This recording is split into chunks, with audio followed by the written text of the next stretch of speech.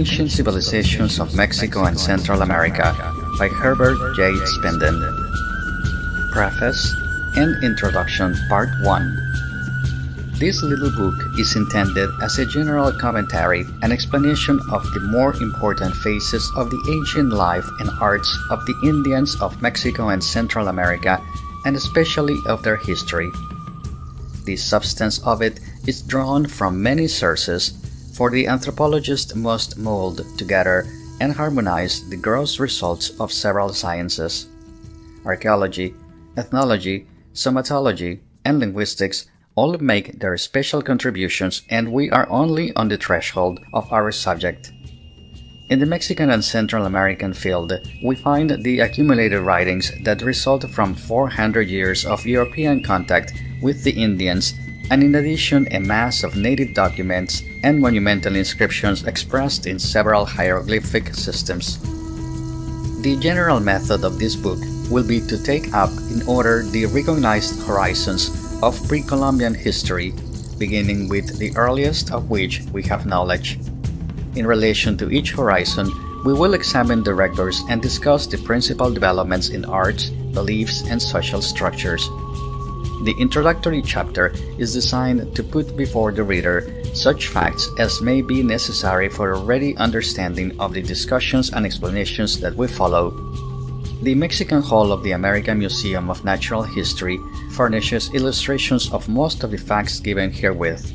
This hall contains both originals and casts brought together by various expeditions of the museum and of other scientific institutions. The principal patrons of science whose names should be mentioned in connection with the upbuilding of these collections are William Brown, Austin Carbon, R.P. Doremus, Anson W. Hard, Archer M. Huntington, Maurice K. Jessup, James H. Johns, Minor C. Keith, the Duke of Lubac, William Mack, Henry Marquand, Dr. William Pepper, A.D. Strauss, I.M.C.I. Strong, Cornelius Vanderbilt, Henry Billard, William C. Whitney. But thanks are also due to innumerable persons who have contributed single specimens and small collections, as well as those who have placed information at the disposal of the scientific staff. The principal collectors have been George Byron Gordon, Alice Herlica, Carl Lumholtz, Francis C. Nicholas, Marshall H. Saville, Edward Seller, Herbert J. Spinden, and John L. Stephens. Introduction. Geography and Natural Environment. Unfortunately, the terms Mexico and Central America are not mutually exclusive. Central America is a natural division comprised between the Isthmus of Tehuantepec and the Isthmus of Panama. Mexico is a political division that includes several states in Central America, namely Chiapas, Tabasco, Campeche, Yucatan, and the territory of Quintana Roo.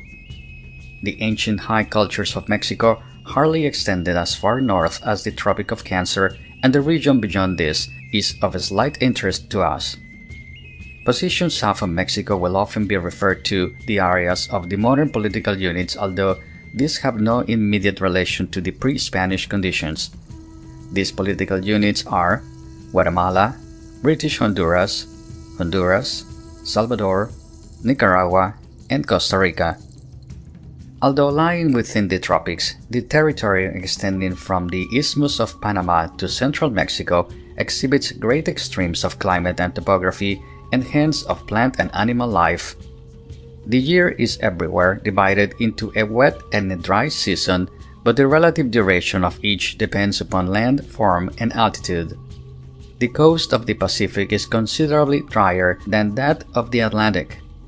Three climatic zones are generally recognized, namely the Tierra Caliente, hot land, Tierra Templada, temperate land, and Tierra Fria, cold land, and in some regions each of these has an arid and a humid strip. The change from luxuriant forests to open thorny deserts is often very sudden. On the high plateau or Tierra Fria, the natural warmth of the latitude is largely overcome by the altitude. In the Valley of Mexico, the snow falls only at rare intervals, yet chilling winds are common in the winter. Much of the plateau from Mexico south into Guatemala is open farming land well suited to the raising of maize and wheat where water is sufficient. The shoulders of the mountains bear forests of pine and oak, while the highest peaks are crowned with perpetual snow. A description of the mountains, rivers, and lakes will help towards an understanding of the problems that are before us. The broad plateau, crossed by irregular ranges of mountains that occupies the states of New Mexico and Arizona, continues far south into Mexico. On the western rim, the Sierra Madre lifts a great pine-covered barrier, beyond which the land drops off quickly into the hot fringe of coastal plain bordering the Pacific Ocean and the Gulf of California. The highest mountains of the western Sierra Madre are El Nevado and Colima, the first a snowy peak 14,370 feet high, and the second an active volcano 12,278 feet high. On the eastern rim of the Central Plateau, the second Sierra Madre is less continuous, but it culminates in the loftiest peak of all Mexico, the wonderful cone of Orizaba. This mountain rises from the tropical jungles well into the region of perpetual snow and attains an elevation of 18,314 feet above the sea. Its name in Aztecan is Citlantepetl, which means Star Mountain. Two other famous peaks of Mexico are Popocatépetl and Iztaccíhuatl, both names being pure Aztecan. The first means Smoking Mountain, and the second White Woman. These volcanic crests rise into the snowy zone from the tableland, which is itself about 8,000 feet above the sea. In southern Mexico, the plateau area enclosed between the principal sierras narrows perceptibly because the shoreline of the Pacific and the mountain range that parallels it swing more and more towards the east. At the isthmus of Tehuantepec, a low valley separates the highland area of Mexico from that of Central America. The second tableland is not so wide as the one we have just considered and is more deeply dissected by rivers. The mountains of Guatemala rise to a considerable altitude, the highest being Tacana, with 13,976 feet elevation. Active volcanoes are numerous and earthquakes frequent and often disastrous. The Volcán de Agua and the Volcán de Fuego, volcano of water and volcano of fire, look down upon Ciudad Vieja and Antigua Guatemala, the old Spanish capitals, which each in turn destroyed. The Cordillera still presents its most abrupt front to the Pacific, and on the eastern side, in Guatemala and Honduras, there are high forest-bearing ridges between the river systems. The Coxcomb Mountains in British Honduras are a low outlying group. In southern Nicaragua, the main chain is broken by a low broad valley that extends from ocean to ocean. In Costa Rica and Panama, a single range stretches midway along the narrow strip of land, with peaks that rise above 11,000 feet. The lowland strip on the Pacific side of our area is a narrow fringe. Like the Central Plateau, it is for the most part arid, but irrigation makes it productive. The lowlands of the Atlantic side are generally wet and heavily forested. The greatest landmass of uniformly low elevation is in the peninsula of Yucatan. In eastern Honduras and Nicaragua, there are extensive river valleys of low elevation. The river systems of Mexico and Central America flow into the two bounding oceans or into lakes which have no outlets. Several closed basins occur on the Mexican tableland. The Rio Nazas and the Rio Nieves flow into salt marshes in the northern state of Coahuila. But the most important interior basin is the Valley of Mexico. In this mountain-enclosed valley, whose general level is 7,500 feet above the sea, there are 5 lakes which in order from north to south are named Tzompanco, Xaltocan, Texcoco, Xochimilco, and Chalco. The last 2 contain fresh water since they drain into Lake Texcoco, but the rest are more or less brackish. Lake Texcoco is by far the largest, although its area has been greatly reduced by natural and artificial causes since the coming of the Spaniards. The largest river of Mexico is the Rio Lerma, which takes the name Rio de Santiago during its steep and tortuous passage from Lake Chapala to the Pacific. Farther to the south is the Rio de las Balsas, which likewise flows into the Western Ocean. The name means River of the Rafts, and is given because of a peculiar floating apparatus made of girds tied to a wooden framework that is used on this stream. Flowing into the Gulf of Mexico are several large streams, among which may be mentioned the Panuco, Papaloapan, Grijalba, and Usumacinta. The last is by far the greatest in volume of water, and with its maze of tributaries drains a large area of swamp and jungle in which are buried some of the most wonderful ruined cities of the New World. In the northern part of Yucatan, there are no rivers on the surface on account of the porous limestone. Instead, there are great natural wells called cenotes, where the roofs of the subterranean rivers have fallen in. Many of the ancient cities were built near such natural wells. Passing to the south, the most important river of Guatemala is the Motagua, which has cut a fine valley through a region of lofty mountains. In Honduras, there are several large rivers, including the Ulloa, Patuca, and Segovia. The lake region of Nicaragua is drained by the San Juan River that flows into the Caribbean Sea. Nearly all the streams of Central America that flow into the Pacific are short and steep torrents. An important exception is the Lempa River that forms part of the interior boundary of Salvador. Concerning lakes, mention has already been made of Chapala and Texcoco, the most important in Mexico. The former is about 50 miles in length. In the state of Michoacán, there are a number of beautiful lakes intimately connected with the history and mythology of the Tarascan Indians. The most famous is called Pátzcuaro. In southern Yucatan, the shallow body of water known as Lake Petén also has a distinct historical interest. Several lakes in Guatemala are well known on account of the rare beauty of their situation. Lake Antitlan is surrounded by lofty mountains, and Lake Izabal, or Golfo Dulce, is famous for the luxuriance of the vegetation that screens its banks. Lakes Nicaragua and Managua are well known on account of their connection with the much-discussed canal projects. The island of Ometepe in Lake Nicaragua bears an active volcano. In regard to the geology, it is only necessary to point out a few of the more important characters. The highlands, which bear so many active and quiescent volcanoes, naturally show great masses of eruptive rocks, some due to recent action and others much more ancient. Porous tufa is a common material for sculptures in many parts of Mexico and Central America. In other places, there are great beds of softer and finer grained material, also of volcanic origin. In these places, such as Copan in western Honduras and Mitla in southern Mexico, building in stone received its greatest development. The soft greenish stone of Copan seems to be a solidified mud flow permeated with volcanic ash rather than a true lava flow of melted rock. Limestones are also common and important in the economic development. In some regions, there are beds of a hard blue limestone going back to the Carboniferous epoch. This stone makes an excellent cement after burning. The peninsula of Yucatan is a great plain of limestone of much more recent formation. Like our own Florida, it was once a coral reef which was lifted above the sea by some natural agency. This limestone gets older and more solid as we approach the base of the peninsula, but at best is rather porous and coarse-grained. The fauna and flora present great variation.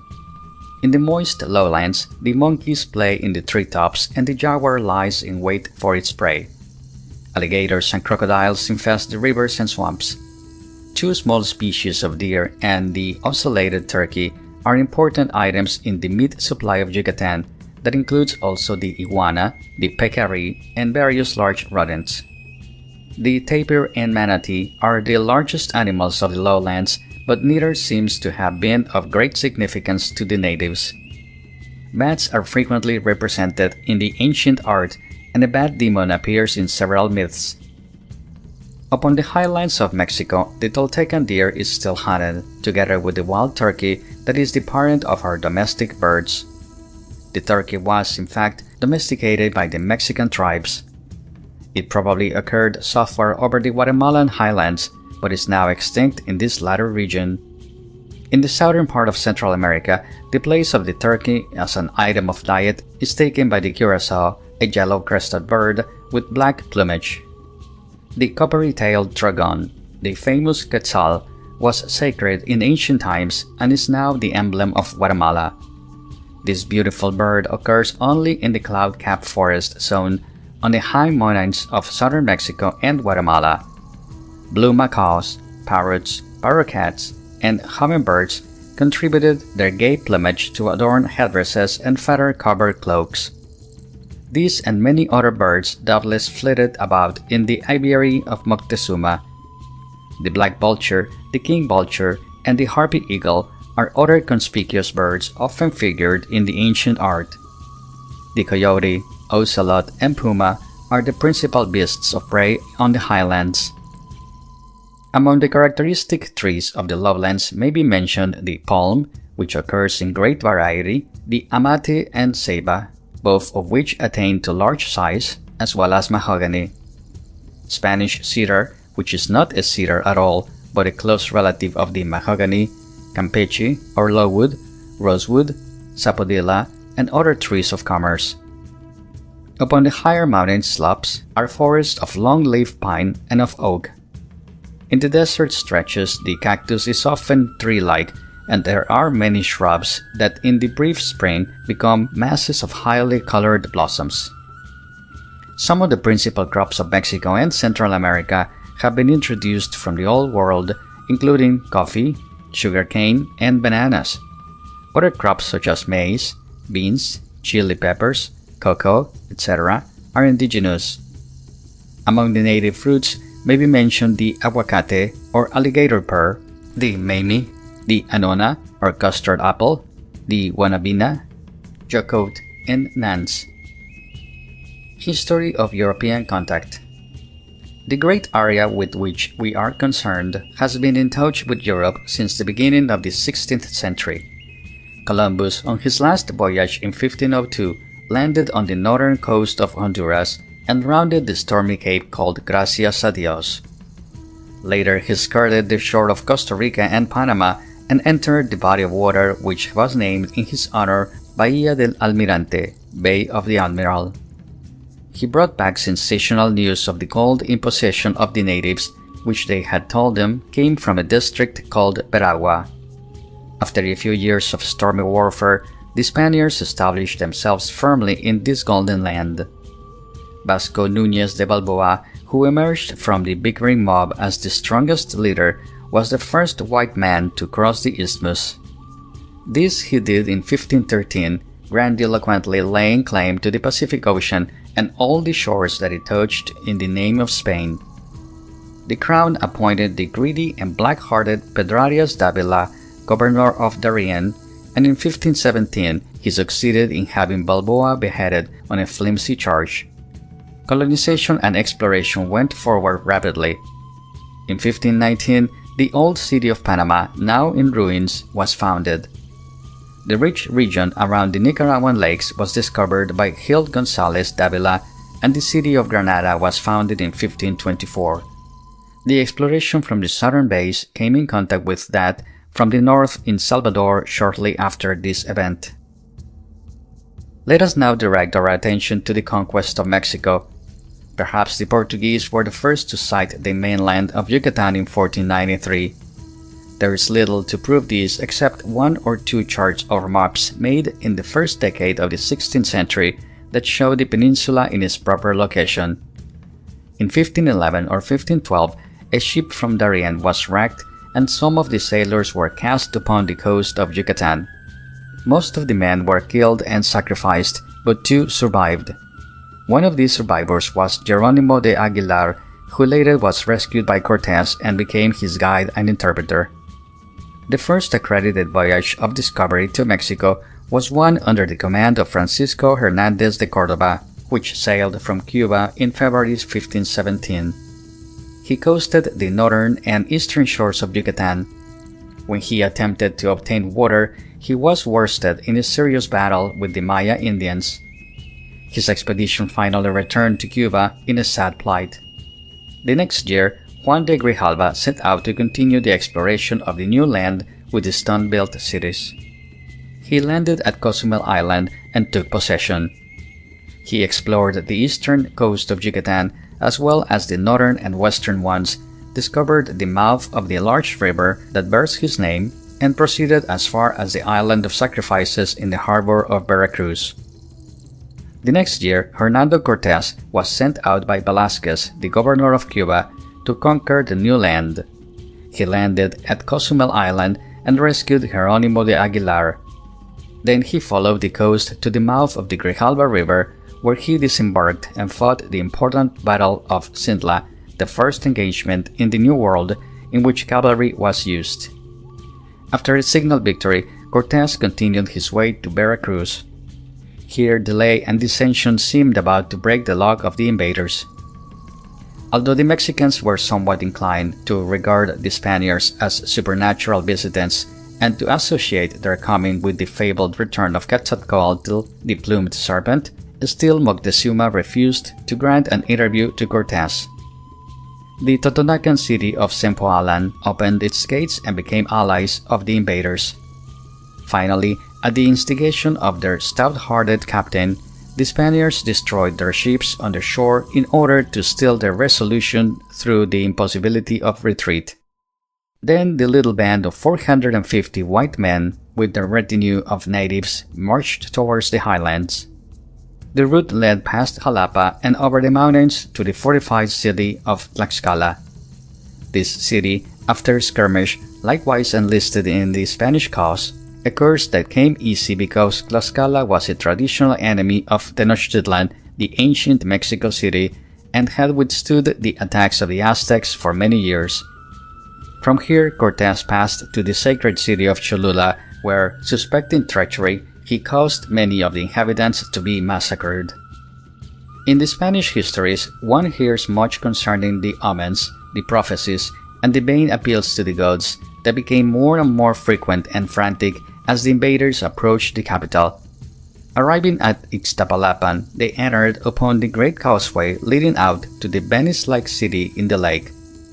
Accepting the inevitable, Moctezuma and his nobles met the Spaniards and conducted them to the palace of Axayacatl, which was prepared for their habitation. This took place in November 1519. The fears of Moctezuma were soon fulfilled, for he was taken prisoner and held as a hostage of safety in his own capital. Meanwhile, Velázquez, convinced of the unfaithfulness of Cortés, dispatched Narvaez to capture the rebellious agent. But Narvaez was himself captured and his soldiers went to augment the army of the victor. Alvarado had been left in command of the garrison at Tenochtitlan during the absence of Cortés. The time approached for the great feast of Tezcatlipoca, and the Spaniards, fearing the results of this appeal to the principal Aztecan god, resolved to be the first to strike.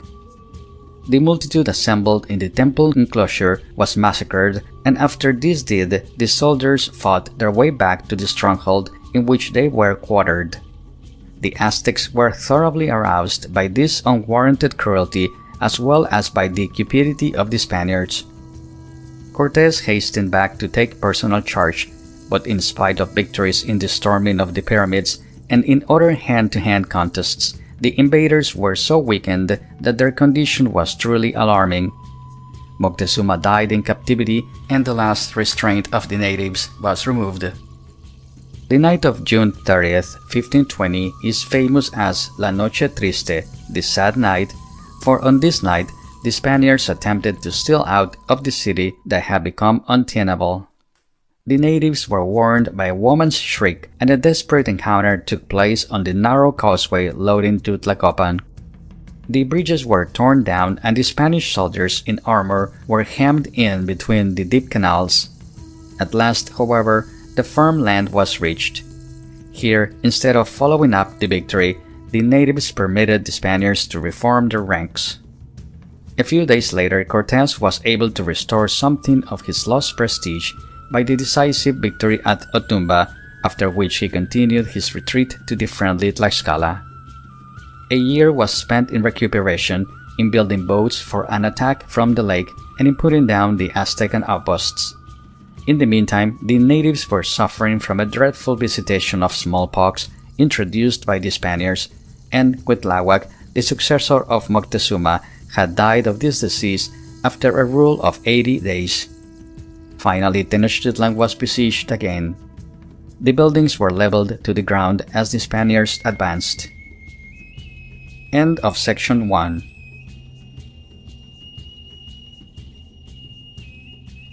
Section 2 of Ancient Civilizations of Mexico and Central America by Herbert J. Spinden. Introduction, Part 2. The brave defense of Cuauhtémoc availed for naught against cannon and steel armor. On the 13th of August, 1521, the conquest of Tenochtitlan was achieved and the spirit of a warlike people forever broken. The Valley of Mexico having been taken, numerous expeditions were sent out to subdue the more distant provinces and to establish colonies. Alvarado invaded the south, and by 1524 he had captured Utatlan and other native strongholds on the highlands of Guatemala and had invaded Salvador. Cortés himself undertook a wonderful march from Veracruz to the Gulf of Honduras to punish an unruly subordinate. His course lay through the swamps and jungles of the Usumacinta Basin, thence across the savannas of southern Yucatan to Lake Petén, and finally over the mountains to Lake Izabal and the Motagua River. Even today, much of his route would be called impassable for an army. Puerto Cortés, on the northern coast of Honduras, was founded at the conclusion of this expedition. The exploitation of Yucatan and Tabasco was granted to Francisco Montejo, who began the conquest of this low-lying territory in 1527. The first campaigns were disastrous and heartbreaking. Several short-lived Salamancas were founded, one of them at Chichen Itza.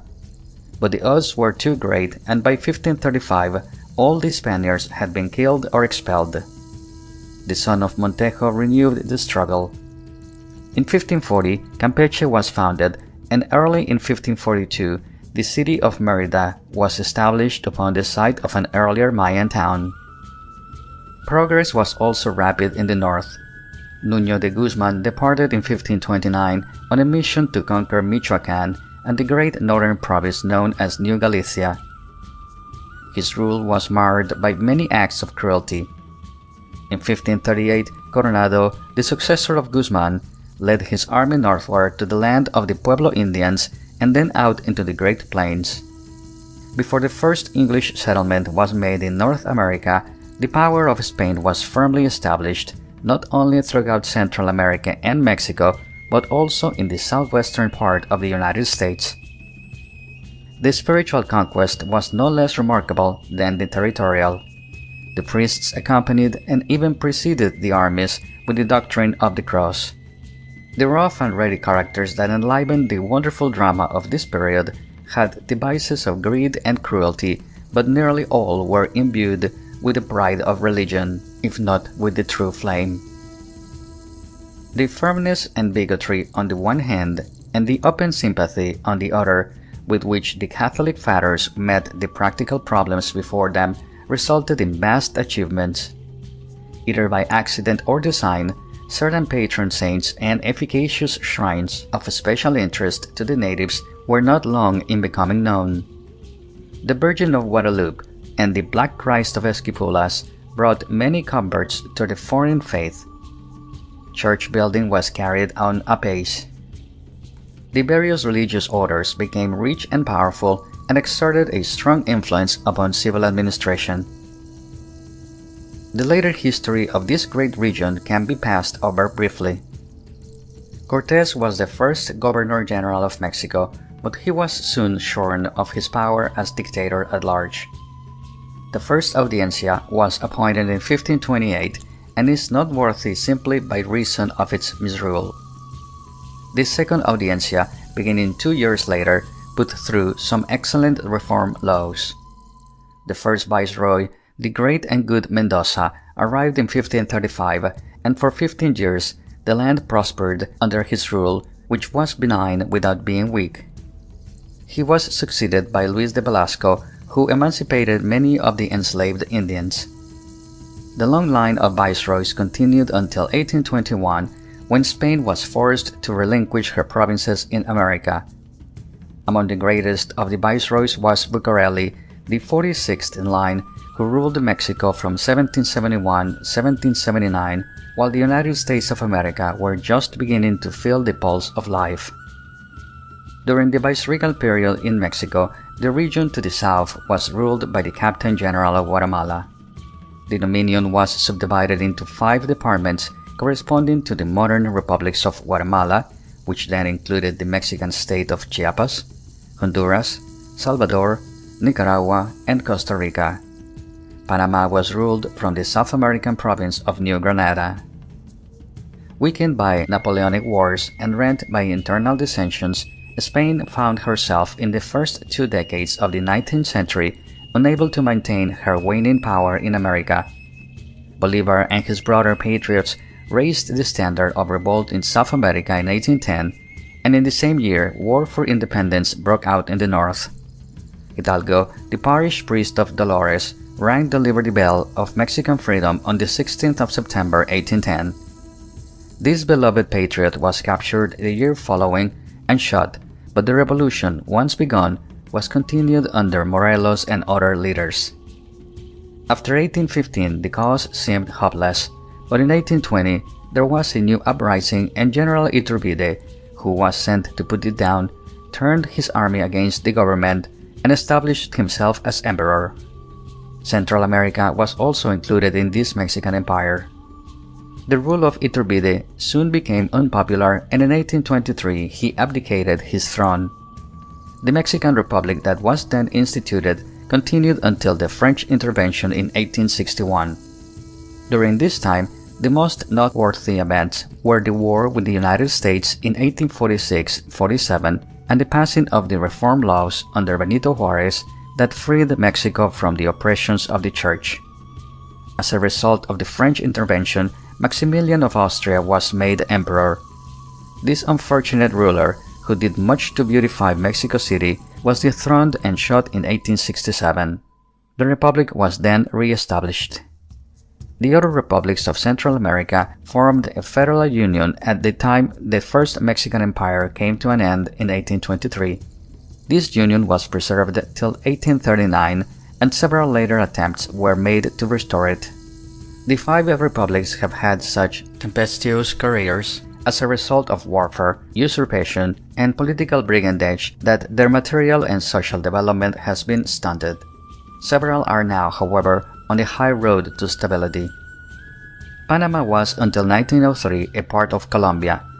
British Honduras had its origin in the concessions given to English logwood gatherers and to the fact that pirates found refuge behind the coral reefs that line the shores.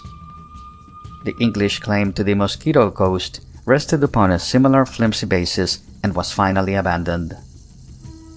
Languages. The 20 distinct stocks of related languages formerly recognized in Mexico and Central America have now been greatly reduced.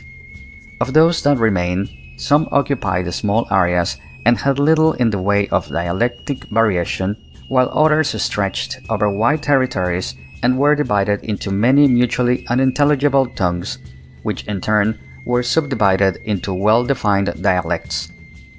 Several stocks are now approaching extinction through the substitution of Spanish. A number of languages, however, are still spoken by hundreds of thousands of natives. The language having the greatest geographical extension within the area under consideration is the Mexican or Nahuatl, now consolidated with the Piman, Shoshonean, etc., in a great stock called the Udo-Aztecan. In its extent, this stock may be compared to the Indo-Iranian of the Old World, which comprises most of the modern and ancient languages of Europe, as well as those of a large part of Asia. Within the United States are the numerous Shoshonean tribes found as far north as Idaho, reaching into California on the one hand and into Texas on the other. In southern Arizona and northwestern Mexico come the Piman group. East of the Sierra Madre are the Tarahumare and the Tepehuan. These languages are mutually unintelligible, although morphologically related, and all are subdivided into dialects. The relationship is proved through laborious comparison and analysis of the words and grammar in the same way as the philologist proves that Persian, Greek, Russian, English, and Welsh are all cognate tongues. Farther to the south are still other divisions of the stock, including the Huichol and Cora of the mountainous region north of Guadalajara and the Mexican or Aztecan of the Valley of Mexico and adjacent country. The Mexican language is still spoken by 1 million or more natives and is divided into a number of dialects. Properly, the Aztecs are a single tribe whose chief city was Tenochtitlan, the ancient Mexican city. They first appear on the page of history as the Mexitin, along with the closely related Chalca, Xochimilca, etc. The people of central Mexico called their language Nahuatl, meaning clear speech, and nicknamed their relatives to the south Pipil or boys, because they spoke awkwardly. Mexican colonies were widespread before the coming of the Spaniards, and during the conquest the distribution of this nation was made still greater. The Mexicans, and especially the natives of Tlaxcala, accompanied the Spaniards on military expeditions against other tribes, and as a consequence many place names in southern Mexico and Guatemala were translated into their language. There were, however, large groups of Indians of Mexican stock already located in southern Guatemala and in Salvador. Still farther south were the Niquirao of Nicaragua and a little-known group called the Sigua in Costa Rica. The wide geographical distribution of Euro-Aztecan languages has an undeniable historical significance. The numerous tribes represent a very wide range in culture, albeit nearly all are dwellers of arid or semi-arid regions. Some, like the Paiute, are miserable diggers willing to eat anything that will support life. Others, like the Comanche, are warlike raiders. More progressive tribes like the Hopi have adopted agriculture and developed interest in arts and customs, while the highest members of the group are among the most civilized nations in the New World. It seems clear that language can be used as a basis of classification over a much greater stretch of time than can other social habits summed up as culture. Particular phases of art, religion, and government develop and disappear, but the grouping of sounds used to express ideas remains as proof that peoples now far apart geographically, as well as in their habits and achievements, were once close together. The peculiar distribution of the Euro-Aztecan languages may indicate a general southward movement of the stock. The second most important linguistic stock is the Mayan, now spoken by over 500,000 people. This stock has only one outlying member, namely the Huasteca of northern Veracruz. The other 21 languages cover a continuous area in the Mexican states of Yucatan, Tabasco, and Chiapas, and in the Republic of Guatemala. The most important language of the group is the Maya proper, which is spoken by the natives of Yucatan and by the Lacandoni Indians of the Usumacinta Valley. The Tzetzal, Quiche, Cachiquel, Chol, and Chorti are other prominent languages. In the region of the Isthmus of Tehuantepec are the Zapotecan and Mixtecan stocks, which differ widely in sound and structure from the Mayan and Nahuatl tongues that hem them in. West and east of the Valley of Mexico are respectively the Tarascan and Totonacan stocks, which show no great amount of subdivision. In Honduras, Nicaragua, and Costa Rica are several language groups that have never been carefully studied. It seems likely that some of these will be consolidated when words and grammatical structures are better known. The Chiapanecan languages were spoken in 3 localities on the Pacific side of Nicaragua and Costa Rica, while a 4th division occupied a small area far to the northwest on the banks of the Chiapas River. It is now believed that the Otomi group, as well as a number of minor languages, including the Mazatecan, belong in a single stock with the Chiapanecan.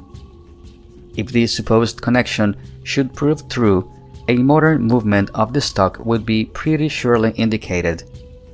Several members of the Sub-Tiaban stock show the same south to north movement and here there is evidence that the migration took place some 3 centuries before the coming of the Spaniards. Parts of the Isthmian region were held by tribes having linguistic affiliation with South America, and it is not unlikely that a considerable backflow from South America made itself felt along the Atlantic coast of Central America, if we may judge by ethnological features and by suggested linguistic connections. The Great Hokan stock has now been extended from California across northern Mexico to Texas, taking in the Seri and numerous other tribes of low culture. For the most part, these tribes are extinct or at least have lost the ancient speech. Ethnology. To a less extent than the native languages of old time, customs still hold out against the tide of European influence. In regions not easily accessible on account of deserts, mountains, or tropical jungles, there are a number of Indian tribes that preserve in a large measure their ancient arts and ideas. But the study of these remnant peoples has not been very thorough. The Pima, Seri, Tarahumer, Tepehuan, and other tribes of the extreme north and northwest of Mexico have until recent times been comparatively unmodified by Spanish influences. Basketry, textiles, and pottery have been maintained by them, as well as many religious ceremonies. Farther south among the Cora and Huichol, there are also surviving arts. The woven fabrics of these Indians are very beautiful, but introduced ideas are frequently seen. For instance, a very common motif in Huichol textile art is the 2-headed Austrian eagle, evidently taken from the coins of Charles V. Crowns similar to those worn by the 2-headed eagle are often shown on the heads of rampant animals, but most of the motifs are doubtless of native origin. Among the Huichol and Tarahumer, the curious peyote or kikyo worship may be studied. A small variety of cactus is eaten, which induces ecstasy or stupor, accompanied by color visions and peculiar dreams. Elaborate ceremonies are associated with the eating and gathering of this plant. The religious cult of the peyote has swept over a large portion of the Great Plains area of the United States and is known even to Indians in the neighborhood of the Great Lakes. There can be no doubt that the narcotic action of the peyote was known to the Aztecs, who made a ceremonial use of it under the name Teonanacatl. An intoxicating drink called teswin is commonly made in northern Mexico from the heart of the mezcal plant. It takes the place of the famous pulque, the ancient beverage of the Mexican highlands. Hunting dances, in which are employed regalia and ceremonial objects of great interest, occur among the Huichol and neighboring tribes. The so-called God's eyes, made of yarn-strung spider web fashioned over cross sticks, are practically identical with the squash blossoms of the Pueblo Indians. There are also real temple structures or god houses, which are very significant when we consider the former importance of the temple among the more highly civilized peoples to the south. In these and other respects, the Huichol culture is about midway between the culture of the southwestern Pueblo tribes and that which formerly existed in central Mexico. Elsewhere in northern and central Mexico, it is possible to find many suggestions of ancient Indian ways of living. In nearly all the outlying villages, the old-time thatched huts are still used, while baskets, gourd vessels, wooden bowls, earthen pots, and other household objects hark back to native origins, although often modified by European contact. For instance, glazing is commonly seen on the modern pottery. Many travelers in Mexico bring away as souvenirs pieces of pottery from Guadalajara and Cuernavaca. These wares are made by Indians, but in decoration they have only slight traces of the ancient art of the Mexicans. In dress, there are noteworthy survivals. The serape, made either of the narrow hand loom or on a crude form of the Spanish thread loom, is a picturesque element in the national dress that is rapidly disappearing from view. Time was when the rich plantation owner wore a gaily colored blanket on fiesta days. The most famous centers for the manufacture and sale of blankets were the cities of Saltillo and San Miguel. The Saltillo pattern shows a medallion consisting of concentric diamonds in various colors upon an all-over design in stripes. The motifs are minute geometric figures skillfully interlocked. The colors are rich and permanent and are combined in a very pleasing manner. Saltillo blankets must be classed among the finest textile products of the world. The best period was before 1850. San Miguel blankets show characteristically a rosette instead of a diamond in the center. Many beautiful blankets come from other localities in Mexico. The Chimaya blankets have the same part Indian, part Spanish origin and are made by the Spanish-speaking natives in the mountain valleys of New Mexico. In southern Mexico, there are many towns of Indians where the women still wear the finely embroidered huipili. This old-time garment varies considerably in different towns, but as a rule, it is a simple sack-like gown cut square at the neck and with short sleeves.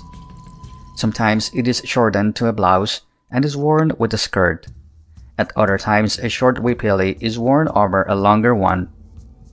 An easily visited town where the natives still wear the old-time dress is MYTHLAND, within an hour's walk of Córdoba. The women of the Isthmus of Tehuantepec have a gorgeous costume, of which the most remarkable feature is a wide ruff worn around the neck or on the back of the head. The Mayan women of Yucatan wear white huipili with needlework in color around the bottom. On the highlands of Guatemala, the huipili is usually a blouse. The skirt sometimes consists of a strip of cloth wrapped several times around the body. An interesting ceremony which survives in some parts of Mexico and Guatemala has as its principal feature a lofty pole with a swivel arrangement at the top to which long ropes are attached. These ropes are wound round the swivel and performers, who may be dressed like birds, attach themselves to the rope ends. During the process of unwinding, the performers whirl dizzily around the pole, descending lower and lower, and swing in a wider and wider circle till they reach the ground.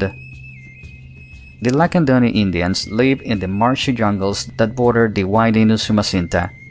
They speak the same tongue as the Maya Indians of Yucatan, but in the matter of culture they have acquired little from the Spaniards.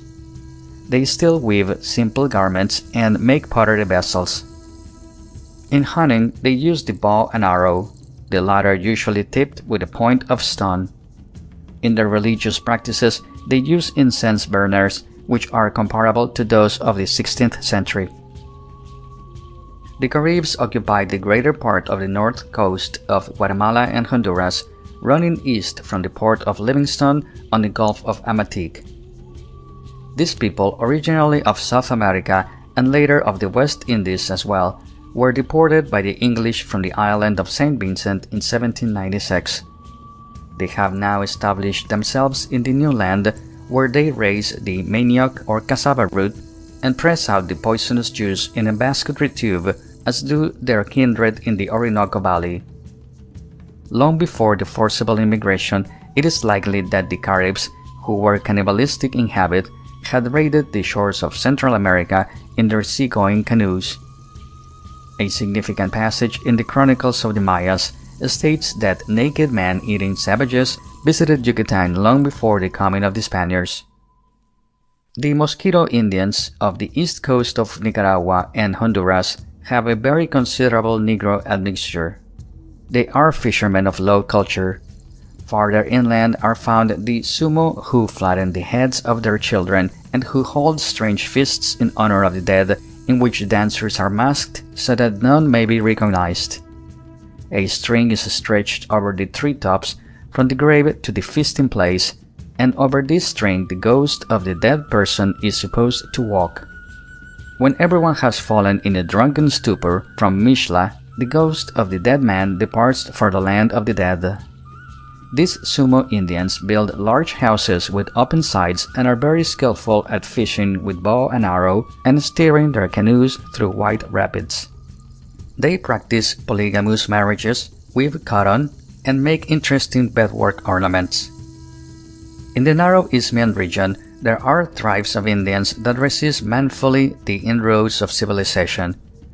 Perhaps the best known of these are the San Blas Indians who inhabit the mountain fastnesses east of the Canal Zone. In northern Costa Rica, the Huetuso and Talamanca tribes still maintain to a considerable degree their old native character. Physical types. Minor physical differences in stature, head form, and facial expression mark off pretty clearly the tribes of this area from each other. The stature is lowest among the Mayas and Mazatecs, the average being about 5 feet 1 inch, while among the Tarascans, Tlaxcalans, and Zapotecs, it averages about 5 feet 3 inches.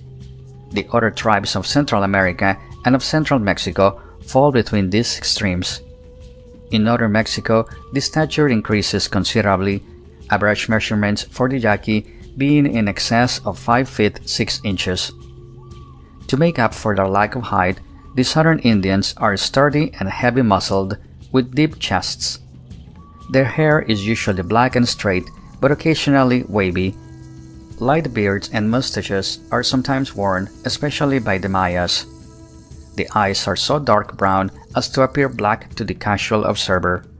They are set rather wide apart, and while usually horizontal, they seem, in some instances, to have a slight mongoloid tilt. Noses vary greatly, but are often finely aquiline. The cephalic index, obtained by dividing the breadth of the head by its length and multiplying the result by 100, is rather high. The Mayas are strongly round-headed, with an index of 85.0, while their linguistic relatives, the Sindals, have a medium index of 76.8. The other tribes of southern Mexico fall between these extremes. No long-headed peoples are found in this area, although in northern Mexico, some tribes approach the long-headed type. End of section 2.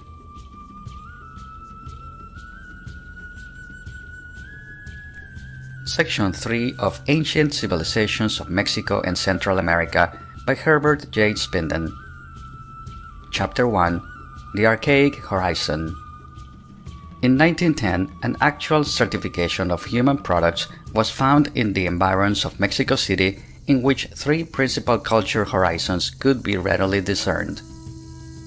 A collection made at the time illustrating the objects characteristic of the 3 strata is on exhibition in the American Museum of Natural History. In parts, this stratification verified theories of culture succession already held by students working in this field. Since that time, careful research in several localities has been carried on, and many authentic specimens from the 3 layers have been brought together. The stratigraphic series concerns sedentary life after the invention of agriculture. Presumably, a nomadic horizon preceded that of the first farmers, but few traces of these have so far been reported from southern Mexico and Central America. The earliest known specimens of the lowest level are not rudimentary but are well stylized, and opinions vary as to the length of time necessary for a theoretical formative stage. It seems necessary to consider this old civilization as the stratigraphic unit, admitting the probability that true beginnings await the archaeologist's spade. The culture of the lowest stratum is here called archaic, a word meaning old, but not necessarily primitive. The word horizon carries an implication of chronological succession, but it would not be wise to insist that archaic remains everywhere represent a dead chronological level. Archaic art is oldest in its place of origin, the highlands of Mexico and Central America, and in or near this general region, it was first succeeded by higher types. On the margin of its distribution, archaic art, or at least the most striking traits of archaic art, lasted into much more recent times, and in some places may even have survived till the coming of the Spaniards. Even when every allowance is made for independent expressions which may find nearly the same form, it seems that remarkable homogeneity and continuity can be demonstrated for products of the archaic civilization of the New World. Most of the evidence of the old civilization consists of ceramic objects, but there is also some stonework including implements, ornaments, and crude statues. Common household pottery shows local variations, but as a rule the archaic wares can be recognized as such by qualities of paste, shape, and decoration. The motifs are simply geometric or realistic, and there is a lack of formalized designs. One process of decoration has wide distribution and seems to have been invented well along in the archaic period. This is the process of negative painting, in which the lines of the decorative pattern, originally applied in wax or pitch, stand out in the natural surface color of the pot against an overpainted background. This batik pottery extends from central Mexico to northern Peru.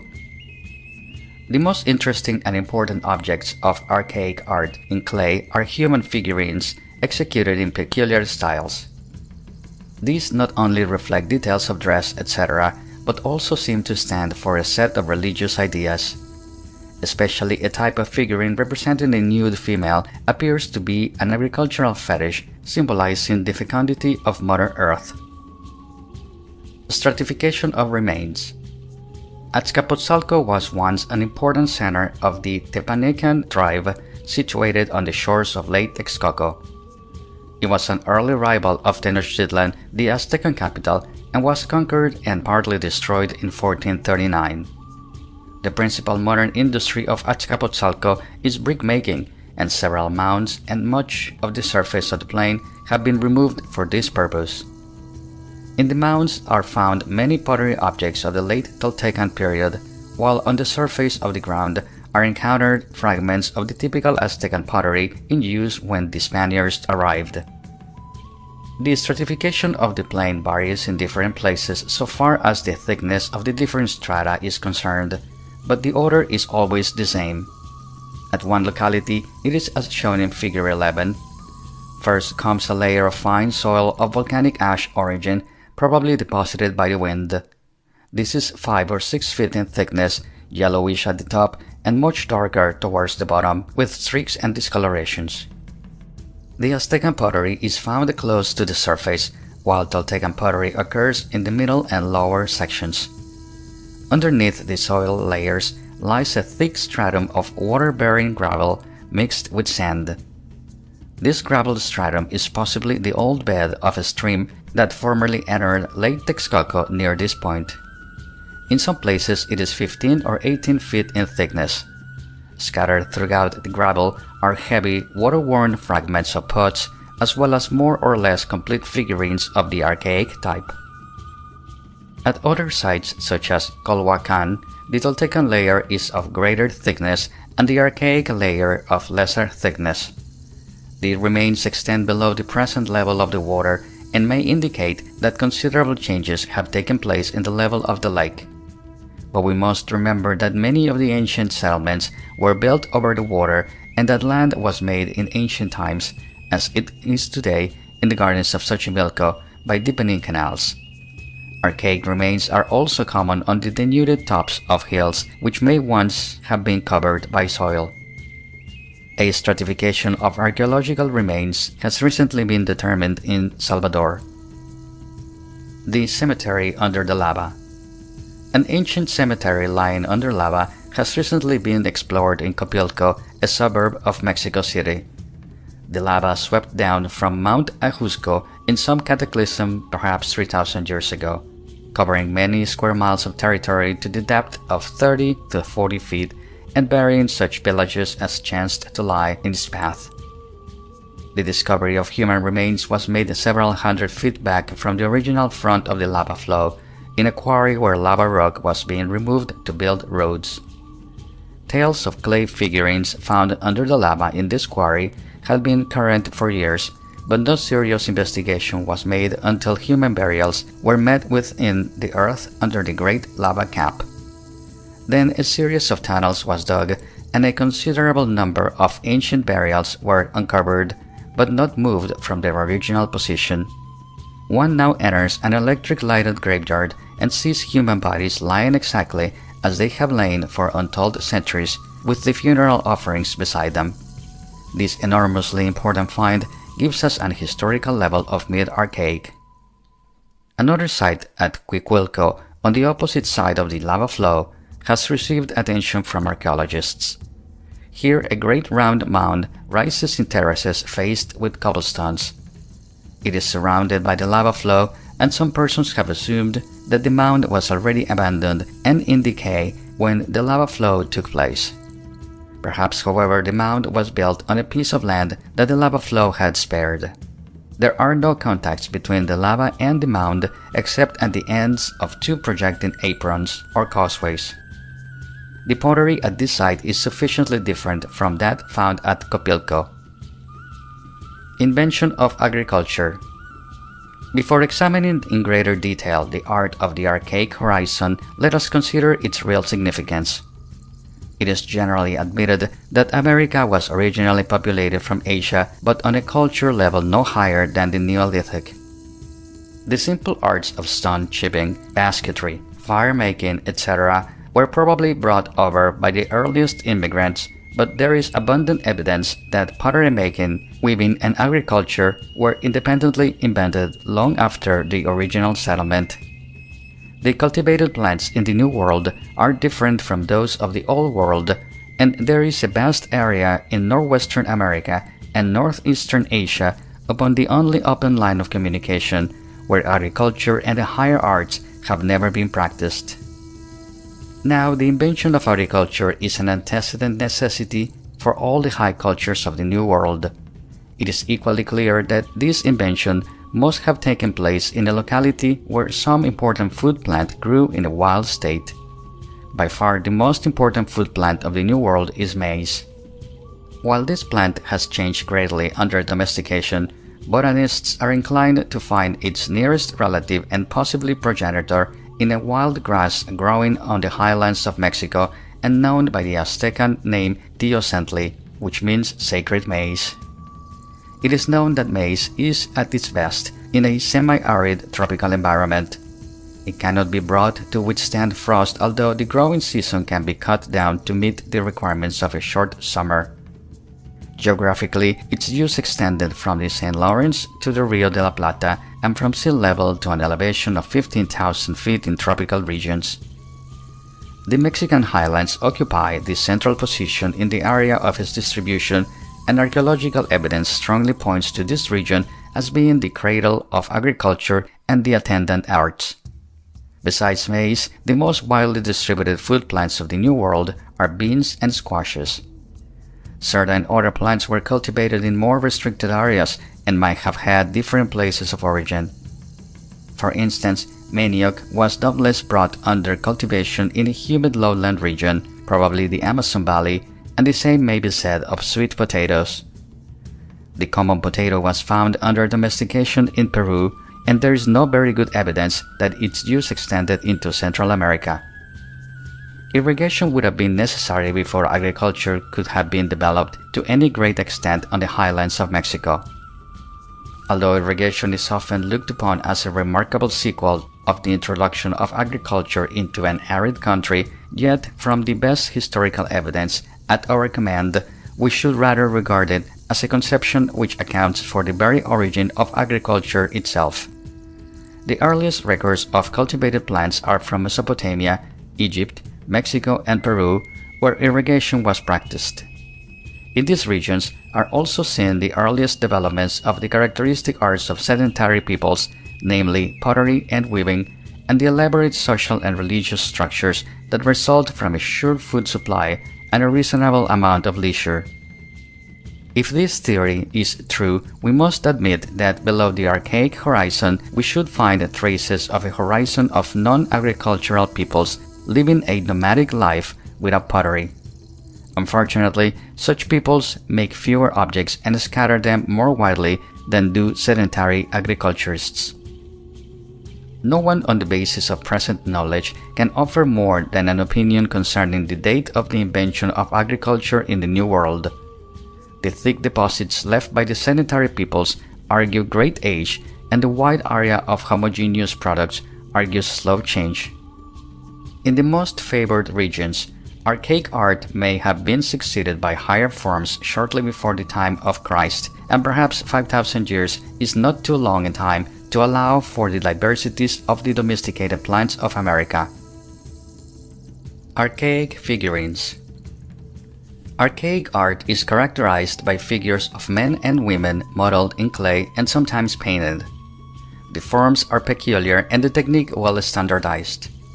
Most are modeled in a flat gingerbread fashion into a gross shape. Upon this gross shape, special features are indicated by stuck-on ribbons and buttons of clay and by gougings and incisings with some pointed instrument. Modeling was done entirely by hand, molds being as yet unknown. The figurines are usually from 2 to 5 inches in height and often represent nude women in sitting or standing positions with the hands upon the knees, hips, or breasts. The heads are characteristically of slight depth compared with their height. The limbs taper rapidly from a rather plump torso, and hands or feet are mere knobs with incised details. When the figures are intended to stand erect, as is often the case, the feet show signs of having been pinched between the thumb and finger of the potter so that they have a forward and backward cusp and a broad base of support. Groovings are seen in connection with the hair, eyes, mouth, fingers, toes, and details of dress and ornament. Paint is often added to this surface to indicate tattooing, textile patterns, etc. The eyes of the archaic images, and the mouths as well, are made according to several methods. First, there is the simple groove. Second, a groove across an applied ball or button of clay. Third, a round gouging made by the end of a blunt implement held vertically. Fourth, a round gouging in an applied ball or button of clay. Fifth, 2 gougings made with a round of chisel-edged implement held at an angle. The second form of eye, which resembles a grain of coffee, and the fifth form, with the double gouging made from the center outward, are found from the northern limits of archaic art in Mexico as far south as Colombia and Venezuela. The technique of manufacture naturally changes somewhat with the increase in size. There is also reason to believe that the largest hollow figures come from the end of the archaic period in Mexico, and especially those that have been found in the state of Jalisco and the territory of Tepic.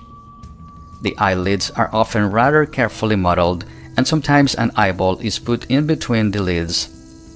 These and perforated eyes seem to be the latest characters to be developed in the archaic art, and it is significant that they are not found over such a wide area as the first 5 types of eyes given above.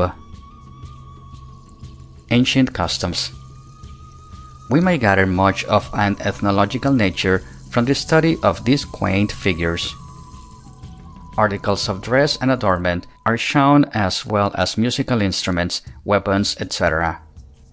Headdresses might consist of fillets, turbans, and objects perched on one side of the head.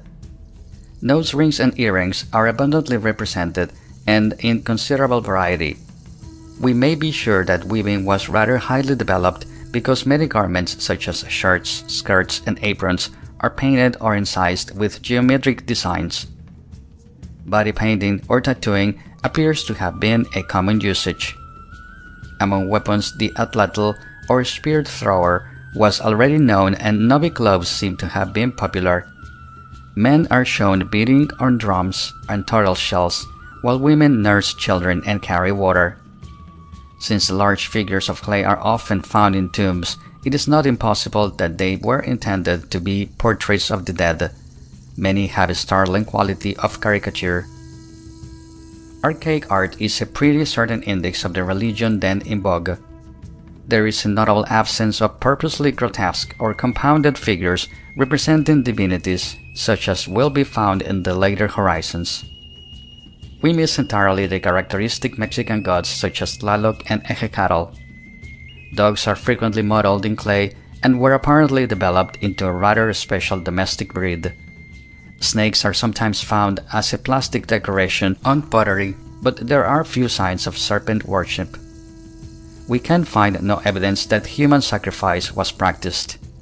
The presence of human figurines in graves has already been mentioned, and the suggestion made that some of them might have been intended as portraits of the dead. nude female figurines in sitting or standing position have an unbroken distribution from Mexico into South America, and it is not unlikely that the primitive agriculturists associated them with fertility and used them as amulets to secure good crops. The male figurines might have been votive offerings for success at arms. Archaic pottery. The ordinary pottery of the Archaic period from Mexico and Central America is heavy and simple in shape. The globular bowl with a constricted neck is a common form, as well as wide-mouthed bowls with or without tripod supports. Loaves and handles are very common. When plain, tripods are large, hollow, and rounded, with a perforation on the underside, but they are often modified into faces and feet. Many vessels are decorated by the addition of modeled faces, enabling us to make a direct connection with the figures in clay already described. In fact, the decoration of pottery of this early period is predominantly in relief. Paint is sparingly used, and then only in the simplest geometric fashion. There is a general lack of conventionalized motifs, presented animals, and other natural forms in highly modified ways. In later ages, the painted decoration is much concerned with the serpent, but except for the few winding serpents in relief, this motif is not seen on the pottery of the Archaic period. Stone sculptures of the Archaic period.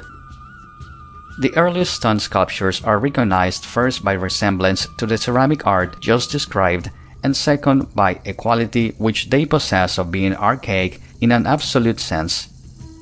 The greater difficulty of working stone as compared with clay and the longer time required in the process makes stone art less subject to caprice than ceramic art. Perhaps the most primitive examples of stone sculpture are boulders rudely carved in a semblance of the human form, with features either sunken or in relief. The arms and legs are ordinarily flexed so that the elbows meet over the knees.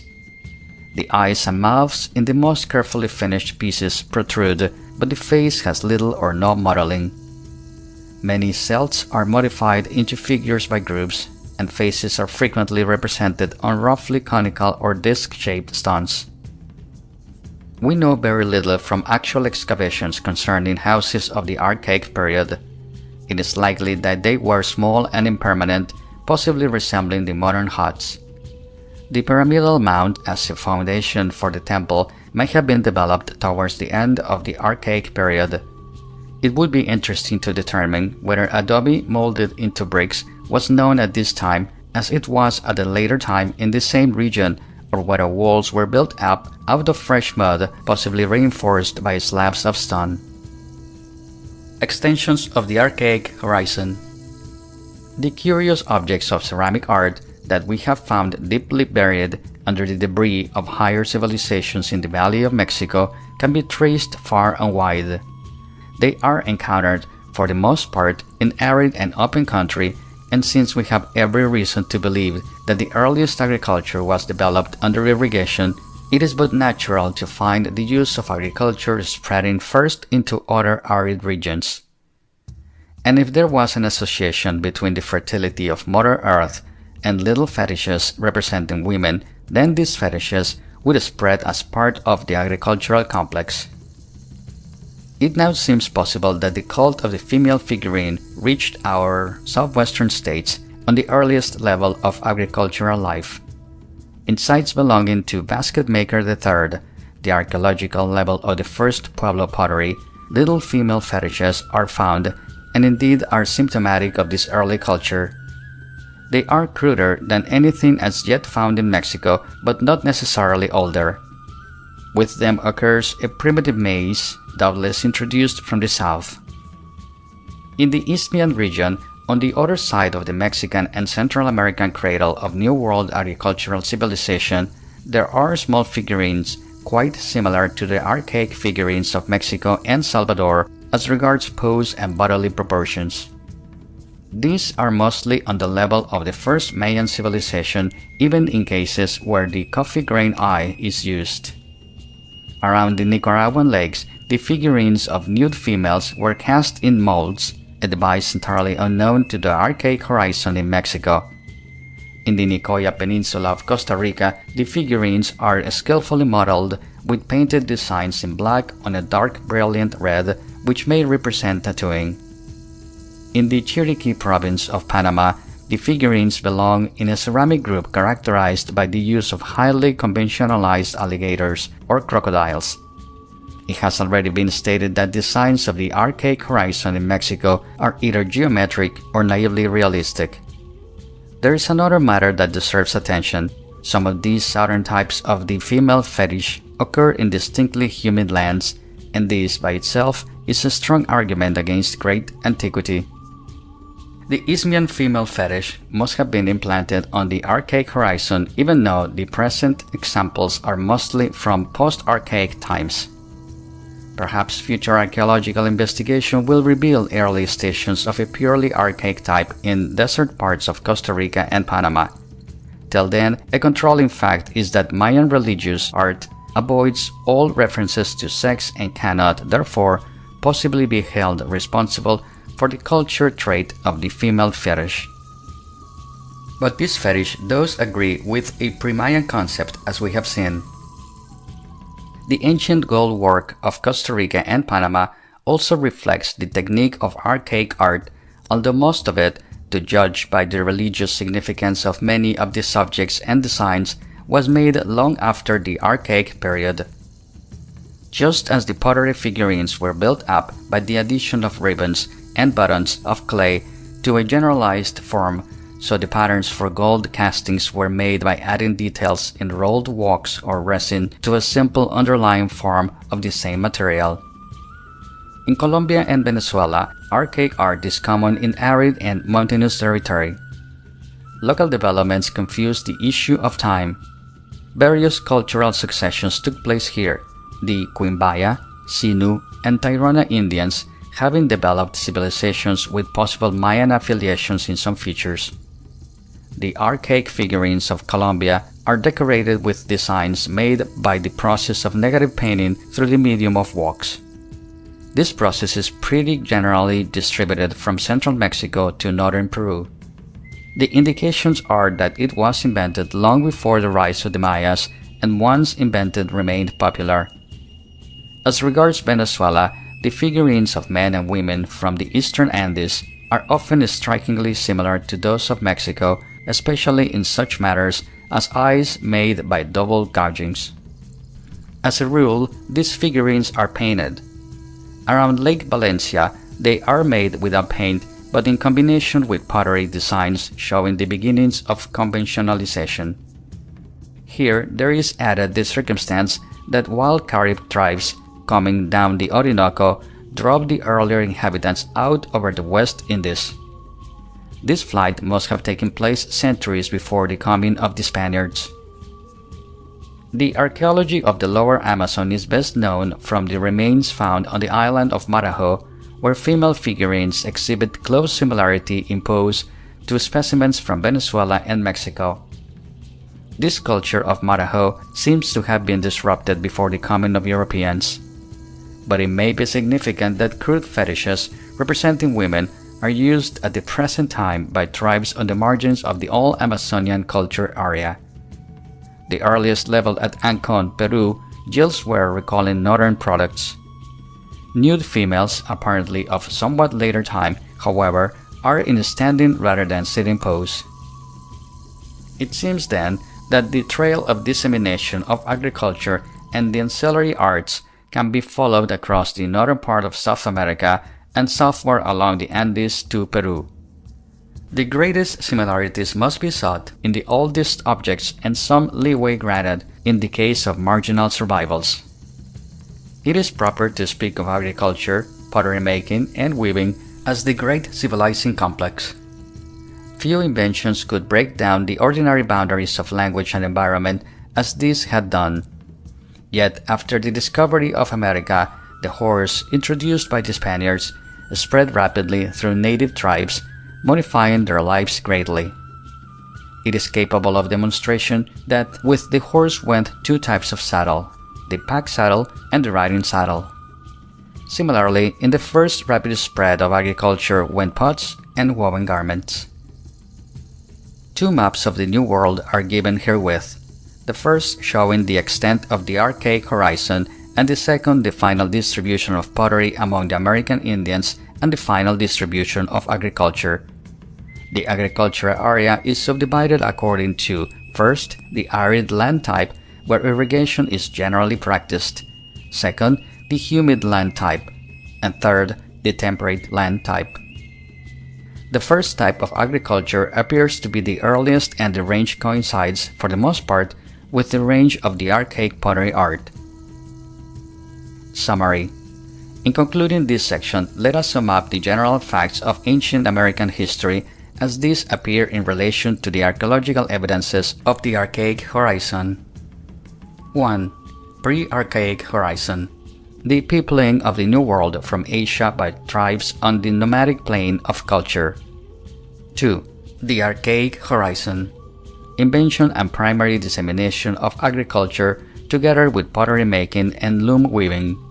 Homogeneous culture with undeveloped religion and unsymbolic art adjusted to arid tropics.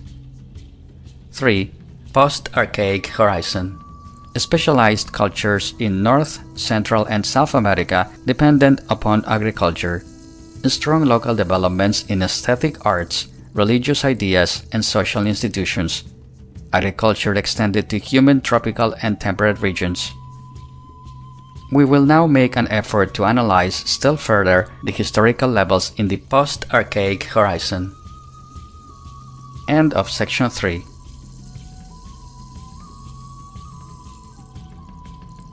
Section 4 of Ancient Civilizations of Mexico and Central America by Herbert J. Spinden. Chapter 2. The Maya Civilization, Part 1. The wonderful culture of the Mayan Indians, to which we will now turn our attention, was developed in the humid lowlands of Central America and especially in the Yucatan Peninsula. Artists are everywhere of the opinion that the sculptures and other products of the Mayas deserve to rank among the highest art products of the world, and astronomers are amazed at the progress made by these people in the measuring of time by the observed movements of the heavenly bodies. Moreover, they invented a remarkable system of hieroglyphic writing by which they were able to record facts and events, and they built great cities of stone that attest a degree of wealth and splendor beyond anything seen elsewhere in the New World. The Mayan culture was made possible by the agricultural conquest of the rich lowlands, where the exuberance of nature can only be held in check by organized effort. On the highlands, the preparation of the land is comparatively easy, owing to scanty natural vegetation and a control vested in irrigation. On the lowlands, however, great trees have to be felled and fast-growing bushes kept down by untiring energy. But when nature is truly tamed, she returns recompense manyfold to the daring farmer. Moreover, there is reason to believe that the removal of the forest cover over large areas affects favorably the conditions of life, which under a canopy of leaves are hard indeed. The principal crops of the Mayas were probably much the same as on the highlands, with maize as the great staple. Varieties favorable to a humid environment had doubtless been developed from the highland stock by selective breeding as agriculture worked its way down into the lowlands. Archaic art appears along the edges of the Mayan area in the state of Veracruz, Mexico, and in the Ulloa Valley, Honduras. In both these regions are also found clay figurines that mark the transition in style between the archaic and the Mayan, as well as finished examples of the latter. There can be no doubt, then, that the archaic art of Mexico marks an earlier horizon than the Mayan. Whether or not it was once laid entirely across the Mayan area cannot be decided on present data, but it seems unlikely.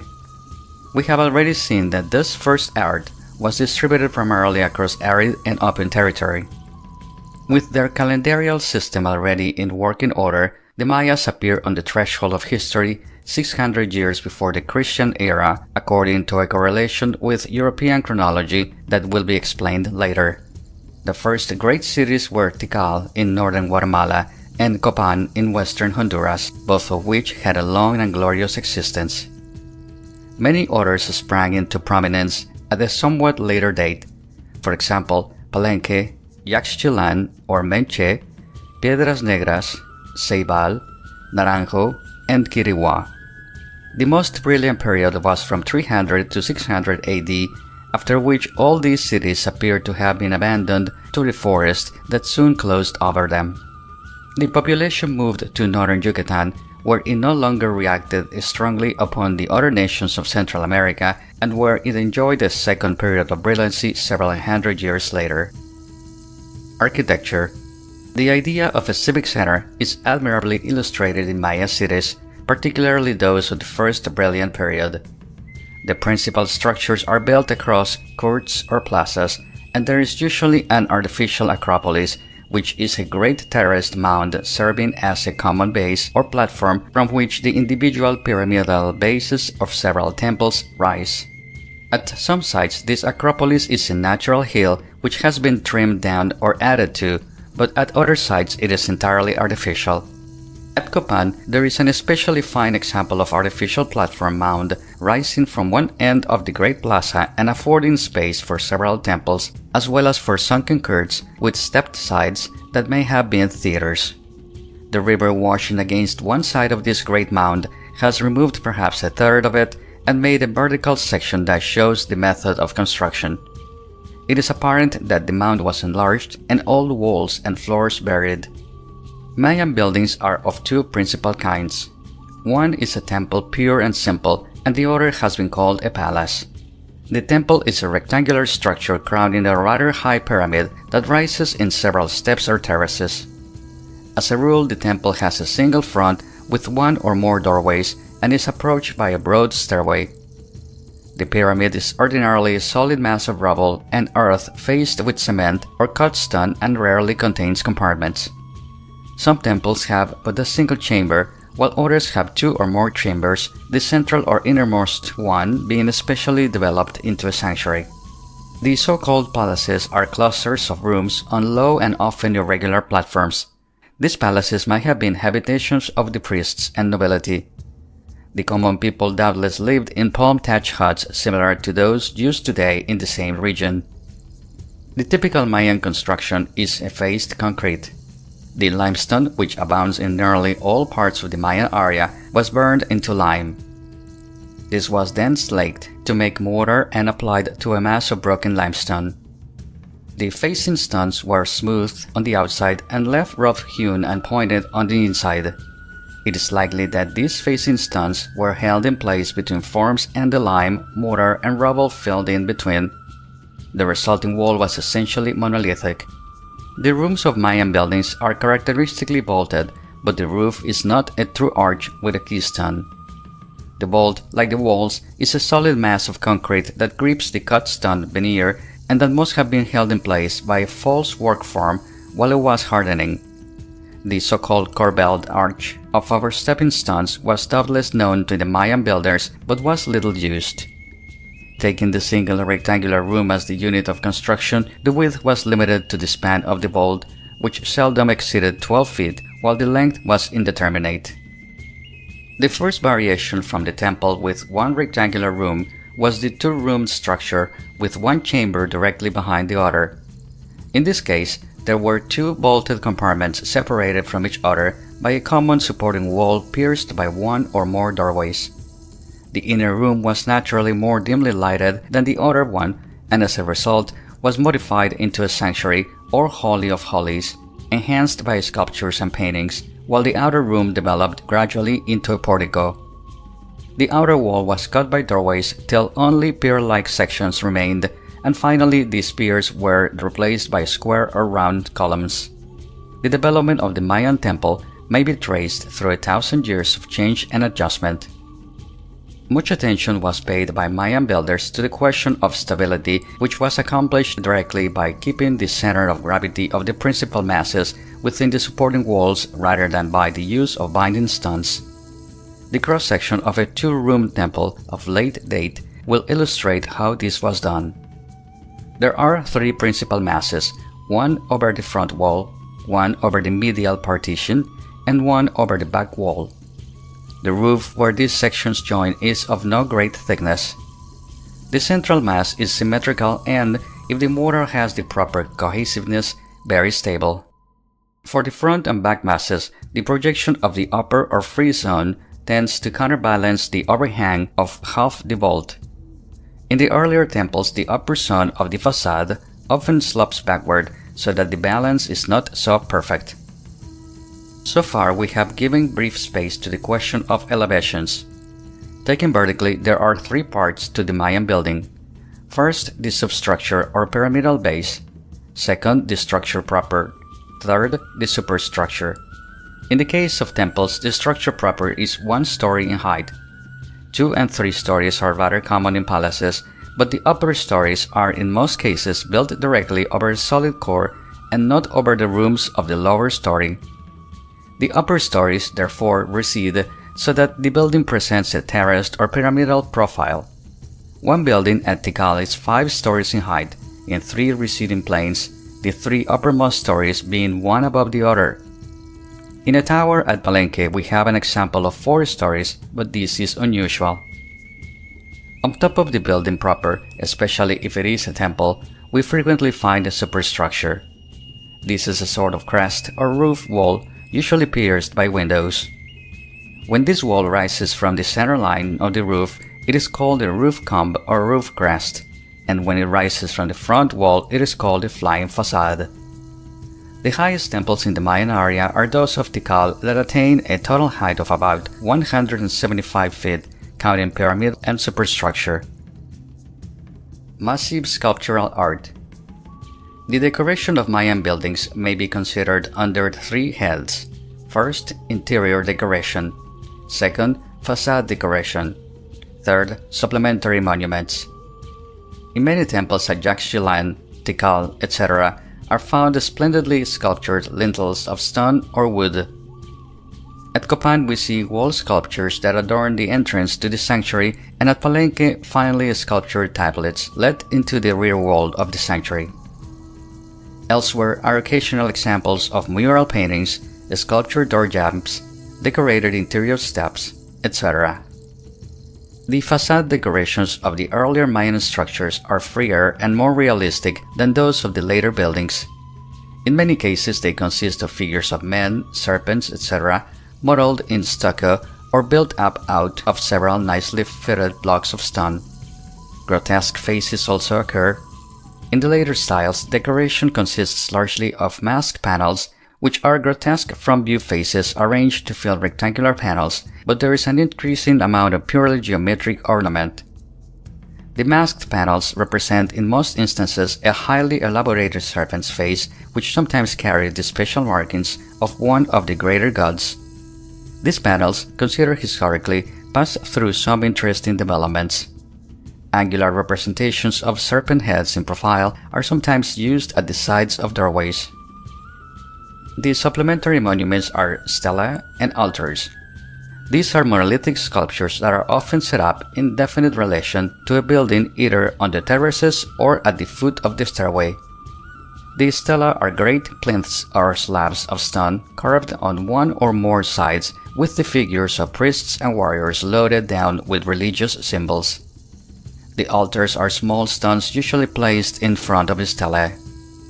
Many stelae and altars are set up in plazas and have no definite architectural quality. Minor arts.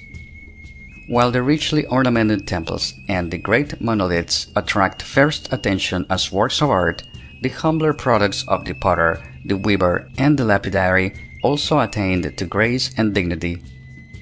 The Mayas were expert potters and employed a variety of technical processes in the decoration of their wares, such as painting, modeling, engraving, and stamping.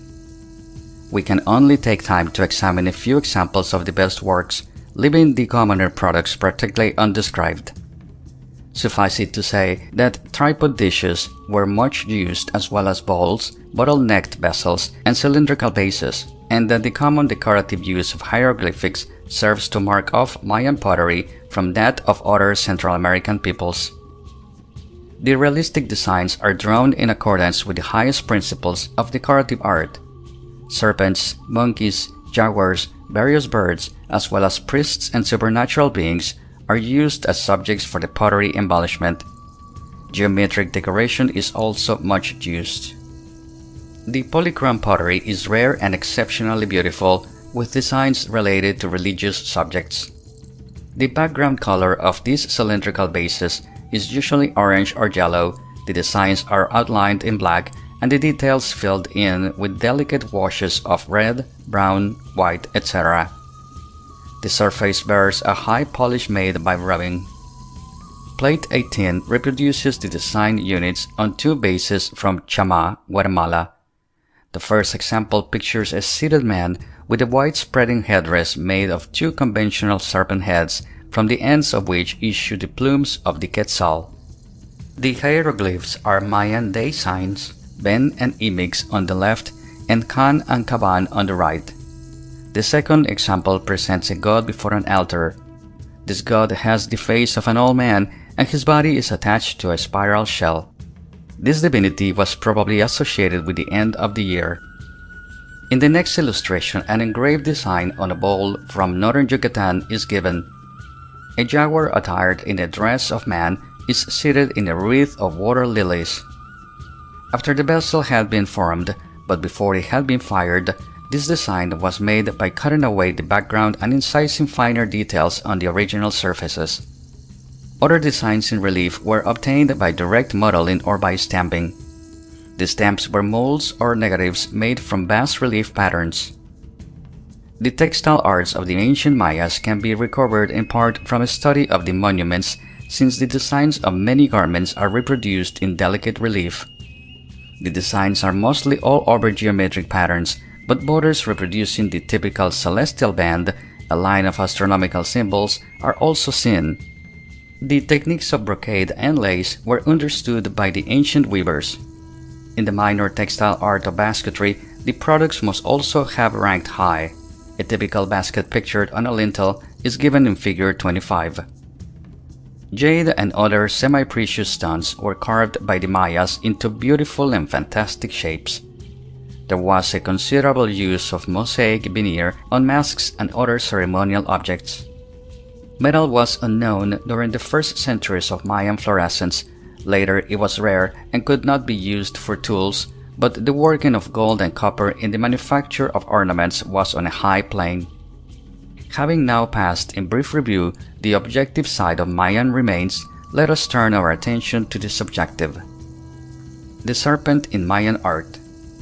Mayan art is strange and unintelligible at first sight, but after careful study, many wonderful qualities appear in it. In the knowledge of foreshortening and composition, the Mayas were superior to the Egyptians and Assyrians. They could draw the human body in pure profile and in free and graceful attitudes, and they could compose several figures in a rectangular panel so that the result satisfies the eye of a modern artist. But unfortunately for our fuller understanding, the human form had only a minor interest because the gods were not in the image of man and the art was essentially religious. The gods were at best half human and half animal with grotesque elaborations.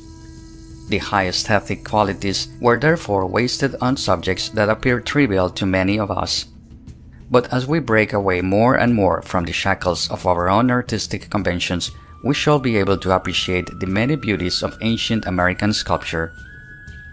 The serpent motif controlled the character of Mayan art and was of first importance in all subsequent arts in Central America and Mexico. The serpent was seldom represented realistically, and yet we may safely infer that the rattlesnake was the prevailing model. Parts of other creatures were added to the serpent's body, such as the plumes of the trogon or quetzal, the teeth of the jaguar, and the ornaments of man. The serpent was idealized, and the lines characteristic of it entered into the delineation of many subjects distinct from the serpent itself. Scrolls and other sinuous details were attached to the serpent's body, and human ornaments such as earplugs, nose plugs, and even headdresses were added to its head.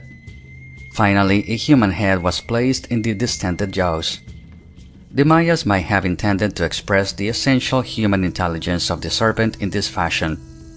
The serpent, with a human head in its mouth, doubtless belongs in the same category as the partly humanized gods of Egypt, Assyria, and India.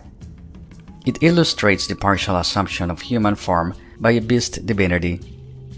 The features combined are so peculiar and unnatural that the influence of Mayan art can be traced far and wide through Central America and Mexico by comparative study of the serpent motif.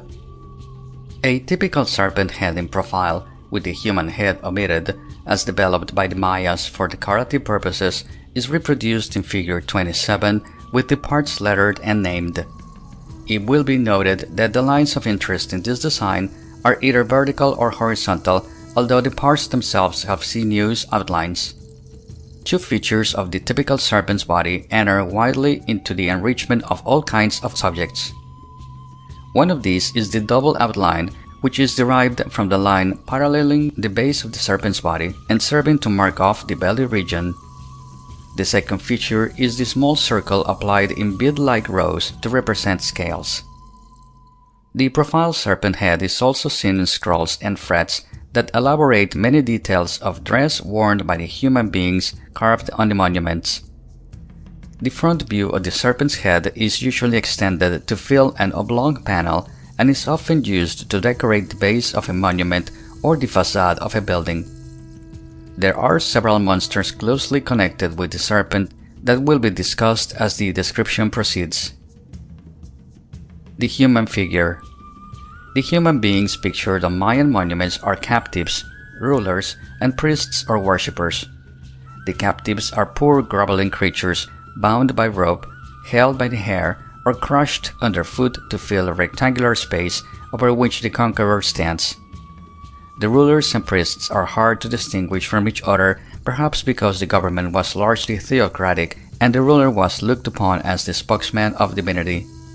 The spear and shield of war served to mark off certain human beings from others who carry religious objects such as the ceremonial bar and the manikin scepter. Elaborate thrones on several monuments are canopied over by the arched body of the two-headed dragon that bears symbols of the planets. Over all is seen the great serpent bird with outstretched wings. Upon the throne is seated the human being, who may safely be called the king, and a line of footprints on the front of the throne may symbolize ascent. On other monuments, the commanding personage wears the mask of a god and wields a club to subdue or scatters grain to placate. On the great majority of monuments, the human beings, richly attired in ceremonial regalia and carrying a variety of objects, possibly present the great warriors and priests of the day. Many of the early sculptures are stiff and formal, but in a number of instances the quality of actual portraiture is convincing. Design, composition, and perspective. It is difficult to compare directly the graphic and plastic arts of different nations where the subject matter is diverse unless we compare them in accordance with absolute principles of design, composition, and perspective drawing. The Mayas produced one of the few really great and coherent expressions of beauty so far given to the world, and their influence in America was historically as important as was that of the Greeks in Europe. Set as we are in the matrix of our own religious and artistic conventions, we find it difficult to approach sympathetically beauty that is overcast with an incomprehensible religion. When we can bring ourselves to feel the serpent symbolism of the Mayan artists, as we feel, for instance, the conventional halo that crowns the ideal head of Christ, then we shall be able to recognize the truly emotional qualities of Mayan sculptures.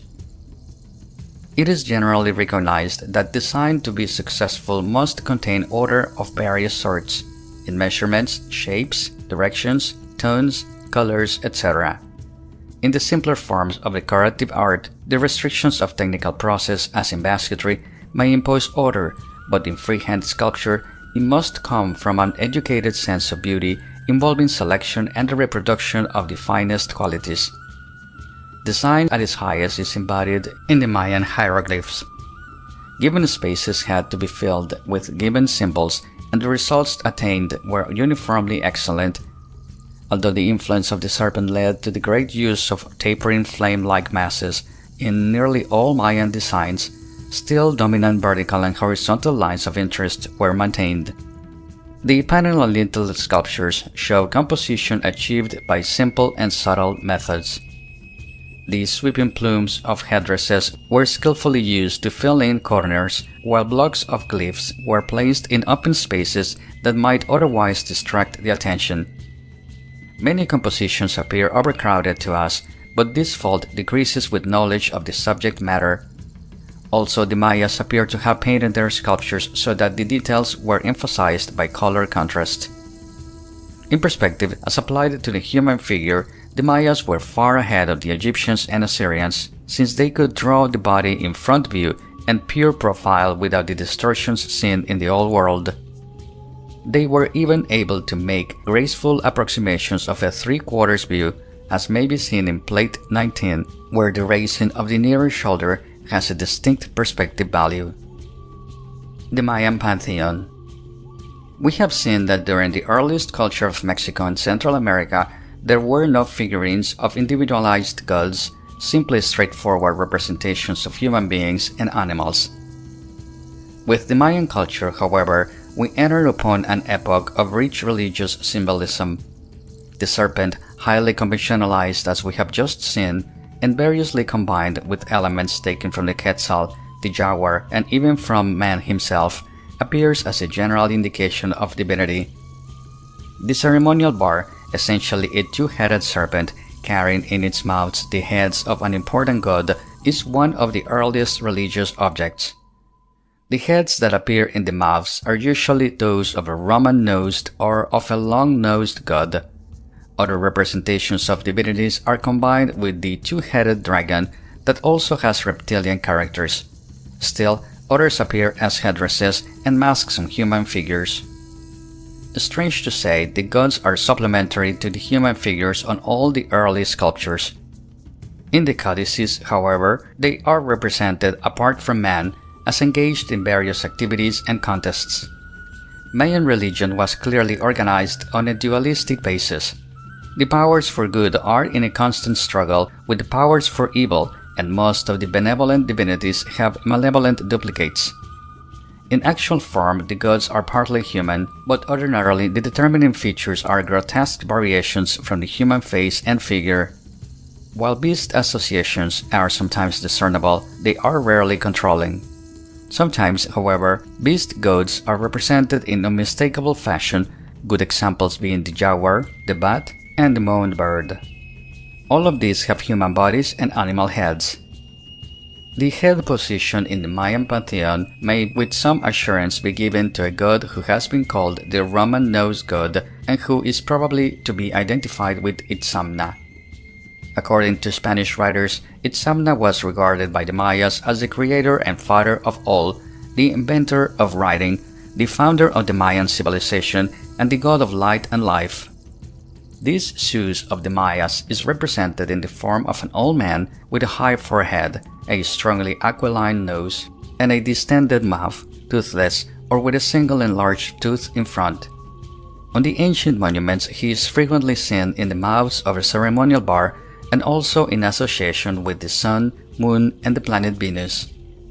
In the codices, he is shown as a protector of the maize god and in other acts beneficial to man. There is, however, a malevolent aspect of this god, or possibly another being who imitates his features but not his qualities. This being may be an old woman goddess who wears a serpent headdress and who is associated with destructive floods, the very opposite of life-giving sunshine. Of almost equal importance to a Roman nose god is a god whose face is a more or less humanized serpent. His proper name is Abolon Zakav. On the early monuments, this god is shown in connection with the ceremonial bar. He also appears at a somewhat later date as the mannequin scepter, an object in the form of a mannequin that is held out by a leg modified into a serpent's body. Since a celt is usually worn in the forehead of the mannequin, it has been suggested that this curious object represents a ceremonial battle axe. The face of the long-nosed god is frequently worn by high priests and rulers either as a headdress or, more rarely, as a mask. It is possible that this divinity was regarded as primarily a war god, but in the codices he is evidently a universal deity of varied powers. Especially, he is shown in connection with water and maize, and it seems likely that his principal function was to cause life-giving rain. A malevolent variant of the long-nosed god has a bare bone for the lower jaw, a sun symbol on his forehead, and a headdress consisting of 3 other symbols. This head is associated with the two-headed dragon, a monster which brings calamity at times of the inferior conjunction of Venus and the Sun. Puj, the Lord of Death, was the principal malevolent god. His body, as figured in the codices, is a strange compound of skeletal and full-fleshed parts. His head is a skull except for the normal ears. His spinal column is usually bare and sometimes the ribs as well, but the arms and legs are often covered with flesh. As added symbols, black spots and dotted lines are sometimes drawn upon his body, and a curious device like a percentage sign upon his cheek. The death god in complete form is rarely shown in the earlier sculptures, although grinning skulls and interlacing bonds occur as temple decorations.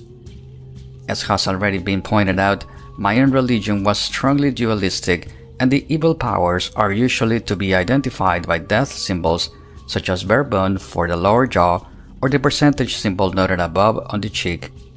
Death heads of several kinds are frequent in the hieroglyphic inscriptions.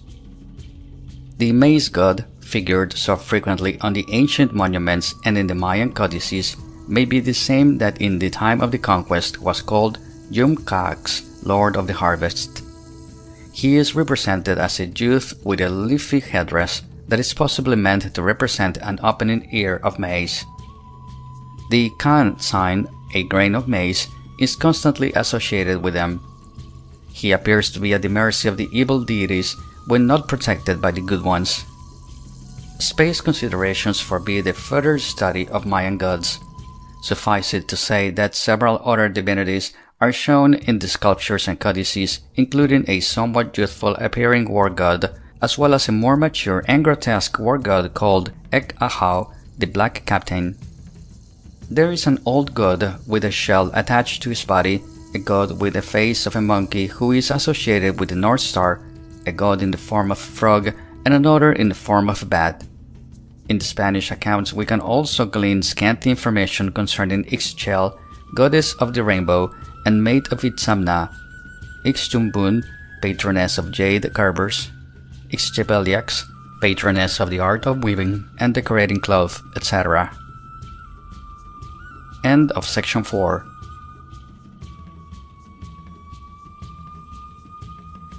Section 5 of Ancient Civilizations of Mexico and Central America by Herbert J. Spinden. Chapter 2. The Maya Civilization, Part 2. How Mayan History has been recovered. The arrangement of Mayan remains on a time scale is now an accomplished fact thanks to a correlation which permits us to read the dates on ancient monuments in terms of the Gregorian calendar and the Christian era. Early attempts to achieve this result met with widely varying results. Most of these attempts were made by developing a single line of evidence, and some were based on assumptions that can now be disproved. But no single line of evidence should be deemed sufficient to decide this all-important question. The general course of Mayan history is indicated unmistakably by 4 principal lines of evidence capable of being correlated with each other. These are: 1. Stratigraphic sequences in pottery, stylistic sequences in sculpture, structural sequences in architecture, etc. 2. Traditional history preserved in the books of Cholam Balam and representing the knowledge of past events at the time of the Spanish conquest. 3. Dates inscribed on a great number of monuments in terms of the ancient Mayan time counts. 4. Astronomical checks on these inscribed dates. The artistic position of a monument may be used to validate the contemporaneous character of an inscribed date, otherwise interpretable as referring to the past or future, or it may serve to fix a repeating date in a single historical setting. The events in the traditional history of the books of Chilam Balam, meager enough when taken alone, have the valuable quality of reaching back into the time of the First Empire, when the use of dates on temples and monuments was much in vogue. They permit a richly documented past to be tied in, as it were, to a poorly documented terminal period. Before the matter of the ancient inscribed dates can be understood, however, the somewhat complicated mechanism of the Mayan calendar must be explained, as well as the system of hieroglyphs and the notation of numbers. Then there is the problem of correlation, which necessitates delicate adjudications of evidence. Finally, we must take up the proofs which demonstrate the astronomical achievements of the Mayas, which, in reverse, provide checks upon the correctness of the day-for-day correlation itself. We must proceed slowly and carefully, without much following of byways, however attractive they may appear. We will begin with stratigraphy and stylistic sequence. Sequences in art. The study of Mayan ceramics reveals developments as regard shapes, fabrics, and designs. The specimens recovered from sealed cysts under stelae at Copan establish true associations with the higher forms of art and can be used far and wide in comparison with pottery finds in Salvador, Guatemala, etc. Bioland has found stratigraphic sequences in a collection of funerary vessels obtained at Holmul, where graves occurred under the floors and within the filled-in chambers of a buried temple. As regards sculpture, we find at Copan a remarkably homogeneous series of stelae on which a royal or priestly personage stands erect and in front view. A ceremonial bar is held symmetrically in the two arms and the body is partly covered with rich and elaborate ornament. The amount of relief, the proportions of the body, the forms of the ceremonial bar, etc., all pass through a harmonious development. The earliest monuments show a crude block-like carving of the face with protruding eyes, while the latest monuments have fully rounded contours. At Tikal, the stelae show, for the most part, human figures in profile, but unmistakable development can be seen in general quality of carving as well as in specific details. In making comparisons in art, it is always necessary to consider similar things. At many other Mayan cities than the two named above, it is possible to obtain satisfactory evidence of sequence in art forms by cutting out similar details from different masses. Thus, at Naranjo, when we examine all the ceremonial bars, we find a remarkable development of flamboyant detail on the later monuments. At Quirigua, the faces on the tops of the altars may be compared with the same result. At Piedras Negras, the heads of the two-headed dragon that occurred in exactly similar positions of four monuments likewise show a steady modification towards flamboyancy, as may be seen from figure 36, where the front heads are put side by side. Still, other lines of evidence on historical sequence are to be gained from a study of architecture. Not only it is possible to determine the general developments that hold true of the entire Mayan area, but also in a given city, it is sometimes possible to arrange the buildings in the order of erection according to dependable criteria, both decorative and structural.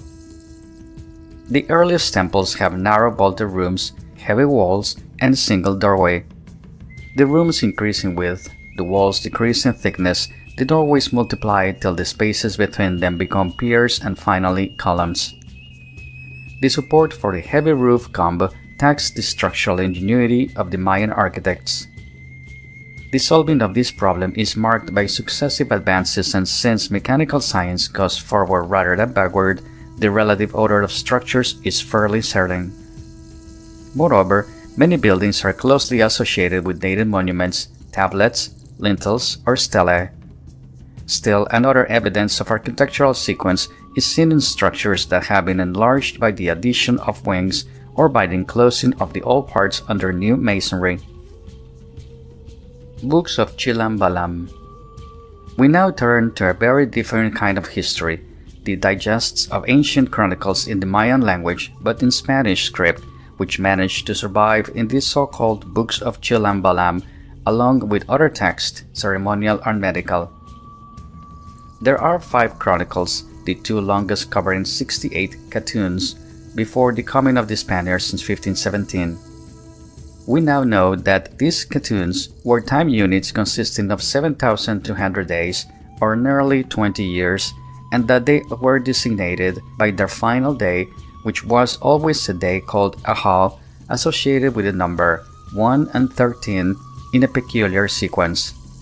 A catun with the same designation returns in 13 times 7,200 days, or about 256 years. Such a completion, counted especially from a catun 8 Ahal, was called the doubling back of the catuns, or, as we would say, the completion of a cycle.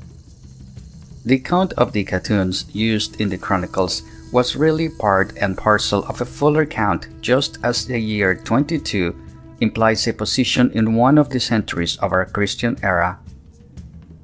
The chronicles unfortunately give few names of chieftains and cities and few outstanding events. Chichen Itza is the city most fully concerned, and an early occupation is recorded, then an abandonment for some 2.5 centuries. After its re-establishment, the Toltecs entered Yucatan and captured this capital. The first part of the chronicles had the atmosphere of myth rather than history, but a calendarial adjustment of some kind is mentioned in one place. This was an event which took place in 503 AD, as we shall see in another place. The first rough correlation between the time count on the ancient monuments and the time count in the chronicles was made on the theory that a dated lintel at Chichen Itza had to be placed in the first occupation of the city. When this was done, the beginning of the chronicles was found to proceed from an important round number in the old day count, while the abandonment of Chichen Itza coincided with the abandonment of all the cities of the Mayan First Empire. We must now turn attention to the famous calendar. The Mayan time counts. The passage of time, seen in finer and finer degree in the course of human life, the succession of summer and winter, the waxing and waning moons, the alternation of day and night, the upward and downward sloping of the sun, and the swinging dial of the stars, are phenomena that no human group has failed to notice. Longer periods than those included within the memory of the oldest men, presenting an imperfect reflection of the memory of men still older, are found only in those favored centers where a serviceable system of counting has been developed. Mythology has a content of history but hardly of chronology. Tradition, when organized by the priesthood, may be reasonably dependable for perhaps 200 years. The year and the month are the basis of all primitive time systems, the former depending on the recurring seasons, the latter on recurring moons. Both of these are expressed in days.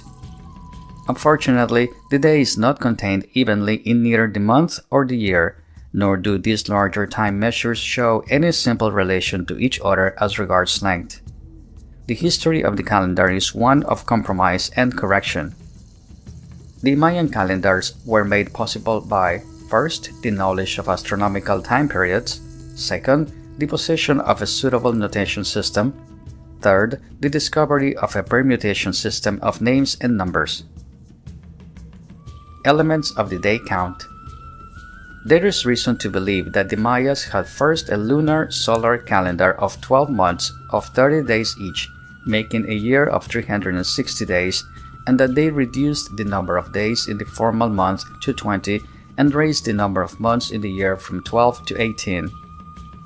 These changes permitted a close adjustment of the units of time with their vigesimal system of counting.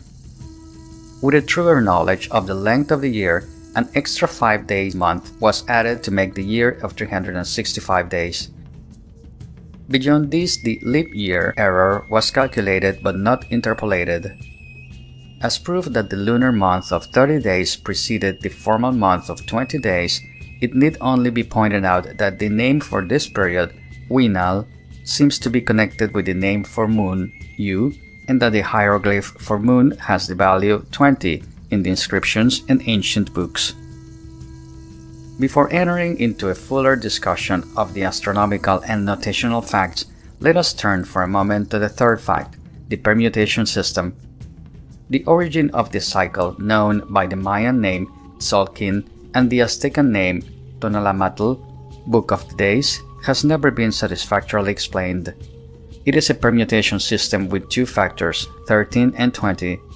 The former is a series of numbers 1 through 13, and the latter a series of 20 names as follows: Imix, Ik, Akbal, Kan, Chikan, Simi, Manik, Lamat, Muluk, Ok, Chuan, Ev, Ben, Ix, Men, Siv, Kaban, Esnav, Kawak, Ahau. These two series revolve upon each other like two wheels, one with 13 and the other with 20 cogs. The smaller wheel of numbers makes 20 revolutions, while the larger wheel of days is making 13 revolutions, and after this the number cog and name cog, with which the experiment began, are again in combination. Thus a day with the same number and the same name recurs every 13 times 20 or 260 days. This 260-day cycle corresponds to no natural time period and is an invention pure and simple. It is the most fundamental feature of the Mayan time count and of the time counts of other nations in Mexico and Central America. We may perhaps assume that the 20 names were originally those of the 20 days in the modified lunar months, but the 13 numbers have no recognized prototype. The formal Book of Days generally was considered to begin with one Imix for the Mayas and with a corresponding day for the other Mexican and Central American nations, but it can be made to begin anywhere and proceed to an equivalent station that is always 260 days removed. The conventional year. It has been stated that the Mayas arrived at a conventional 365-day year made up of 18 months of 20 days each, plus a short period of 5 days that fell after the 18 regular months had been counted. The Mayan month names are as follows: Pop, Uo, Sip, Sots, Sek, Sul, Jackskin, Mol, Chen, Jax, Sak, She, Mak, Kankin, Muan, Pax, Kajav, Kumhu, Wajav, 5 additional days. Since there are 20 days or positions in the month, and likewise 20 distinct day names in the Tzolk'in falling in regular order, it follows that each day would always occupy the same month position were it not for the offset at the end of each year caused by the short Uayev period. As it is, any day name occupies the same month position during the course of an entire year and a position 5 days in advance during the course of the following year. Since 5 is contained 4 times in 20, there can be only 4 shifts, the 5th year showing the same arrangement as the first.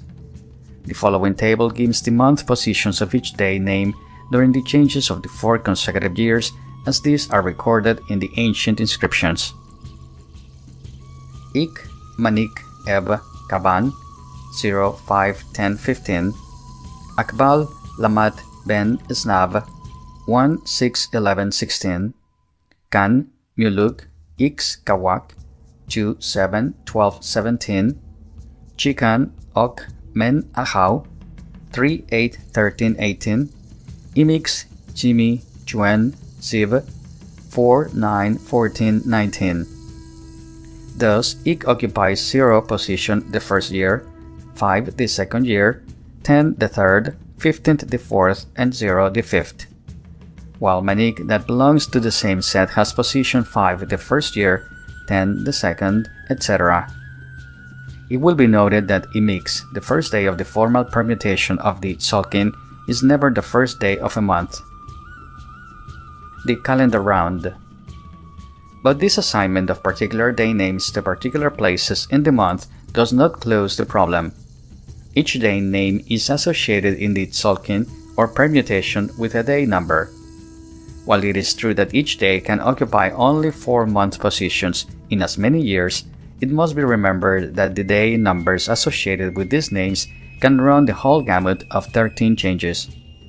Thus, although it must always occupy the fifth position in the months during a certain year, nevertheless it will have numbers which fall in the sequence 1, 8, 2, 9, 3, 10, 4, 11, 5, 12, 6, 13, 1, etc. The complete cycle of variations must run through the least common multiple of 260, the permutation, and 365, the conventional year, or 18,980 days. This cycle is commonly known as the calendar round. A Mayan day fixed in a month, or let us say a calendar round date, has 4 parts to its name, thus 11 Aha, 18 Mac. We describe a day as Tuesday, July 4, meaning Tuesday, the third day of the 7-day week, occupies the 4th position in the month of July. Similarly, the Mayan date 11 Aha 18 Mac may be read, the day named Aha as 11th day in the 13th-day week occupies the 18th position in the month Mac. Owing to leap year corrections, the European date given above does not recur at regular intervals, but a Mayan day recurs infallibly in 52 calendar years, never sooner, never later. So far, we have considered 2 kinds of Mayan dates. First, the Tzolk'in date, recurring every 260 days. Secondly, the calendar round date, recurring every 18,980 days. Before we can understand a third and much more important kind of date, namely a date which states, in addition to the calendar round designation, the total number of days since the beginning day called 4 Aha 8 Komhu, located far in the past, we must direct our attention to the matter of numbers and notation. Mayan numbers. The 3 most common numerical systems in use in the world are all derived from man's anatomy. The quinary system is based on counting the fingers of one hand, the decimal system on counting those of both hands, and the bagesimal system, which prevailed in Central America, is based on counting all the fingers and all the toes. The bagesimal system is seen in imperfect form in our count of scores, where 70 years are 70. The Mayan name for 1 was Hun. They had simple names to 9 and composite ones from 10 to 19, much as in English, and 20 was Hunkal, 1 score. The ascending values in the bagesimal scale were as follows. Mayan numbers, Arabic equivalents. Hun, 1. 20 Hun equals 1 Kal, 20. 20 Kal equals 1 Bak, 400. 20 Bak equals 1 Pik, 8,000. 20 Pik equals 1 Kabal, 160,000. 20 Kabal equals 1 Kinchil, 3,200,000. 20 Kinchil equals 1 Alao, 64 million. 20 Alao equals 1 Hablat, 1,280,000,000. They invented signs for zero and discovered the principle of local value in the writing down of numbers centuries before these ideas, which are fundamental to higher mathematics, were known in the Old World. The notation of numbers had a simpler and more complicated phase. In the simpler phase, 1 was represented by a dot, 2 by 2 dots, 5 by a bar, 6 by a bar and dot, 15 by 3 bars, etc. The commonest sign for 0 was a shell, while a picture of the moon stood for 20. In the more elaborate notation, a series of 20 faces of gods represented the numerals from 0 to 19. The straight bagesimal system was doubtless used by the Mayas in ordinary counting, but in counting time a very important change was introduced in the 3rd position. Also, the names were modified. Hun was called Kien, which means sun or day. In the 2nd position, Kal was called Yuinal, which means month, and 18 of these were taken to form a tun, stun, which was then the 3rd unit. The tun then had a value of 18 times 20 equals 360 days, making a conventional year about 5 1/4 days less than a true year. 20 tuns made a Kaltun or Katun, and above this period, the numeral system proceeded as before, and in the ascending values the names already given were merely combined with tun, if Gates is right in his clever suggestion. For years it has been customary to speak on the fifth period as a cycle for want of a native term.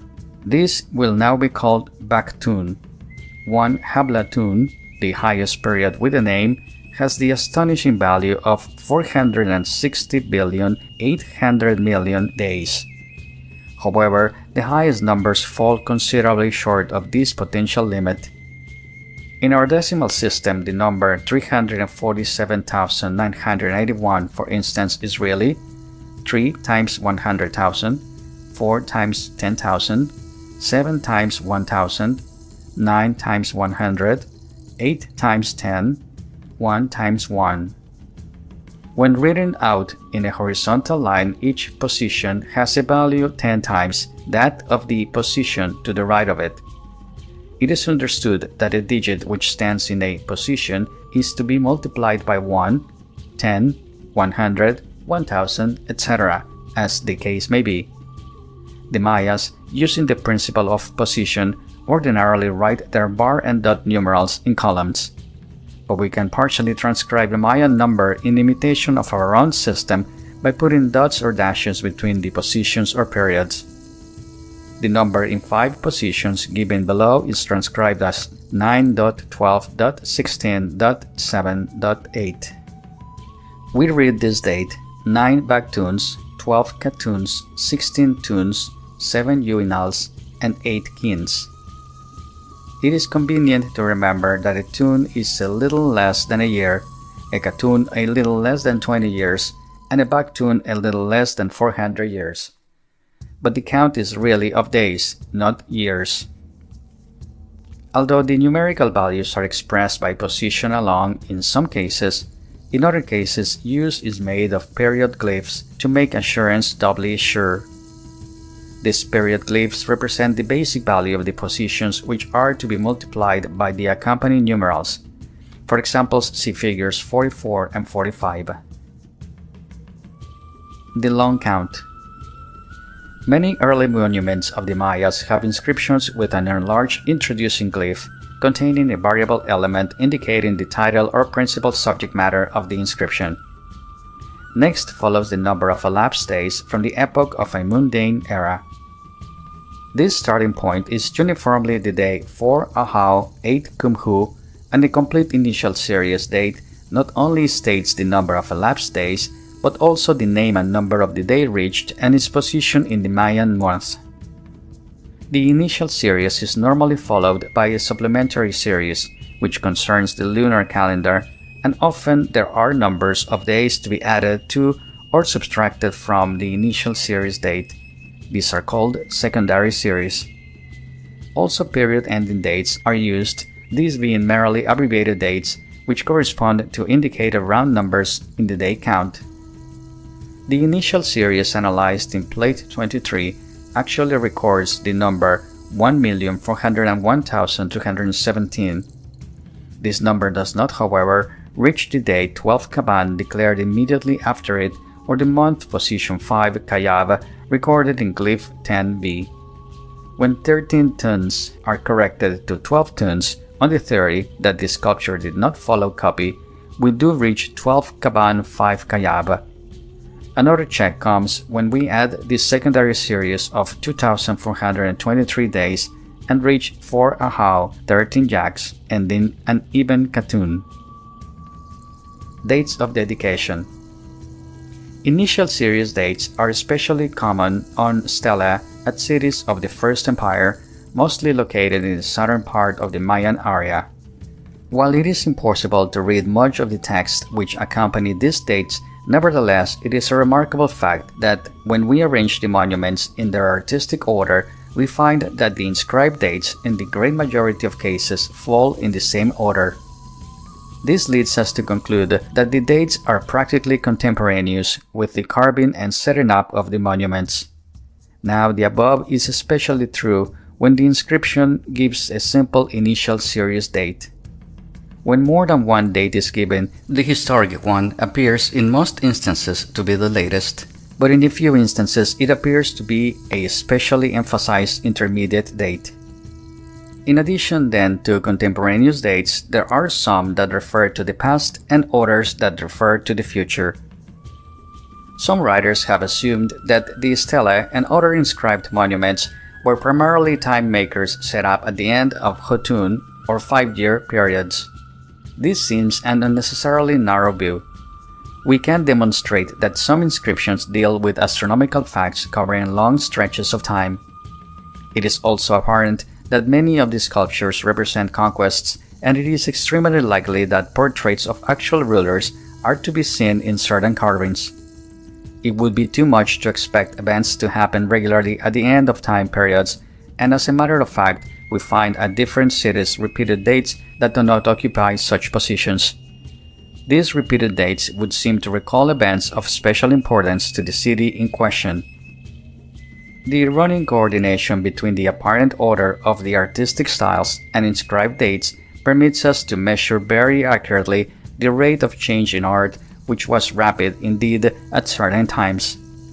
The style of carving, on the other hand, enables us to put into definite 52-year periods many of the calendar round dates, if these are to be regarded as contemporaneous. The result is that for the First Empire, as it has been called, there is an exceedingly accurate chronology. After the fall and abandonment of the great southern cities, dates are rare and we have to fall back upon remnants of history preserved after the coming of the Spaniards. Hieroglyphs. Mayan hieroglyphs resemble the Egyptian and Chinese hieroglyphs only in being sacred writing that is not based upon an alphabet. The styles and symbols are entirely different. No Rosetta Stone has yet been discovered to give us inscriptions in more than one system of writing in Central America. The great use of hieroglyphic inscriptions on monuments was characteristic of the earlier period of Mayan history, and at a later time the writing was reduced to books. Bishop Landa obtained what he supposed was a Mayan alphabet, but what he really obtained was a list of signs representing, among other sounds, the particular sounds he had asked for.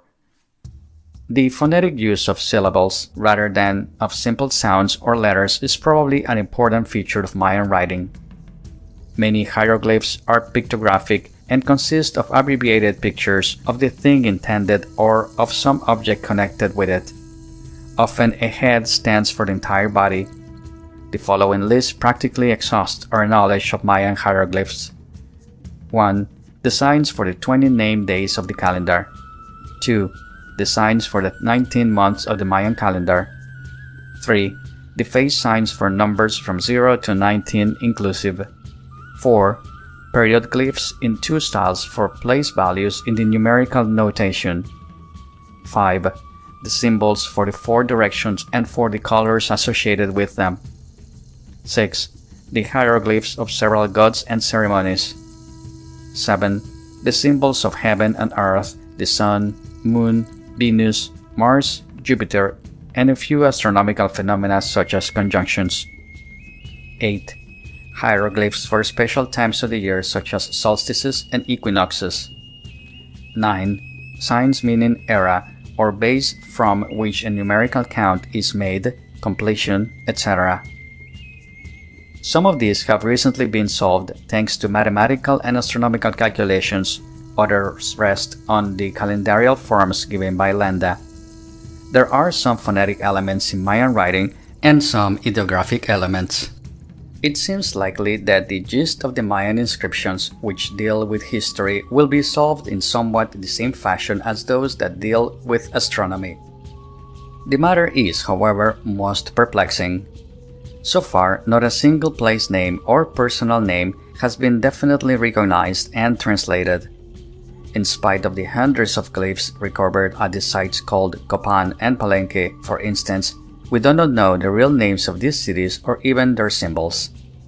We may expect to find signs referring to tribute and common objects of trade and others referring to birth, death, establishment, conquest, destruction, and other fundamentals of individual and social existence. These signs, taken with directives, connectives, and dates, would make possible the recovery of the main facts of history. there seems no possibility of purely literary inscriptions. While progress necessarily will be slow, there is no reason for despair, and without doubt the great portion of Mayan inscriptions will finally be deciphered. As an example of the phonetic use of signs in the building up of hieroglyphs, let us take the common sign kin, meaning sun. This sign appears regularly in the glyphs for the world directions east and west, the Mayan names being Likin and Chikin, and also in the month sign Yaxkin, and sometimes in that for Kankin. It also appears as the sign for the lowest period in the time count, having the value of a single day and called kin, figure 47. Now this kin sign also appears in many undeciphered hieroglyphs, and in some of these it seems likely that it has a phonetic value. Other signs with definite values in several glyphs are Jax, Tun, Sak, etc. This general method of writing is seen in more decipherable form among the Aztecs. The glosses of the early priests that have proved so great a help in the case of the Aztecan writing are absent from the few Mayan documents. End of section 5.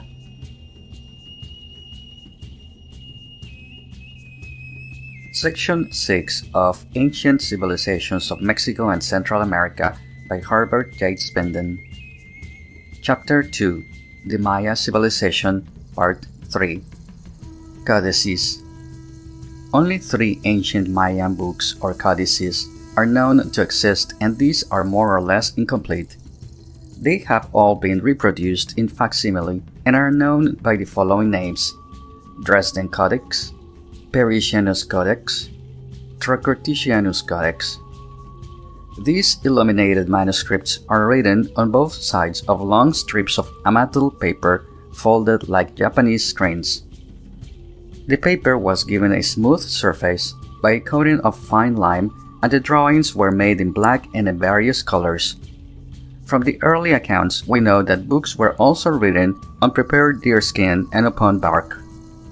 Concerning their subject matter, we are told that the Mayas had many books upon civil and religious history and upon rites, magic, and medicine. The 3 books named above have been carefully studied. They treat principally of the calendar and of associated religious ceremonies. A page of the Dresden Codex containing some interesting calculations is reproduced herewith. The numbers with the digits one above the other are transcribed in 2 diagrams. In the upper diagram, the bar and dot numerals are simply put over into Arabic numerals, and the Mayan system of periods or positions is retained. In the lower diagram, these numbers are reduced entirely to the Arabic system. The columns are lettered at the top, the hieroglyphs are counted off in 16 rows at the left, and the separate groupings of numbers are shown in 5 sections at the right. Among the hieroglyphs, the Venus sign is especially prominent. At the base of column B is given a number in 5 periods that, counted from the normal beginning day for Ahau 8 Kumhu, leads again to this day, which is recorded at the bottom of column A. The long number in column C, similarly counted from 4 Ahau 8 Kumhu, leads to 1 Ahau 18 Kayav, recorded at the bottom of B. The day 1 Ahau 18 Uo is reached by another calculation, which will be explained later. At the base of A is a number in 3 periods, which amounts to 2,200. Not only is this the difference between the long numbers in B and C, 1,366,560 minus 1,364,360 equals 2,200, but it is also the number of days by which 1 Ahau 18 Kayav precedes 4 Ahau 8 Kumhu. In other words, we deal in this passage with the end of the 72nd calendar round after the original 4 Ahau 8 Kumhu, and with a new point of departure 2,200 days earlier, which is some way involved with the calendar of Venus. Let us now make a new beginning in the lower left-hand corner of this page. In G5, we find the number 2,920, which, as we have already seen, is exactly the number of days consumed in 8 years of 365 days, or 5 synodic revolutions of Venus of 584 days. We will now see how the Mayan scholars arrived at 13 times 2920 or 37,960, the calendar round of Venus. If we proceed towards the left in section 5, we find the second number, F5, is 5,840, which equals 2 times 2,920. The third is 8,760, or 3 times 2,920, and the fourth is 11,680, or 4 times 2,920. The addition is continued in sections 4 and 3 till we reach 35,040, or 12 times 2,920. To be sure, the scribe made a slight error in one place, writing a 5 for an 8, but this is caught up by the day signs 9 ahau, 4 ahau, 7 ahau, 12 ahau, etc. that fall at regular intervals of 2,920 days.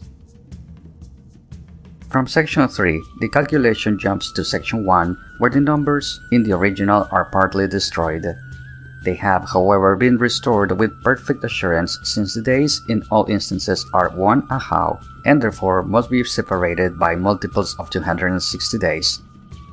The number in G1 has been restored as 5-5-8-0, or 37,960, or 13 times 2,920.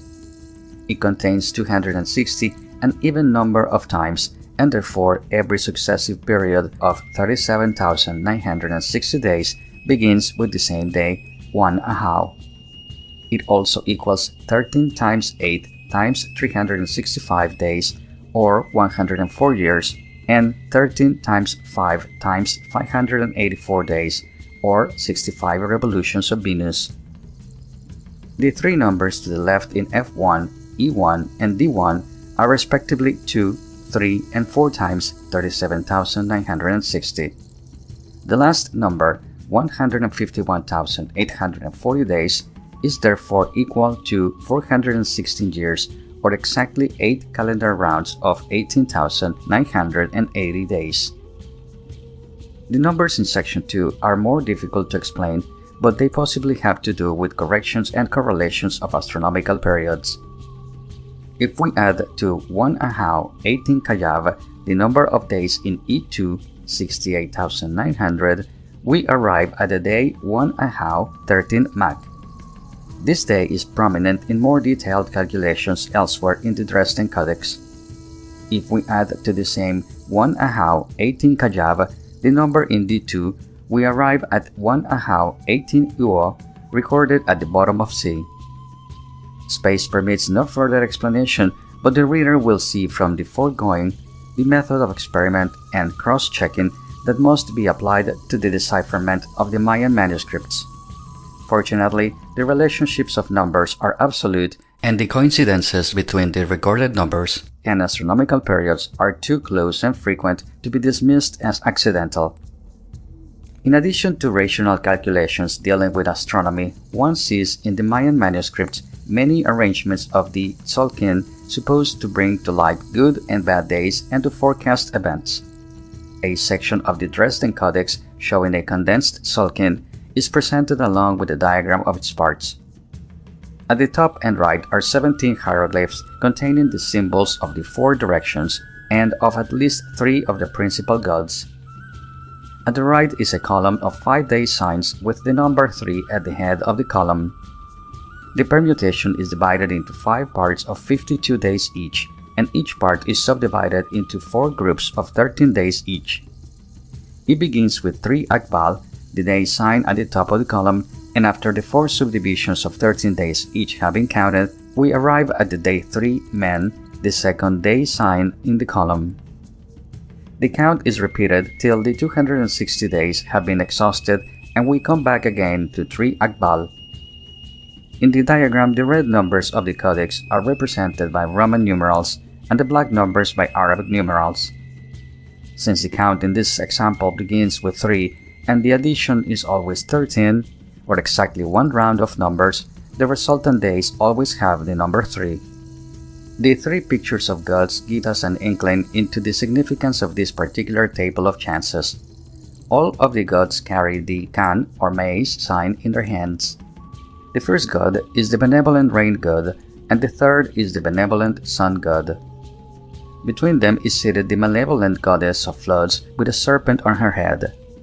The maize god is not shown, but his hieroglyph is given. This Sulkin probably deals with agriculture and may be an attempt to determine lucky days for planting. Correlation with Christian chronology. The day-for-day correlation rests broadly on the placing of the date on the lintel of the initial series at Chichen Itza and the first occupation of that city according to the chronicles. More specifically, it rests upon statements in Mayan and Spanish documents relating to the completion of tuns and catuns in the never-languishing day count. Also consideration must be given the so-called year-bearers, these being the first days of current years which furnish the designations for such years. Bishop Landa has a specimen Mayan year with its equivalent days in the Spanish calendar. This is the year 12 Can, corresponding to 1553-1554 AD, and the day 12 Can is found in the long count position 12.9.17.9.4, 12 Can 2 Pop, July 26, 1553 Gregorian calendar. The Mayan eras. The zero of the Mayan day count reached by subtracting 12.9.17.9.4 or 1,799,104 days from the position declared above is shown to be October 14th, 3373 BC in the backward projection of the Gregorian calendar. The Gregorian readings are preferable to the Julian because they preserve the actual times in the tropical year, but it is sometimes useful to use the days of the Julian period, which can always be found by adding 489,384 to the Mayan number. Now, Mayan history does not reach back to the zero date, which must be regarded as a theoretical beginning or mundane era. The earliest object with a contemporary date is the Tuxtla statuette with May 16, 98 BC. It appears, however, that the really historic beginning of the day count was 7.0.0.0.0 10 Ahau 18 Sac, August 6, 613 BC. The calendar of months was probably inaugurated in 580 BC when Zero Pop, New Year's Day, coincided with the winter solstice. A third era, 9.0.0.0.0 8 Ahau 13 Se, February 10, 176 AD, is the one used in the Mayan chronicles. Astronomical checks on the correlation. The first astronomical checks which develop from the correlation explained above are dates which reach the equinoxes, solstices, etc., further marked by special hieroglyphs which are to be explained as ideographs of these stations in the natural year. For instance, the most emphatic date in the three famous temples of the sun, the cross, and the foliated cross at Palenque is one written 9.12.18.5.16 to Civ 14 Mol, September 23, 430 AD, which coincides with the autumnal equinox. In connection with this repeated date, we find two glyphs, both of which are admirable ideographs of the equinox. One is Aha, a face explained as that of the Lord of Day, but here half covered with starry eyes, and the other is the Kin or sun symbol, half darkened with cross-hatching. At Comitan, a round-number date exactly coinciding with the equinox has a variant of this second ideograph. Other strong proofs concern Venus and the Moon. Hieroglyphs of these heavenly bodies are found in combination with dates, and these later actually reach significant phases of the planets in question. For Venus, the phase chosen is commonly the first appearance as morning star 4 days after inferior conjunction, or what is known as the heliacal rising. Records of the moon are prominent when a new or full phase coincides with a round number in the day count. Astronomical observatories. One of the most interesting pieces of evidence in support of the correlation explained above has to do with a giant sundial at Copan.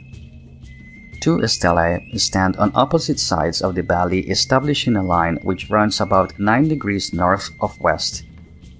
When observation is made from the eastern marker, the sun sets behind the western sun 2 times during the course of a year, once shortly after the vernal equinox and once shortly before the autumnal equinox. Now, the Mayan chronicles state that the calendarial new year was counted in order during a certain Katun 13 Ahau, which extended from 491 AD to 511 AD. Altar U at Copan was observed to record 2 New Year's dates equaling April 9 in conjunction with another date equaling September 2, 503 AD, and falling in the required interval covered by Katun 13 Ahau. These dates were such as might be reached by just such a baseline as exists at Copan, and it was first believed that they were exactly reached by it. Careful reconsideration of the evidence in the inscriptions and a resurvey of the line of sight led to the interesting conclusion that the sundial at Copan was originally set up in 392 AD to give sunset coincidences on April 5 and September 6.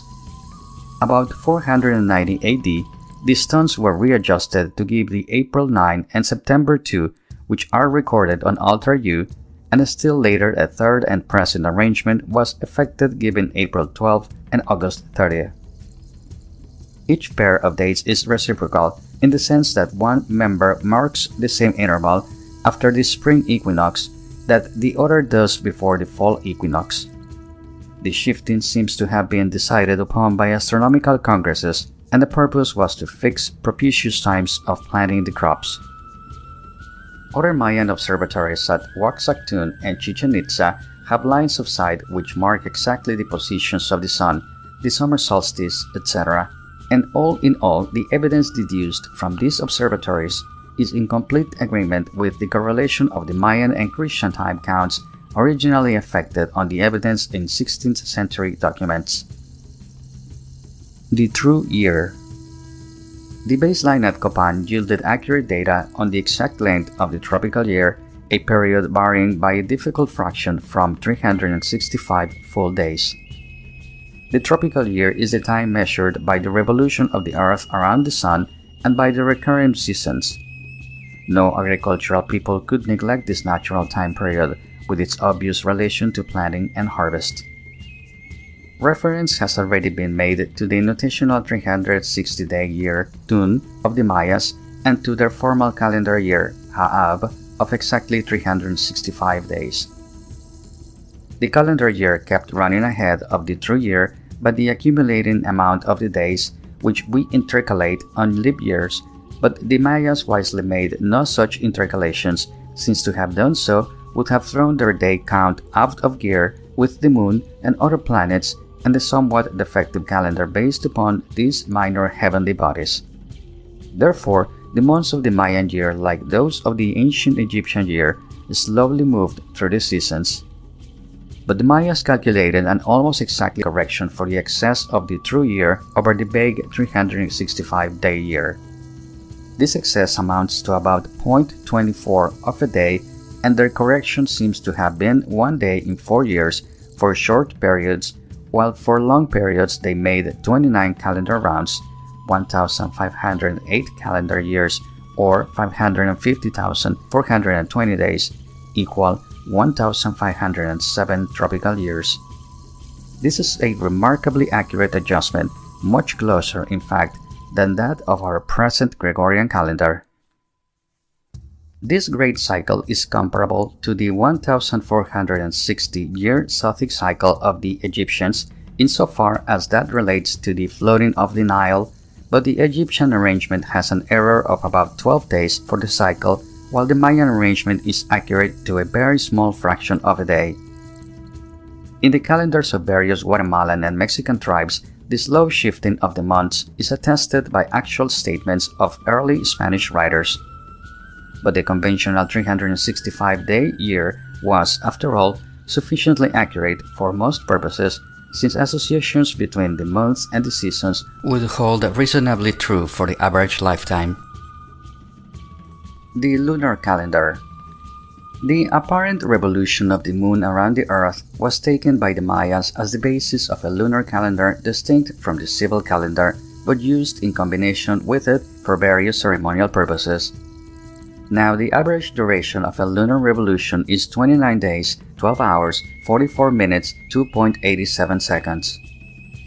12 lunations amount to a little more than 354 days, and are therefore far short of a true year. Primitive peoples whose principal interest is to keep the moon in adjustment with the seasons have an occasional 13th month in their lunisolar calendars. The methodic cycle of the Greeks, an equation of 19 tropical years, 235 lunations, and 6,940 days, has been regarded as a remarkable achievement in observation. The Mayas discovered the same equation, and with their system of designating days, were able to use it with much greater ease than the Greeks, since 1 Katun minus 1 Tzolkin gives exactly the required number of days. 1.0.0.0 equals 7,200 days, 13.0 equals 260 days, 19.5.0 equals 6,940 days. This interval is used prominently in several calculations at Copan and Quirigua. On pages 51 to 58 of the Dresden Codex is found a remarkable lunar calendar covering 405 lunations, or nearly 33 years. The lunar revolutions are arranged in groups of 5 or 6, the former calculated at 148 days and the latter at 177 or 178 days. These are the necessary intervals between eclipses. The total amounts to 11,960 days, which exactly contains the Tzolkin and therefore forms a cycle. It is a remarkable fact that 405 lunar revolutions amount, according to modern calculations, to 11,959.888, or only 0.112 of a day less than the Mayan lunar calendar. Therefore, this reentering series can be used 9 times, or nearly 300 years, before an error amounting to 1 whole day has accumulated. There is also evidence that the Mayas used the great cycle of 29 times 52 calendar years, or 1,507 tropical years, in connection with the moon, and here the error for 18,639 lunations is about 0.64 of a day. The supplementary series in long count dates is probably to be interpreted as the statement of the day reached by the initial series in a lunar calendar with an accumulated error. That is, the Mayas had an uncorrected lunar count as well as an uncorrected calendar year. Glyph C records the number of complete lunations, which is never in excess of 6. Glyph D gives the number of days in the current lunation when these are 19 or less, and Glyph E, which has the basic value of 20, finishes the count of a current lunation. There is some evidence that the Mayan lunar calendar in the 5th century AD had receded about 4 days from the true positions of the moon, the count being made from the new or conjunctional phase. When, however, a new or full phase actually coincided with an important round number in the day count, a special record of the fact was made. The lunar table in the Dresden Codex does not apply precisely to records of the First Empire, but possibly may be adjusted to the times of the Second Empire. The indications are, however, too complicated to be examined in detail. Venus calendar. Mayan astronomers reached a remarkable knowledge of the movements of the planet Venus and evolved a Venus calendar based essentially on the correspondence between 8 calendar years of 365 days each and 5 apparent or synodical revolutions of Venus of 584 days each. Venus whirling on an inside orbit actually makes 13 revolutions around the Sun in very nearly the same time that the Earth makes 8 revolutions, and therefore passes between the Earth and the Sun 5 times, the difference between 13 and 8, during the course of this astronomical period of 2,920 days. Just before inferior conjunction, the planet disappears as evening star and a few days later emerges as morning star. The mean length of the synodical revolution of Venus is 583.92 days, and the actual length may vary about 4 days from this mean. While the Mayas standardized the Earth year at 365 days and the Venus year at 584 days, they were fully aware of the amount of error in each case and made proper correction for it without resorting to the devices of intercalation or excision. We have seen that the Mayas manipulated the year and the lunation in combination with its sulking or permutation of 20 days and 13 numbers. They also found the round of these elements in combination with the phases of Venus.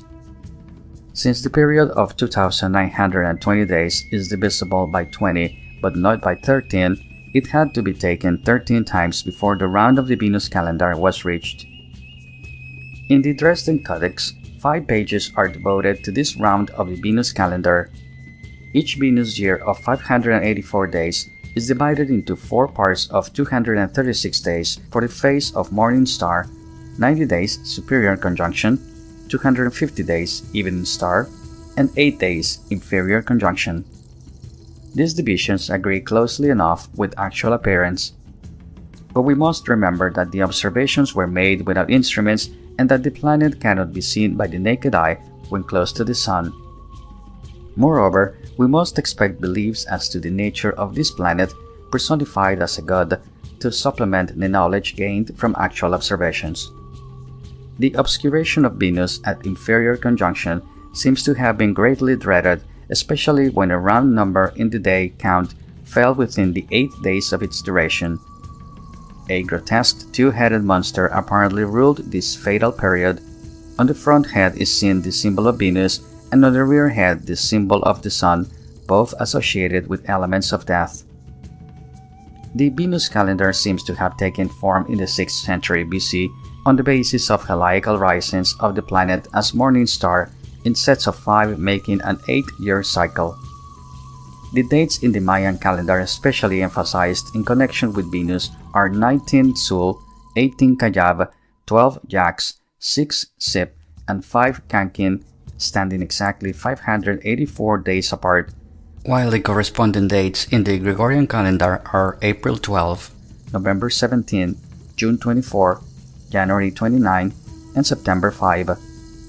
When these sets of dates, one in a fixed and the other in a vague calendar, are carried back to a common focus, they are found to correspond very closely with the proper astronomical phase of Venus. The maximum difference of the true positions of Venus from the positions in the Venus calendar is then only 2 days plus or minus. The coincidences of the 8-day period of obscuration of Venus at inferior conjunction with the following round numbers in the day count was memorialized by important monuments. 9.14.0.0.0 6 Ahau 13-1 February 4, 452 AD, Venus rises as morning star.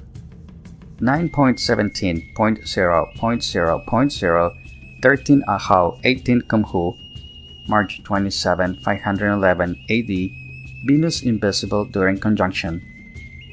10.0.0.0.0 7 Ahau 18 Sip, May 17, 570 AD, Venus invisible during conjunction. 10.3.0.0.0 1 Ahau 3 Jackskin, July 6, 629 AD, Venus about to set as evening star. The Venus table in the Dresden Codex, the introductory page of which has been explained in an earlier section, see Plate 24, emphasizes the same Mayan and Gregorian positions of Venus as the ancient monuments, but this table was evidently intended to be used between the 10th and 13th centuries AD. The point of departure for the table is 9.9.9.16.0 1 Ahau 18 Kayab, April 12, 363 AD, which does not coincide with an heliacal rising of the planet, although April 12 and 18 Kayab occur in other connections at the time of the inauguration of the Venus calendar in the 6th century BC. But in the lunar table we find 10.19.6.1.0 4 Ahau 18 Kayab, November 20, 950, which does reach an heliacal rising of Venus as morning star. Summary of Mayan history. A brief summary of Mayan history is given below. Proto-historic period 613 BC to 176 AD, 7.0.0.0.0 to 9.0.0.0.0. The counting of days apparently began on August 6, 613 BC, and the civil calendar in perfected form was inaugurated about 580 BC, when Zero Pop coincided with the winter solstice, while the Venus calendar emerged half a century later. The calendarial inventions, the numerical notation, and the hieroglyphic system may perhaps be credited to the genius of one man, afterwards deified as Itzamna. The earliest contemporary Mayan date occurs on a jade statuette from San Andres Tuxtla and is May 16, 98 BC. The next earliest one is on the jade tablet known as the Leiden plate and is November 17, 60 AD, having reference to the Venus calendar. This is followed almost immediately by several contemporary dates on monuments at Waxactun, which are also of astronomical import. The design on the Leiden plate shows that the characteristic details of Mayan drawing had already been developed, and we may surmise that during the protohistoric period the early carvings were on wood instead of stone, and that the peculiar religion of the Mayas was even then beginning to crystallize around the serpent, the jaguar, etc. Early period 176 AD to 373 AD, 9.0.0.0.0 to 9.10.0.0.0. During these 10 Katuns, the great cities of the south make rapid strides towards grandeur. Pyramidal mounds are erected and temples built upon them. Public squares are laid out, and in these are step-up stelae and altars. The leading early cities are Palenque, Tikal, and Copan, where the dated monuments and temples mark rapid progress in the arts of sculpture and architecture, while the subject matter of inscriptions reveals growing ability in astronomy and mathematics. Low angular relief characterizes stone sculptures, and the profile presentation of a human figure is now handled more skillfully than front view. Middle period 373 AD to 471 AD, 9.10.0.0.0 to 9.15.0.0.0. Some of the most beautiful monuments of the Mayas belong to this middle period. While archaism does not entirely disappear, there is freshness, purity of style, and a straightforwardness of presentation about the sculpture of this age. Flamboyancy is not apparent.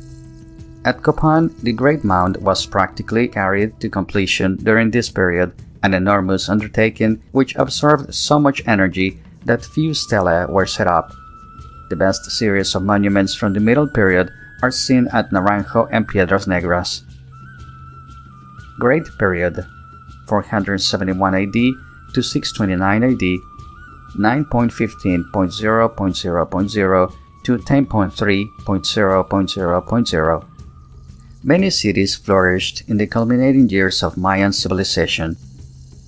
In addition to those already mentioned, Quirihua, Ixcun, Ceibal, Nacum, Cancuan, Yaxchilan, Tonina, and Coba were important centers, while a complete list of the sites with dated monuments would show many more names. The territorial extension reaches from northern Yucatan to the Guatemalan highlands and from southern Veracruz to central Honduras. Art passes through interesting changes with tendencies towards flamboyancy.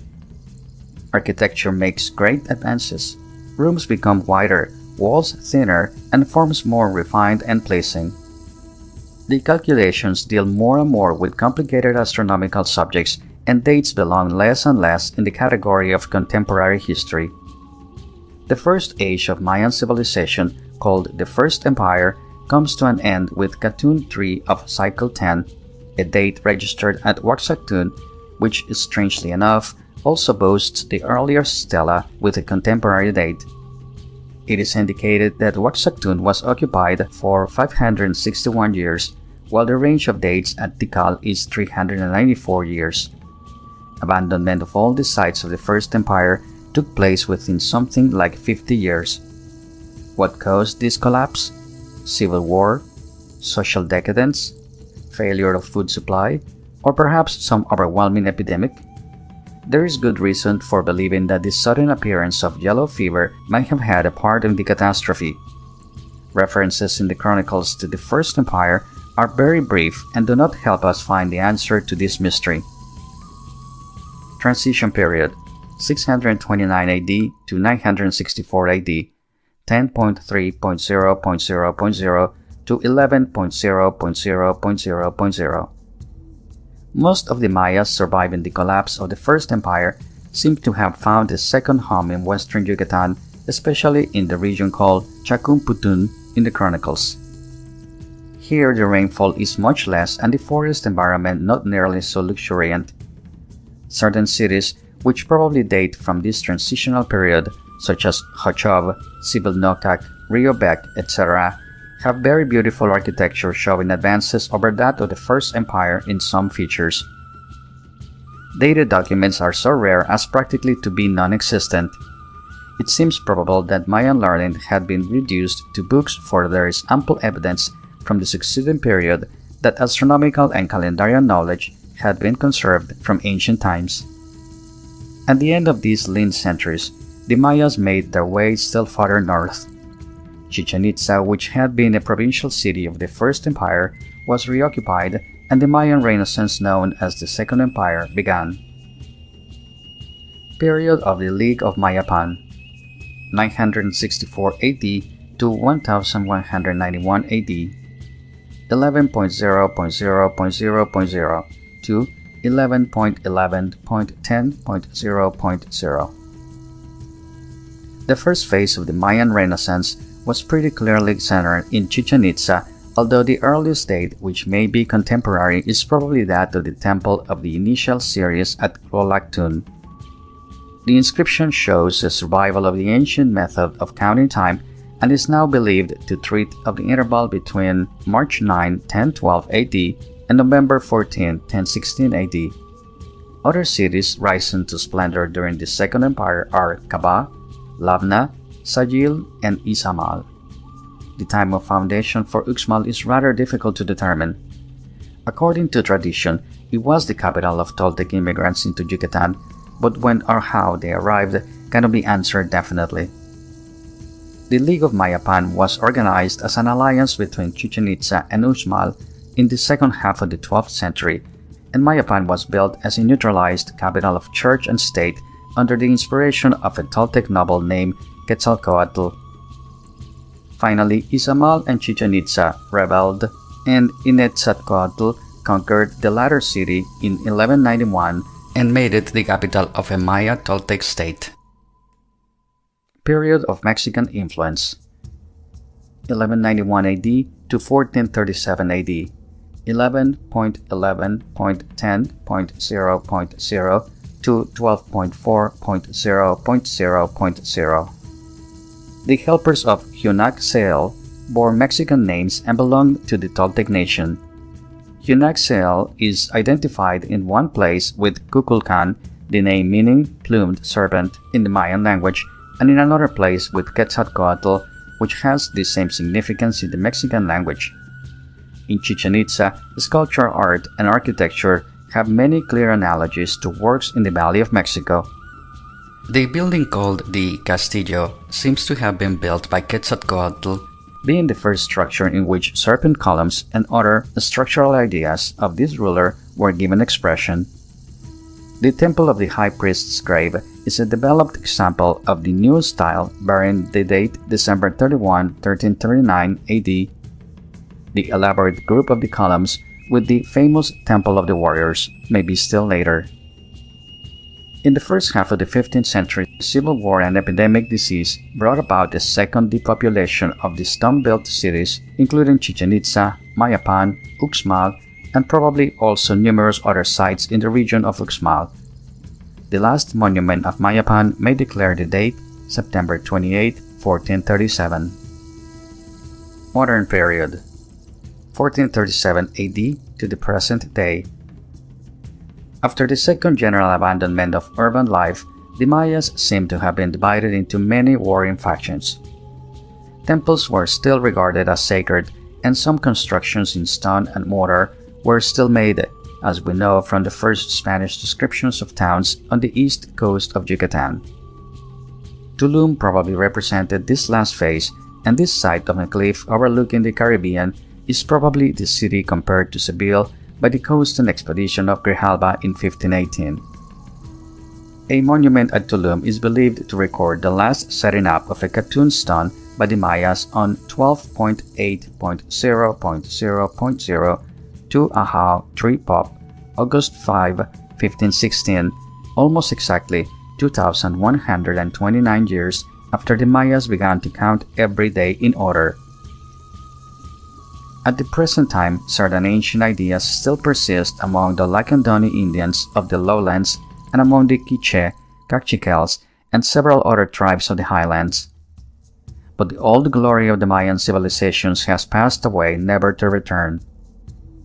A prophetic vision of this end is found in one of the Mayan books of Chilam Balam, which relates to events immediately after the founding of Merida. It was then that the teaching of Christianity began, that shall be universal over our land. Then began the construction of the church here in the center of the town of Tihu. Great labor was the destiny of the Katun. Then began the execution by hanging, and the fire at the ends of our hands. Then also came ropes and cords into the world.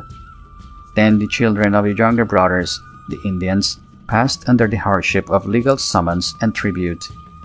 Tribute was introduced on a large scale, and Christianity was introduced on a large scale.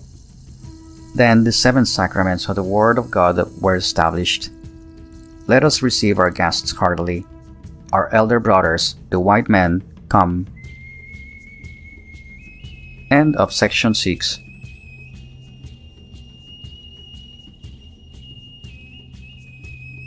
Section 7 of Ancient Civilizations of Mexico and Central America by Herbert J. Spinden. Chapter 3. The Middle Civilizations, Part 1. The influence of the Mayan civilization when at its height, 400 to 600 AD, may be traced far beyond the limits of the Mayan area. Ideas in art, religion, and government that were then spread broadcast served to quicken nations of diverse speech, and a series of divergent cultures resulted. Most of these lesser civilizations were at their best long after the great Mayan civilization had declined, but one or two were possibly contemporary. It will be the aim in the present chapter to emphasize the indebtedness of these lesser civilizations to the Mayas, as well as to comment upon their individual characters. We will first proceed northwest into Mexico and then southwest into the Isthmus of Panama. The environment under which the Mayas developed their arts of life continues in narrowing bands westward along the Gulf of Mexico and southward across the Isthmus of Tehuantepec. The most westerly Mayan city of importance seems to have been Comalcalco. But there is also a large ruin near San Andres Tuxtla, and it may be significant that the earliest dated object of the Mayas, the Tuxtla statuette, came from this region. In other words, the cradle of Mayan culture may have been in this coastal belt where arid and humid conditions exist side by side and where the figurines of the archaic type are found together with those of the Mayas. Unfortunately, the archaeology of this part of Mexico has been little studied. The Olmeca or rubber people. The Olmeca may be placed in the humid region of southern Veracruz and western Tabasco, which the Aztecs of later times called Nonoalco. This region is frequently mentioned in the most ancient of the Mexican traditions, doubtless symbolizing in a general way the civilizing context with the Mayas. Rubber is called oli in the Mexican language, and while the earliest known specimens of rubber are those found in the sacred cenote at Chichen Itza, the ceremonial and practical uses of the material are mostly mentioned in connection with the Olmeca and Totonac peoples. Rubber was used for incense, for waterproofing purposes, to dip drumsticks, etc. A large rubber ball was also used in a sacred game which may be compared to basketball, since the goals were rings set high up in the parallel walls of a specially constructed court. According to Ixtlilxochitl's history, the Olmeca came before the Toltecs and were the first to extend their civilizing rule over parts of the Mexican highlands. Some authorities think the Olmeca were a Mayan tribe, but it is quite possible that they spoke Mexican. They might have fled south at the breakdown of the Toltec Empire, for we find in Nicaragua at the time of the conquest a group of this name with traditions pointing to the far north. The ruins found in 1927 by the writer at Cerro de las Mesas, west of Alvarado Lagoon, may possibly be ascribed to these people. The site contains 17 monuments, several of which are dedicated to Quetzalcoatl and must be referred to the 13th century. Bars and dots are used in connection with day signs to record dates, which may belong to the calendarial system appearing on Zapotecan monuments.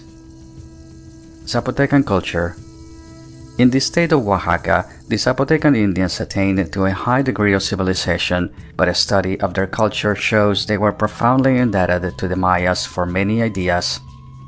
Monte Alban, the White Mountain overlooking the modern city of Oaxaca, is the principal archaeological site in point of size and may have been the ancient capital. It was abandoned before the coming of the Spaniards, however, and Mitla appears to have taken its place. Unfortunately, no extensive traditions have come down to us to help in the restoration of Zapotecan history or in that of the neighboring mystics. Although the art, hieroglyphic writing, and calendar system were pretty clearly derived from the Mayas, nevertheless there was time and opportunity for these to develop interesting characters of their own. It is impossible to tell from the record whether the Zapotecs ever embarked on a career of empire. The area in which the full complex of the characteristic products occurs is practically limited to the area at present occupied by the tribe.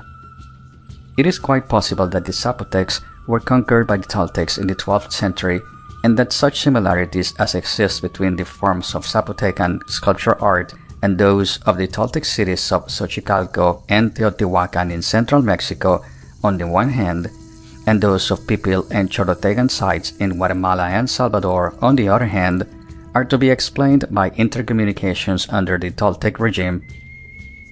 Monte Alban and Mitla stand in strong contrast to each other, the first crowning a mountain ridge, the second occupying a valley site.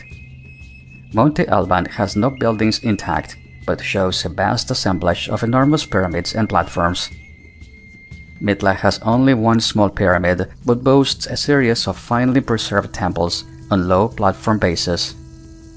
In Monte Alban, we find monolithic monuments comparable to the stelae of the Mayas and carrying hieroglyphic inscriptions.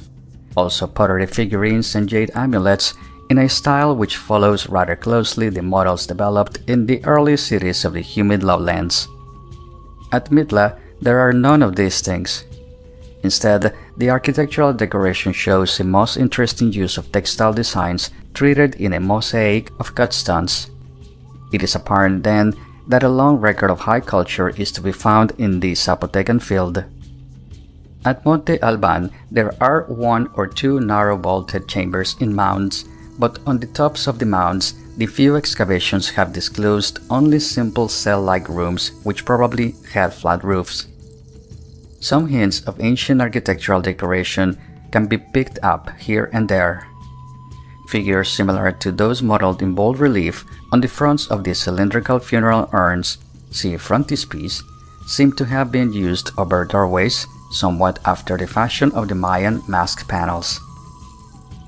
The hieroglyphs that are found on the stela of Monte Alban and on stone slabs from other sites resemble the Mayan hieroglyphs, in the use of bar and dot numerals, but the day and month signs have never been identified with either the Mayan or Aztecan system, although almost certainly dealing with the same type of calendar.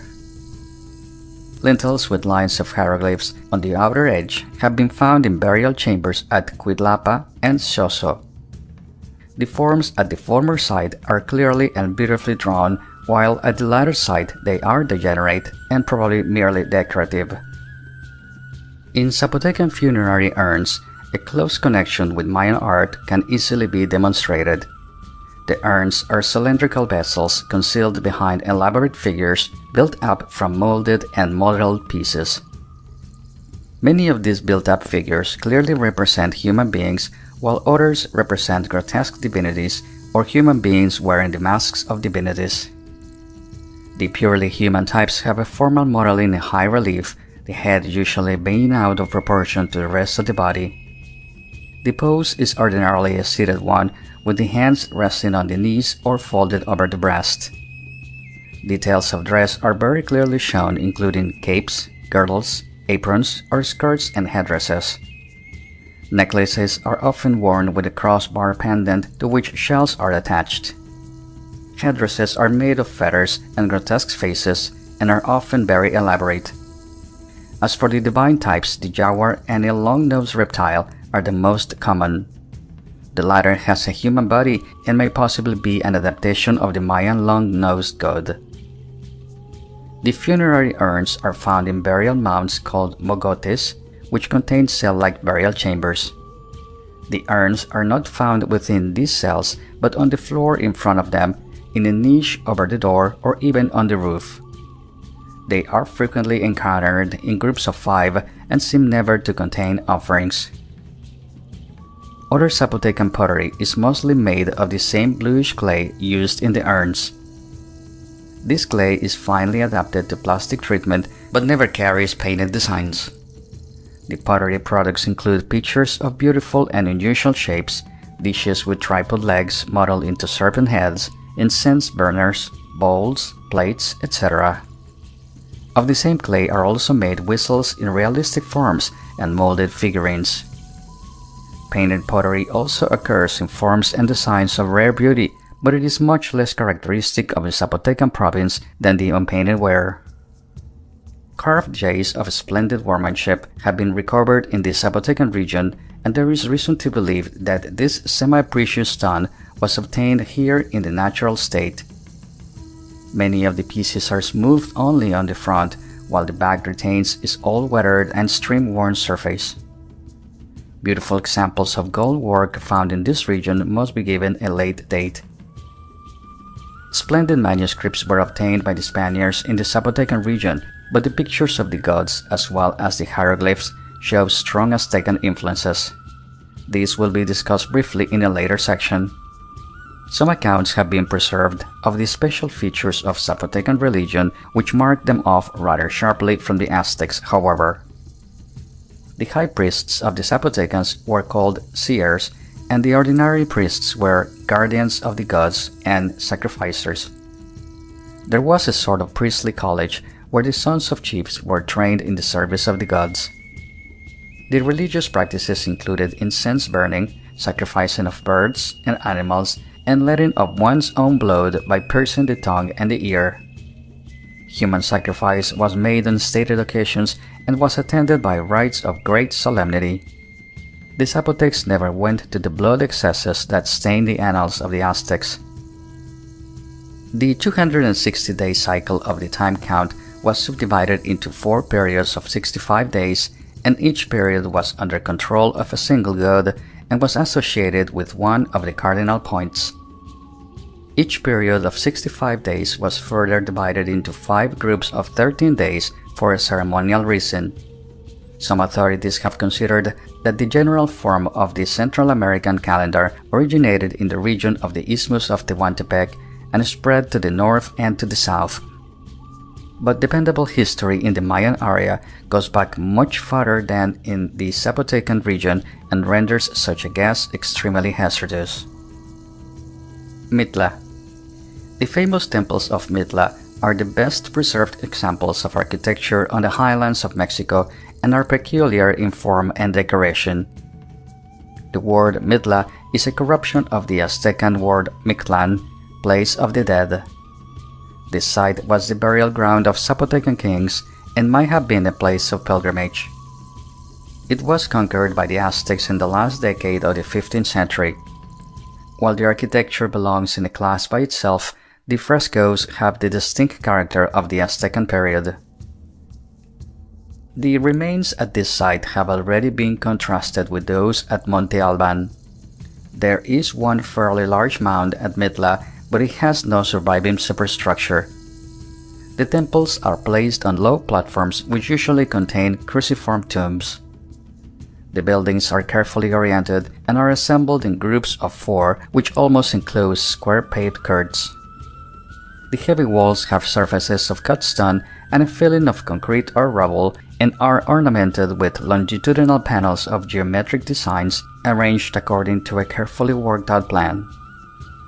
The geometric patterns are based on textile art, and the mosaics of separately carved stones which fit neatly together preserve for us the ancient designs on belts and mantles. The chambers are long and narrow and formerly had flat roofs which have completely vanished. The wide doorways usually have 2 piers which help to support the lintel blocks. These are carefully trimmed stones of great length and weight. All the outer surfaces of the Mitla temples were sized with plaster and painted red, and the frescoes, traces of which can still be seen in several buildings, are in red and black upon a white base. Various gods and ceremonies are represented in these frescoes, but only the upper portion of the bands can be made out in detail. Cruciform tombs are found under several of the temples at Mitla, as well as at a number of neighboring sites such as Saga and Guiaru. In these tombs, the designs in panels appear on the inside and are carved directly on large blocks of stone. Pottery remains are rare in the cruciform tombs of the Mitla type, but a few examples of gold work have been discovered in them. Within a short distance of Mitla is a fortified hill with several heavy walls that still stand to the height of perhaps 20 feet.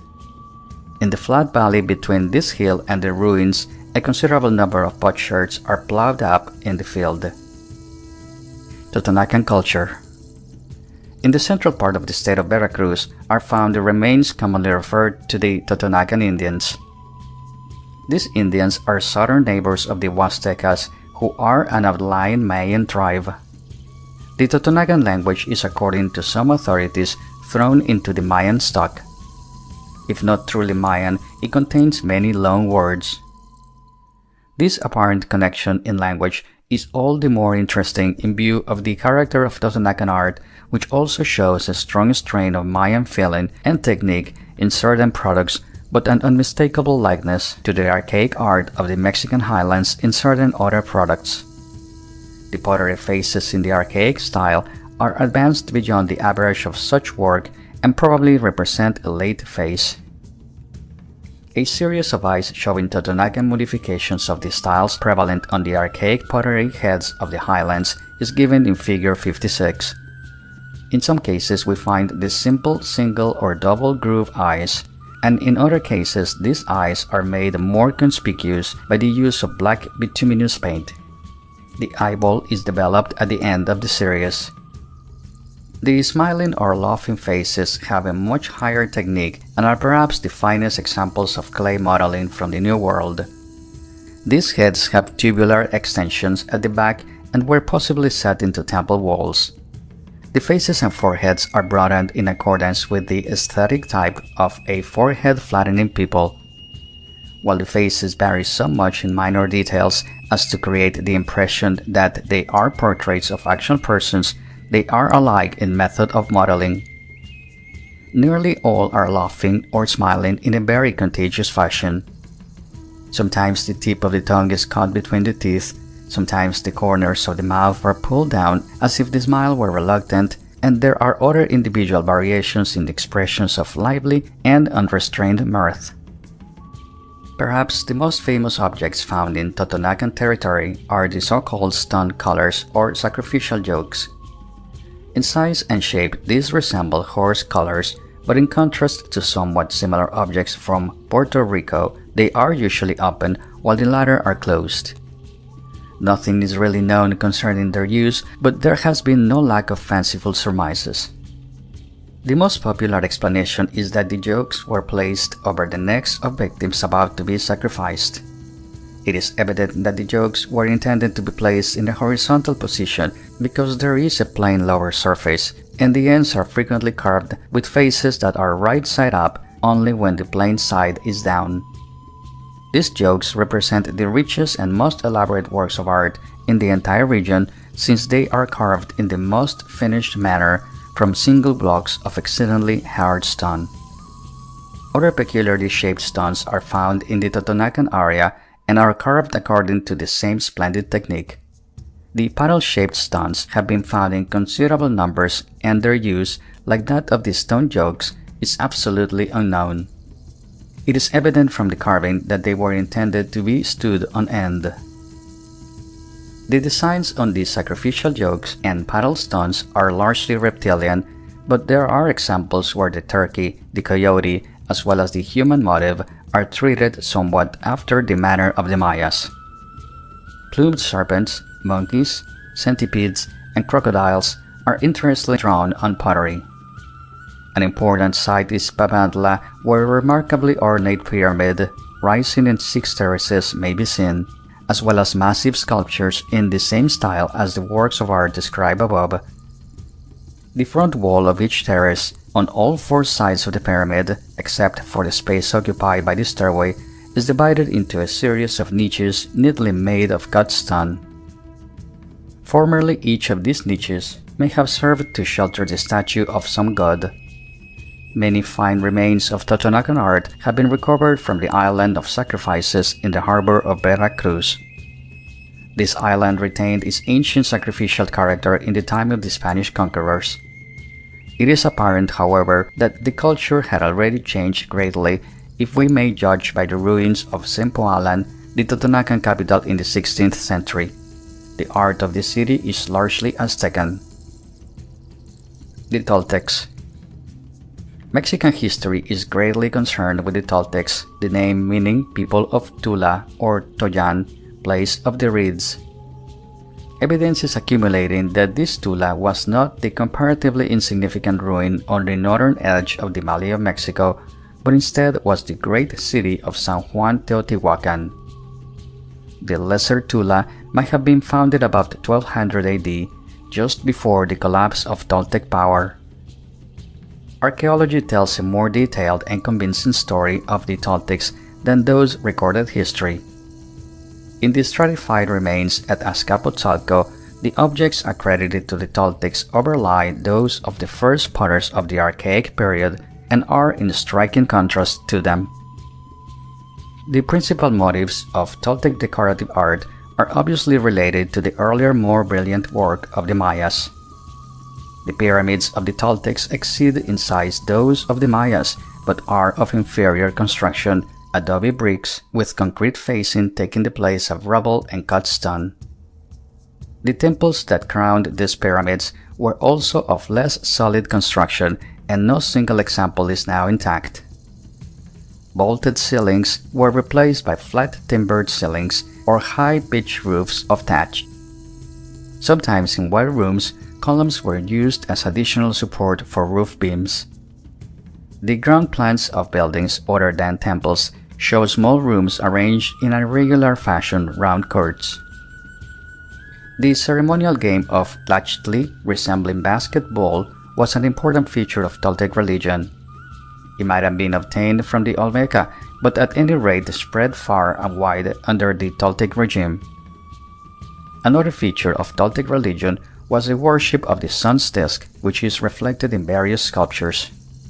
Also, these people are supposed to have invented pulque, made from the fermented sap of the agave. The reclining type of sculpture known as chacmul, after the famous example found at Chichen Itza in northern Yucatan, may be a relic of a peculiar Toltec cult in which drunkenness figured. Human sacrifice was another feature of the religion of the Mexican highlands, in contrast to that of the lowland Mayas. On the economic side, Toltec culture rested on the earlier archaic civilization, but on the artistic and ceremonial side, it was largely inspired by the Mayas through the mediation of the Zapotecs, Olmecs, and Totonacs, but with new emphasis on certain aspects and several important innovations. The language of the Toltecs seems to have been essentially the same as that of the Aztecs who succeeded them. The Toltecs made a radical departure in social policy in that they took to war and expropriation as a means of building up national wealth, thereby paralleling, somewhat ineffectively to be sure, the political methods of Europe and Western Asia.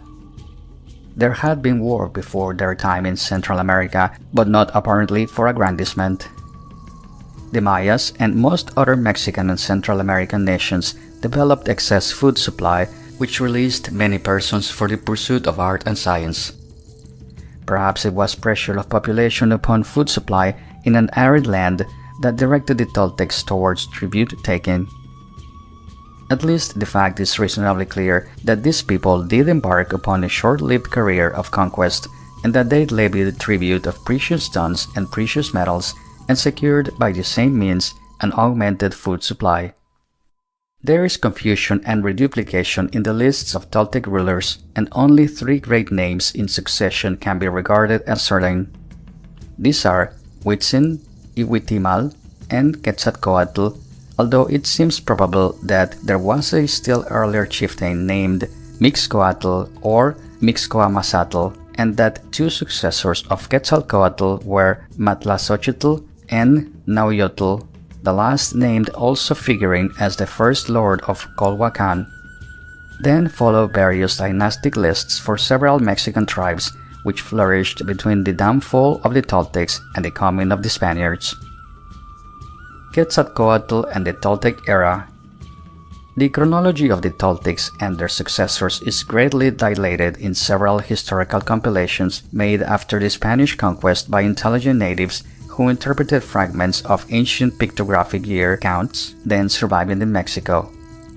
Thanks to a modern survey of materials much more extensive than those which Chimalpahin, Ixtlilxochitl, etc. had at their disposal, we are now able to avoid the errors of these writers. In the original pre-Spanish chronicles, important events are recorded in connection with 52-year signs falling in regular order and then repeating. In the well-intentioned attempts to restore Mexican history, entire cycles are interpolated in several places, and the rulers are given lives of impossible length. In the case of Ixtlilxochitl, we possess, fortunately, the principal documents which this descendant of the Texcocan kings attempted to interpret. Also in the case of the Annals of Cuautitlan, an early compilation made by a nameless student of ancient history, we are in position to adjudicate wide errors in chronology. There is an annotation on this manuscript reading 6 times 4 centuries plus 1 century plus 13 years, today the 22nd of May 1558. The centuries are the native cycles of 52 years, and the total on this basis would amount to 1,313 years. Subtracted from 1558, the beginning would be found in 245 AD, while the years set down by the compiler in an unbroken series reach back to 635 AD, but there is no pre-Spanish support for reading history outside of the Mayan area of anything like this antiquity.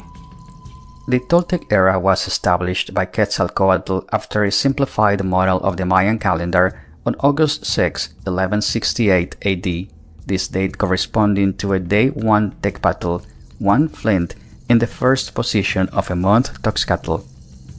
This day gave its name to the entire year, and its hieroglyph was one of a series of 52 used to designate years in the pictographic records. Most of the Mexican year counts begin with the particular sign 1 Tecpatl, which corresponds to 1168-69 AD.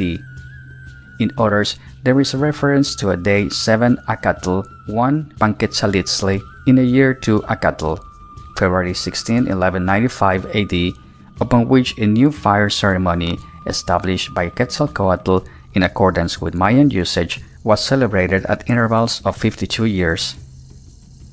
The conclusions are supported by evidence in Guatemalan chronicles and also in records of the Mayas, for we have already seen that Quetzalcoatl conquered Chichen Itza in 1191 AD. The three great Toltec emperors, Huitzin, Ihuitimal, and Quetzalcoatl, swept over an area extended from Durango to Nicaragua, the three seats of the government being Teotihuacan in the Valley of Mexico, Chichen Itza in Yucatan, and Ixinche in Guatemala. Quetzalcoatl probably spent his youth in Yucatan, returning to his highland home with strange religious and social ideas.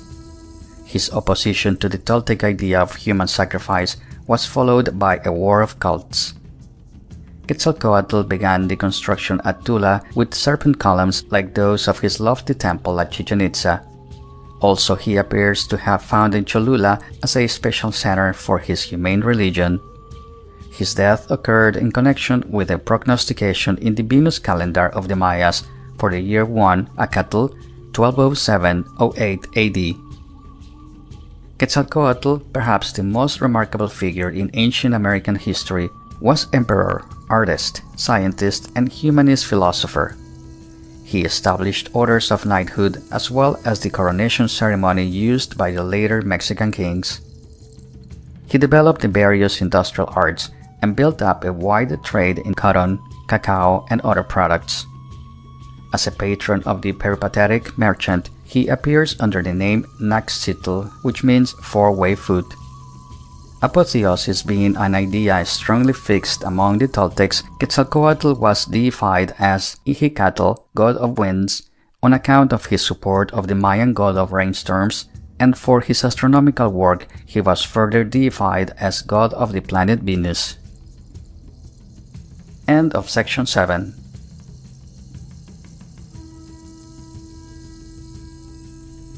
Section 8 of Ancient Civilizations of Mexico and Central America by Herbert J. Spinden. Chapter 3 The Middle Civilizations Part 2 San Juan Teotihuacan. This name Teotihuacan means where the gods, that is, the deified dead, dwell.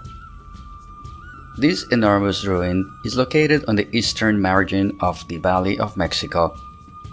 The principal features of Teotihuacan are two great pyramids and a straight roadway lined with small pyramids.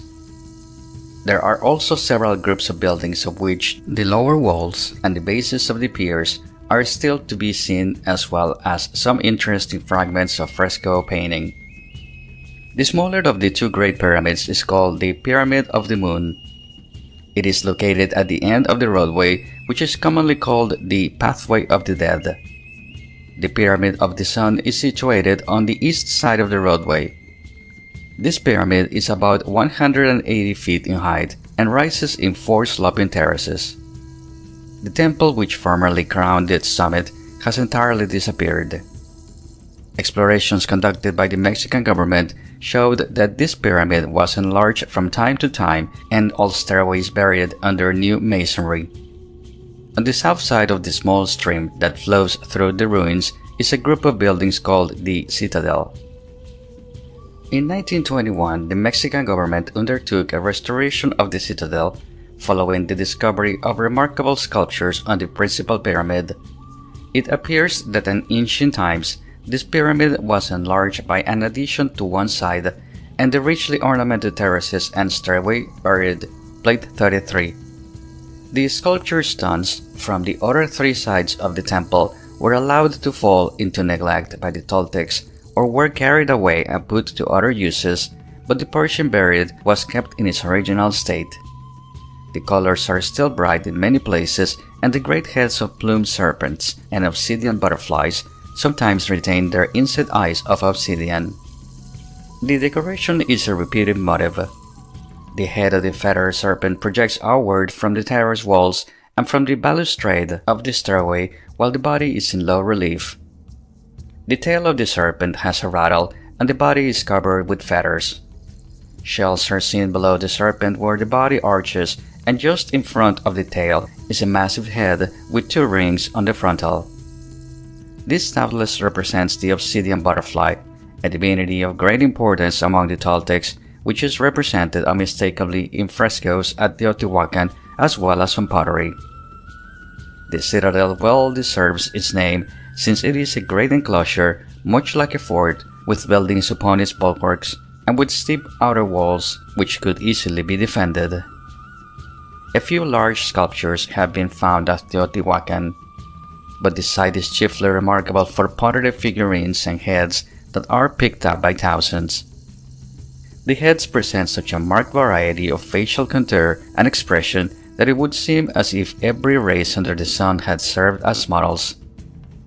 It is very likely that these heads form part of votive offerings being attached to bodies made of some perishable material. The heads were seldom used to adorn pottery vessels, although many modern and fraudulent vases are so adorned. Dolls with head and torso in one piece and with movable arms and legs made of separate pieces were known. The face of Tlaloc, the rain god, is fairly common in Teotihuacan pottery, but other deities have not surely been identified. It is not improbable that the god of fire is personified as an old man with wrinkled face, but somewhat less likely that Zipe is represented in the faces that look out through the three holes of a mask. The jaguar, the monkey, the owl, and other animals are also modeled with excellent fidelity. The Mayan convention of a human face in the open jaws of the serpent is not unknown. A number of beautiful vases painted in soft greens, pinks, and yellows have been recovered at Teotihuacan.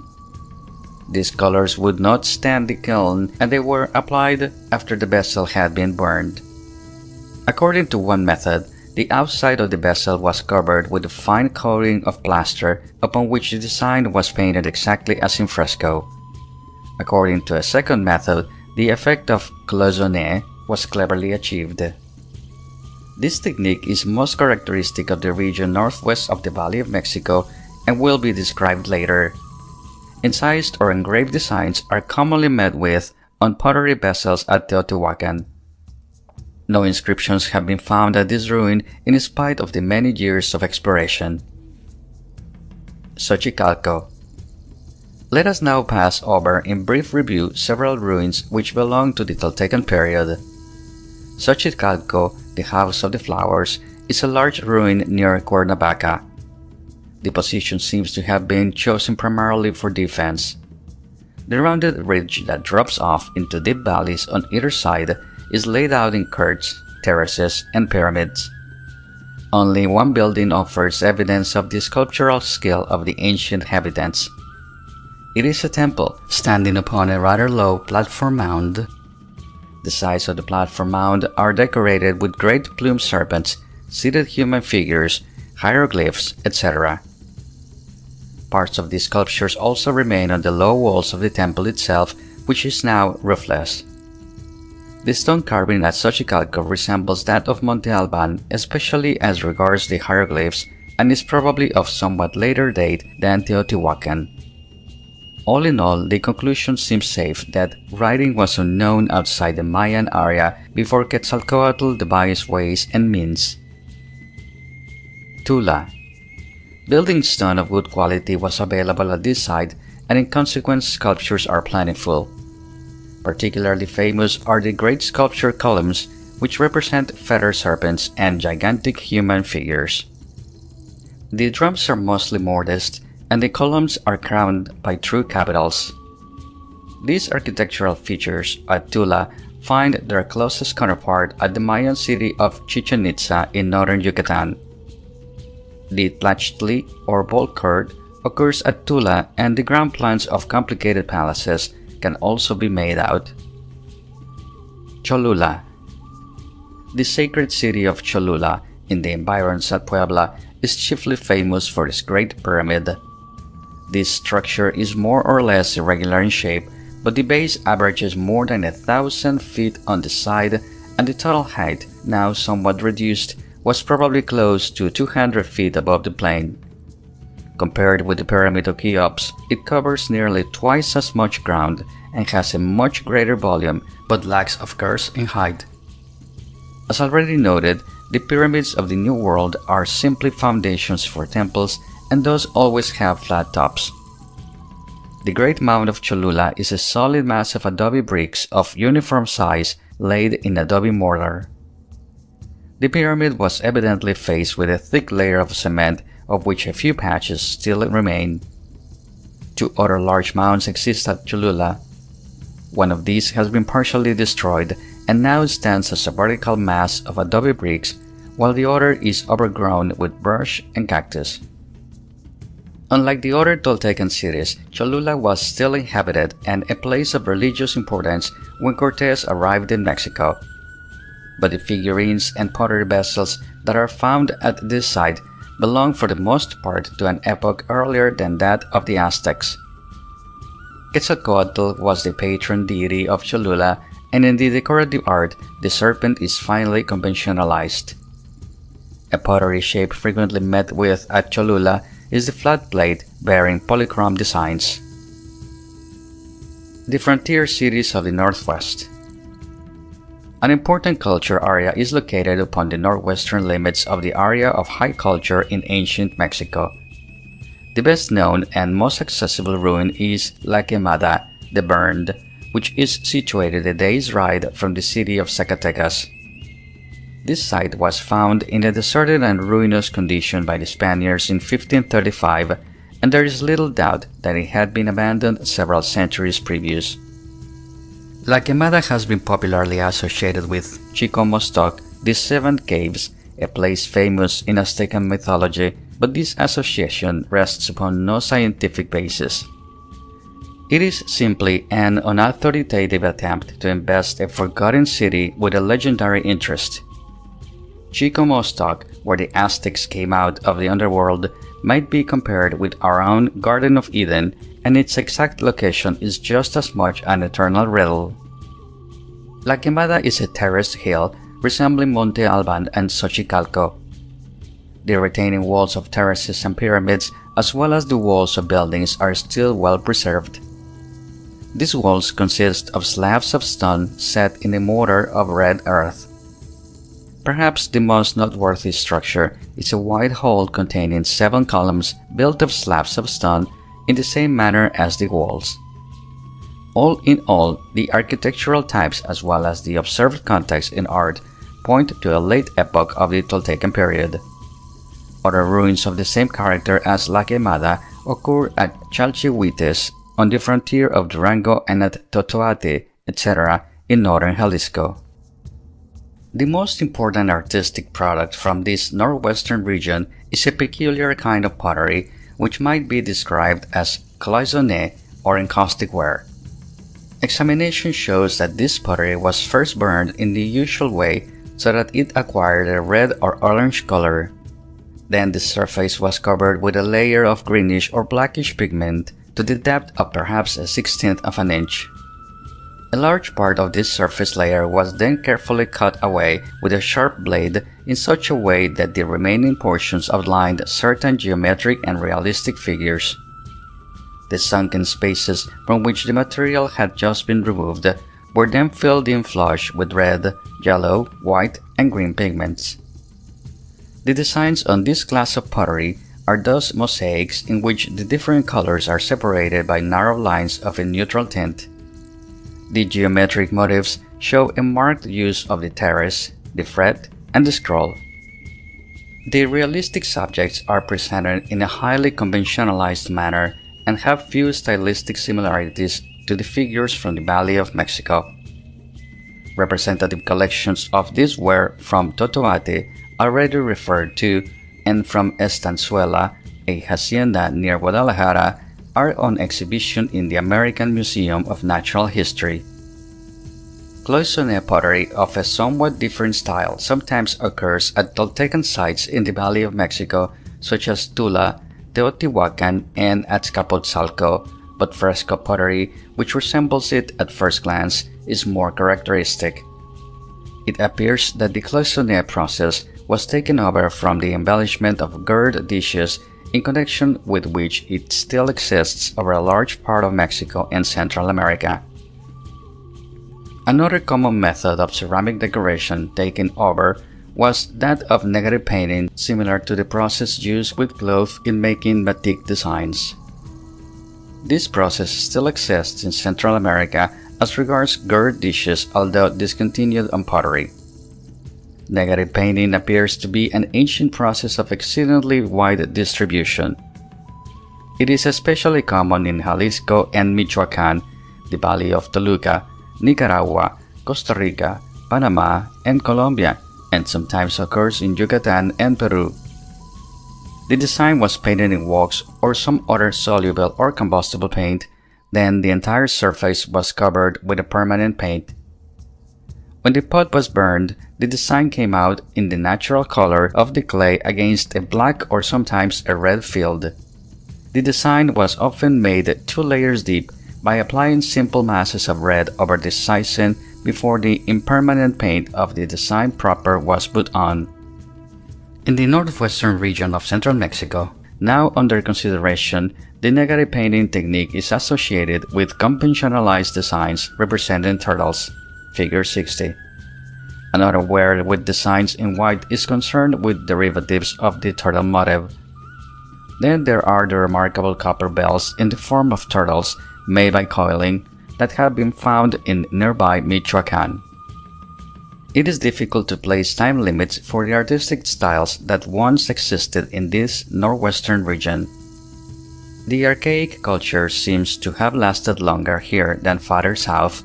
Next followed the northern flow of Toltecan culture, which later receded and finally came a rather thin layer of Chichimecan or Aztecan culture. We may tentatively conclude that the forgotten cities of the Zacatecán subculture flourished after 1000 AD. The question should be settled because of its connection with the dating of Pueblo ruins farther north. Santa Lucia Cozumalhualpa. The zonal distribution of rainforests in southern Mexico and Central America is especially important, as has been pointed out, in connection with the spread of Mayan-type civilizations. The Olmeca and Totonacs, who were among the first to feel the cultural effects of the Mayan ascendancy, occupied lands of heavy precipitation. The Zapotecan and Mixtecan areas were partly wet and partly dry. The Toltecs seem originally to have been desert dwellers, but they extended their conquests over tribes living in the humid tropics and made much of cacao, rubber, copal, etc., obtained by trade and tribute from such subject peoples. Along the Pacific coast, below the Isthmus of Tehuantepec, lies a rain belt containing ruined cities which flourished between 1000 and 1300 AD, or on the historical level of the Toltec expansion. The sculptural art at these sites resembles the works attributed to the Olmecs in Tabasco and Veracruz on the one hand, and to the works of the Chorotega of Lower Central America on the other. One such ruin is Cuyengola, near the modern city of Tehuantepec. Another occupies a ridge above Tonalá, and there is a cluster of sites in the environs of Santa Lucia Cozumalhualpa in southern Guatemala, extending into western Salvador. Whether or not the sculptures of Santa Lucia Cozumalhualpa are to be credited to the Pipil, a Mexican tribe, is far from certain, but human sacrifice and other Toltec religious ideas are plainly presented. We find here elaborate speech scrolls comparable to those of Xochicalco and the Toltec work at Chichen Itza. Also, there is evidence of the ceremonial importance of cacao in this region, the god of this economic plant being pictured in the form of a jaguar. A peculiar type of pottery centered in southern Guatemala and western Salvador, from which region it was distributed far and wide by trade. Although a few examples of this ware are found at Copan, it is clear from the designs that most of the pieces belong to a time subsequent to the abandonment of this Mayan city. The ware has a semi-glaze, which is the result of lead in the clay. Because paint could not be applied to this ware, the aesthetic idea of shape was allowed to develop itself without hindrance. This pottery is now referred to as plumbate ware. The Chorotegan culture. Passing south and east from the Mayan area, we find remains of a rich and in many ways peculiar art, consisting mostly of pottery and stone carvings to which the name Chorotegan is applied. This name means driven out people. It was first used in connection with several tribes of the Chiapanec Otomi stock dispossessed of a fertile area about Lake Nicaragua by the intrusive Mexican-speaking Nicaragua. The Chorotega were not, however, totally dispossessed, since they continued to hold the peninsula of Nicoya in Costa Rica as well as other pieces of territory. In an archaeological sense, the name Chorotegan fittingly can be extended to eastern parts of Costa Rica, Nicaragua, and Honduras, since the inhabitants of this stretch of land were also dispossessed sometime before the coming of the Spaniards. Or perhaps they voluntarily migrated northward towards the end of the Toltec rule and are to be identified with the Otomi, Tlapaneca, and Mazateca of southern and central Mexico. The Tlapaneca and Otomi are definitely associated with introduction into Mexico of the peculiar cult of Sipe, god of the flayed. This cult was clearly of southern origin and indeed still survived at Nicaragua at the time of the Spanish conquest. The Mazateca were found in transit by Cortés in the southern part of the peninsula of Yucatan, living in palisaded villages. Similar palisaded villages once flourished in Honduras. The wild South American tribes who replaced the eastern Chorotega exhibit a cultural nonconformity with the archaeological remains of the region they now occupy.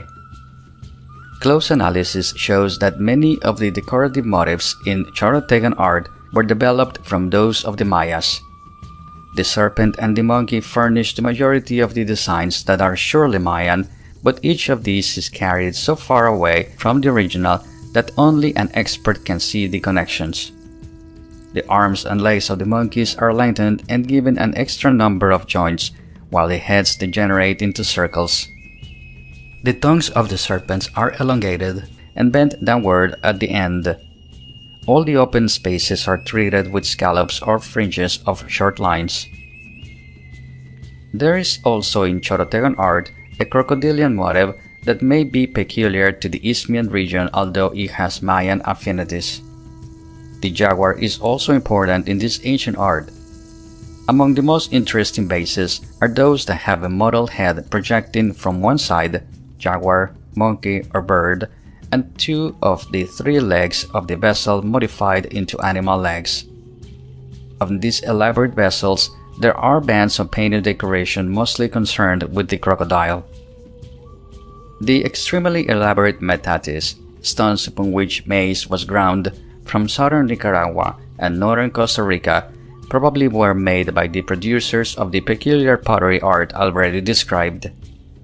These were carved out of solid blocks of lava with stone tools. It is not unlikely that these elaborate metates were used as ceremonial seats, since few of them show signs of use. The jaguar is perhaps the most common motif used in the decoration of these metates. The back is broad and slightly dished, the head projects from the center of one end, and the tail swings in a curve from the other end to one of the feet. At Mercedes, remarkable stone slabs were found during the excavations conducted by Mr. Minor C. Keith. These are now on exhibition in the American Museum of Natural History. The sculptures in relief on these slabs are by all odds the finest from the Isthmian area. Human beings, crocodiles, monkeys, and birds are all used to decorate these carefully and laboriously made pieces whose use is entirely unknown. The statues in the full round have also been unearthed in quantity at Mercedes, which gives every evidence of having been a large city with a long career. We may be reasonably sure that the stone slabs date from a fairly late epoch because an undoubted chacmool exhibiting the same style of carving has been discovered here. The chacmool, a half-reclining figure with the knees drawn up, the body supported in part upon the elbows, and a bowl for incense or other offerings in the pit of the stomach, gets its fanciful name from Le Plongeon, who discovered the original at Chichen Itza. But the unmistakable sculptures of this type were apparently developed by the highland tribes, and the cult was introduced into northern Yucatan during the period of Mexican influence. In addition to Chichen Itza, examples have been found at Zempoalan, the historic Totonacan capital near Veracruz, at Texcoco in the Valley of Mexico, at Yuachio in the Tarascan region, as well as at Chalchuapa, far to the southeast in Salvador. All of these occurrences indicate a late Toltecan horizon for its distribution. Isthmian gold work.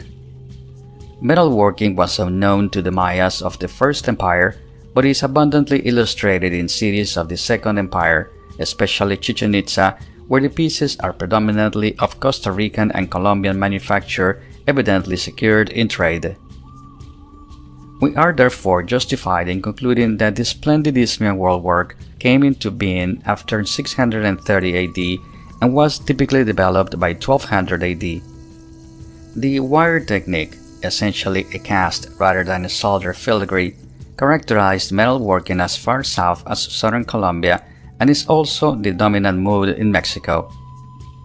In addition to plain and hollow casting, two kinds of gold plating were carried to perfection by the ancient metal workers, one a heavy plating over copper and the other a thin gilding. The manner in which this plating was done is still uncertain.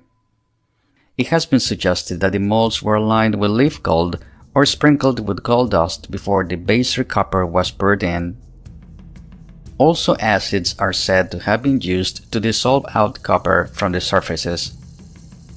Many ornaments are of pure beaten gold and have designs in rebusé. The gold objects are found in stone box graves along with pottery and stone carvings. Gold is taken from only a small percentage of the graves, probably those of chiefs. A systematic rifling of the ancient cemeteries has been going on since the arrival of the Spaniards, but the finds have mostly been thrown into the melting pot. The burial places are sometimes marked by low platforms built over a group of graves. An iron rod, giving forth a hollow sound when the stone cists are struck, is used by the searchers. Human bones are found in these graves, but seldom in a state of good preservation. Mr. Minor C. Keith's collection of gold work from Costa Rica and Panama is unexcelled and illustrates the range of technical processes as well as of ornamental forms. Human forms are represented with peculiar headdresses and with various objects carried in the hands, and often they are joined in pairs. Many of the most beautiful amulets are frogs arranged either singly or in groups of 2 or 3. These figures are all provided with a ring on the underside for suspension. Lizards, turtles, and crocodiles are frequently modeled, as well as clamshells, crabs, and monkeys. But perhaps the most frequent amulets are those that picture birds with outspread wings, among which may be recognized vultures, harpy eagles, gulls, man-of-war birds, and parrots. The larger and more elaborate pieces of gold work cast considerable light on the ancient religion of the natives, since beast gods are figured in half-human form. Bells of copper and gold were much used in gala dress and were doubtless an object of trade with the tribes farther north. End of section 8.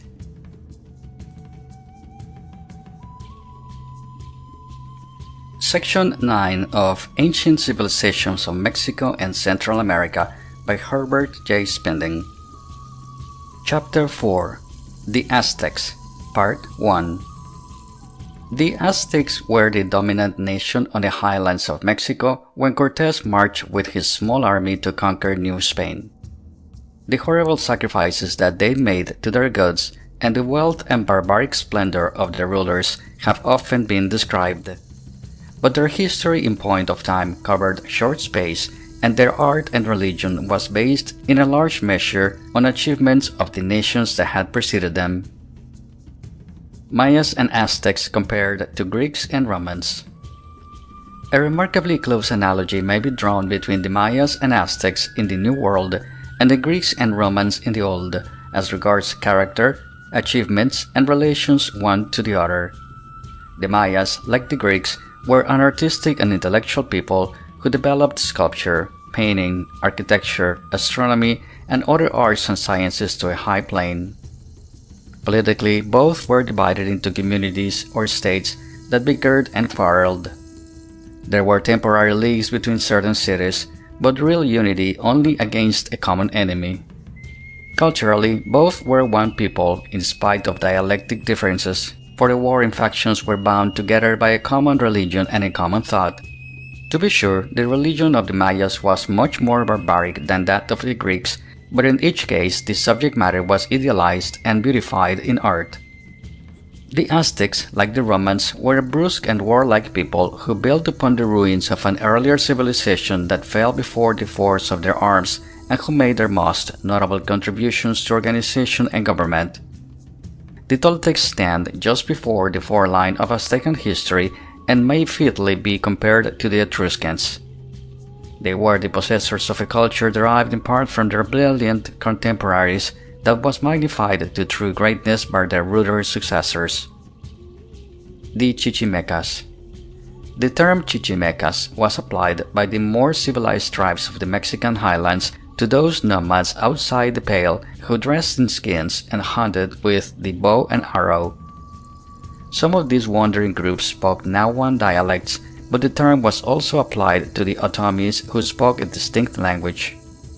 Possibly through having been reduced in war, certain of these wandering groups were drawn into civilization, and when the Toltecan cities began to decline, they advanced to considerable power and prestige. In fact, the Aztecs may be considered as originally Chichimecan, along with the people of Texcoco. In later times, these city-broken nomads looked back with considerable pride on their lowly origin. The early life in the open is pictured interestingly in several documents, including the map of Tlotzin and the map of Quinatzin. We have already seen how the splendid culture of the Toltecan cities broke down under the weight of civil war about 1220 AD. To be sure, Cholula appears to have kept alive the flame of Toltecan religion and art up to the advent of the Spaniards. Azcapotzalco, Colhuacan, and other towns near the lakes that had been established during the Toltecan period were able to hold their own for a time against the newer order. Xolotl, founder of the dynasty of Texcoco, makes his first appearance in the Valley of Mexico in 1225, 5 years after the dispersion of the Toltecs, according to the Codex Xolotl. He viewed the abandoned cities, but neither he nor his immediate successors chose to lead a sedentary life. The first date appears too early because it seems unlikely that the reigns of Xolotl and his son actually covered 90 years. The foundation of Texcoco took place in the reign of Techotlala, and Itztlisochitl, his son, fell a victim to the murderous policy of the Sosomoc, the famous tyrant of Azcapotzalco. Nezahualcóyotl, who regained the throne in 1431, was a great poet, philosopher, and lawmaker. The rulers of Texcoco were as follows. The dynasty of Texcoco. Nomadic chieftains.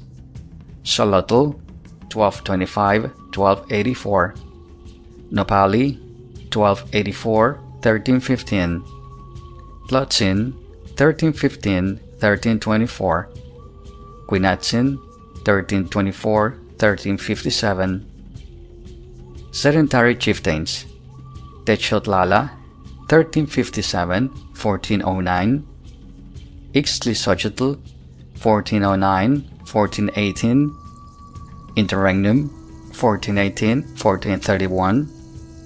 Nezahualcóyotl, 1431–1472. Nezahualpili, 1472–1515. Cacama, 1515–1520. Aztecan history. The history of the Aztecs has a mythological preamble in common with other nations of Mexico.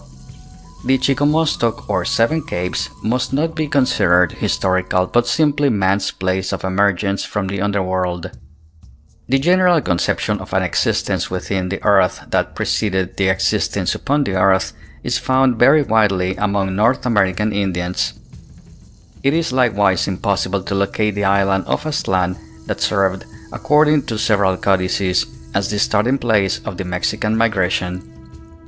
The northern origin for the Aztecan tribe, to which so much attention has been paid, need not have been far from the Valley of Mexico, since in their entire recorded peregrination they hardly traveled 80 miles.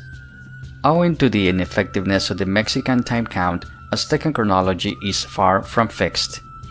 The year was unknown by the day with which it began, and as this day ran the permutation of 4 names and 13 numbers, a cycle was 52 years in length. No method of keeping the cycles in their proper order seems to have been devised, except the laborious one of putting down every year in sequence whether or not an event occurred in it. According to different authorities, the year 1 Stan, which begins the historical account in the Ovian Codex, was 648, 1064, or 1168 in the European calendar, each date differing from the others by multiples of 52 years.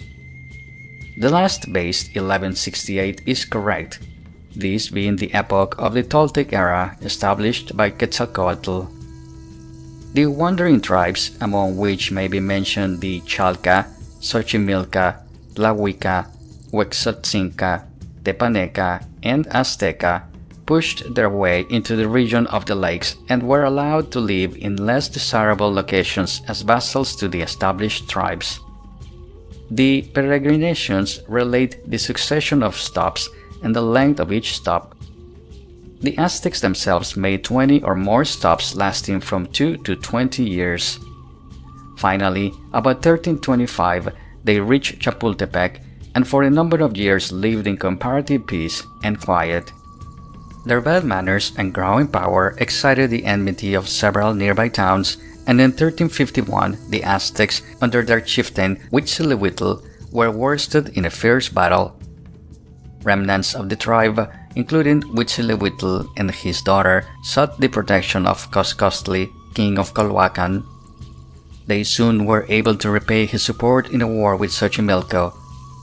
The first actual settlement on the site of the future Tenochtitlan was made in 1364, and in 1376 Apamapictli, a noble allied to the royal house of Culhuacan, was elected to be the first war chief of the new city. One of the first improvements undertaken by the new city was in the matter of water supply. Rights were secured to the famous spring of Chapultepec, an important gain because the brackish waters of the lake were not fit to drink. A double water main of terracotta was laid from the springs to the town. New land was made, probably after the manner still to be seen in the famous floating gardens of Xochimilco, by throwing the soil from the bed of the shallow lake into enclosed areas of waterwork. Gradually, a Venice-like city, traversed by canals and admirably protected from attack, rose from the lake. At the coming of the Spaniards, there were 3 causeways leading to the shores of the lake, and each of these was protected by drawbridges. There was a city wall upon which were lighthouses for the guidance of homecoming fishermen. There were palaces and marketplaces and a great central plaza called the Tecpan, where were situated the principal temples. The Spaniards destroyed the ancient city, blocking up the canals with the debris of temples and building the new city of Mexico over the leveled ruins. Ancient relics are brought to light wherever excavations are made.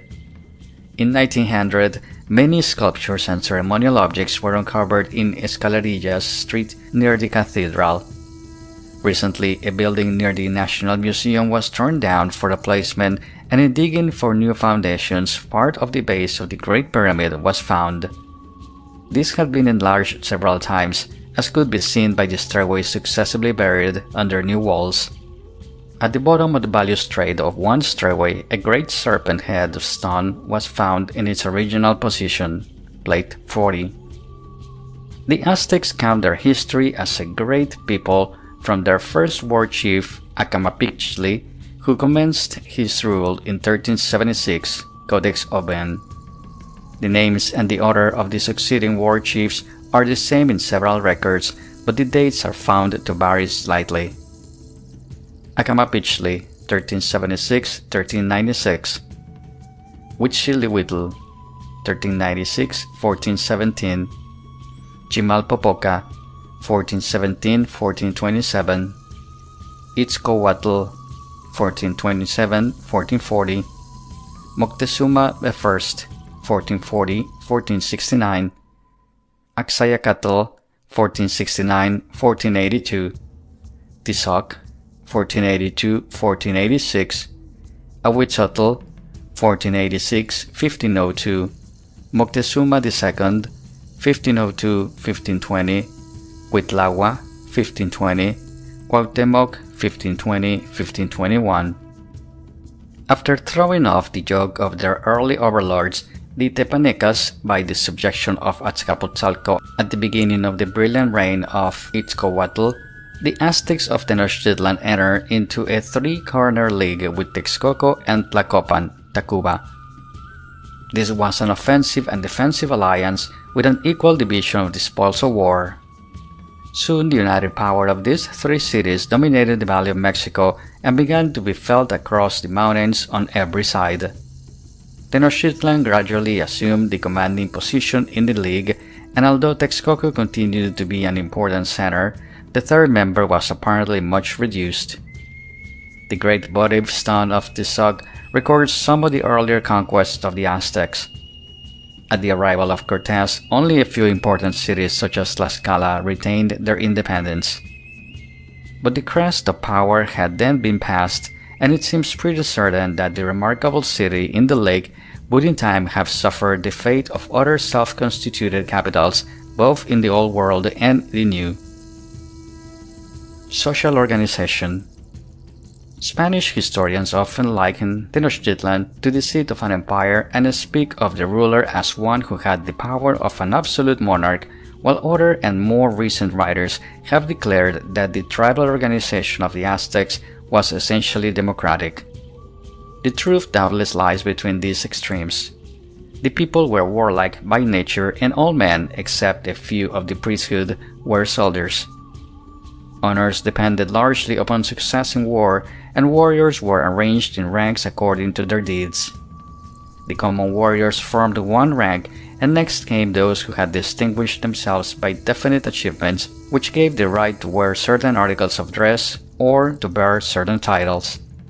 The chiefs were elected for an indefinite term of office from the most distinguished fighters and could be removed for cause. But while the offices of state were elective, there was nevertheless a tendency to choose from certain powerful families and at least the foundation of an aristocratic policy. A chief was succeeded by his son or brother except when these candidates were manifestly unfit. In the actual succession of the Great War chiefs of Tenochtitlan, a peculiar system seems to have been followed in that the candidates from the older generation were ordinarily exhausted before the next lower generation became eligible. Thus, Huitzilihuitl, Chimalpopoca, and Itzcoatl were all sons of Acamapichtli, and the last and greatest was born of a slave mother. Then followed Moctezuma Ilhuicamina I, the son of Huitzilihuitl. This chief had no male heirs, but the children of his daughter ruled in order: Axayacatl, Tizoc, and Ahuizotl. Moctezuma II was the son of the first of these, as was Cuitlahua, while Cuauhtemoc, the last Aztec ruler, was the son of Ahuitzotl. This peculiar succession was not in vogue in Texcoco, where son succeeded father and the lawful wife was chosen from the royalty of Tenochtitlan. In the various annals, the genealogies are often indicated, and the evidence that aristocracies existed is too strong to be overthrown. There are even cases of queens who succeeded to the chief power after the death of their royal husband. It is extremely doubtful whether the Aztecs ever had what might be called clans. We have seen that there were originally 8 closely related tribes constituting the Mexica or Mexici nation. The Aztecs themselves are said to have been divided into 7 groups that were first reduced to 4 or 5 and then increased to about 20. It is not clear that these were exogamic kinship groups. They were probably military societies, taking into their membership all the men of the tribe. The name Calpoli, or Great House, which was applied to them, seems to have referred to a sort of barracks or general meeting place in each ward or division of the city where arms and trophies were kept and the youth educated in the art of war. The title in land was held by the Calpoli, and the right of use distributed among the heads of families who held possession only so long as the land was worked.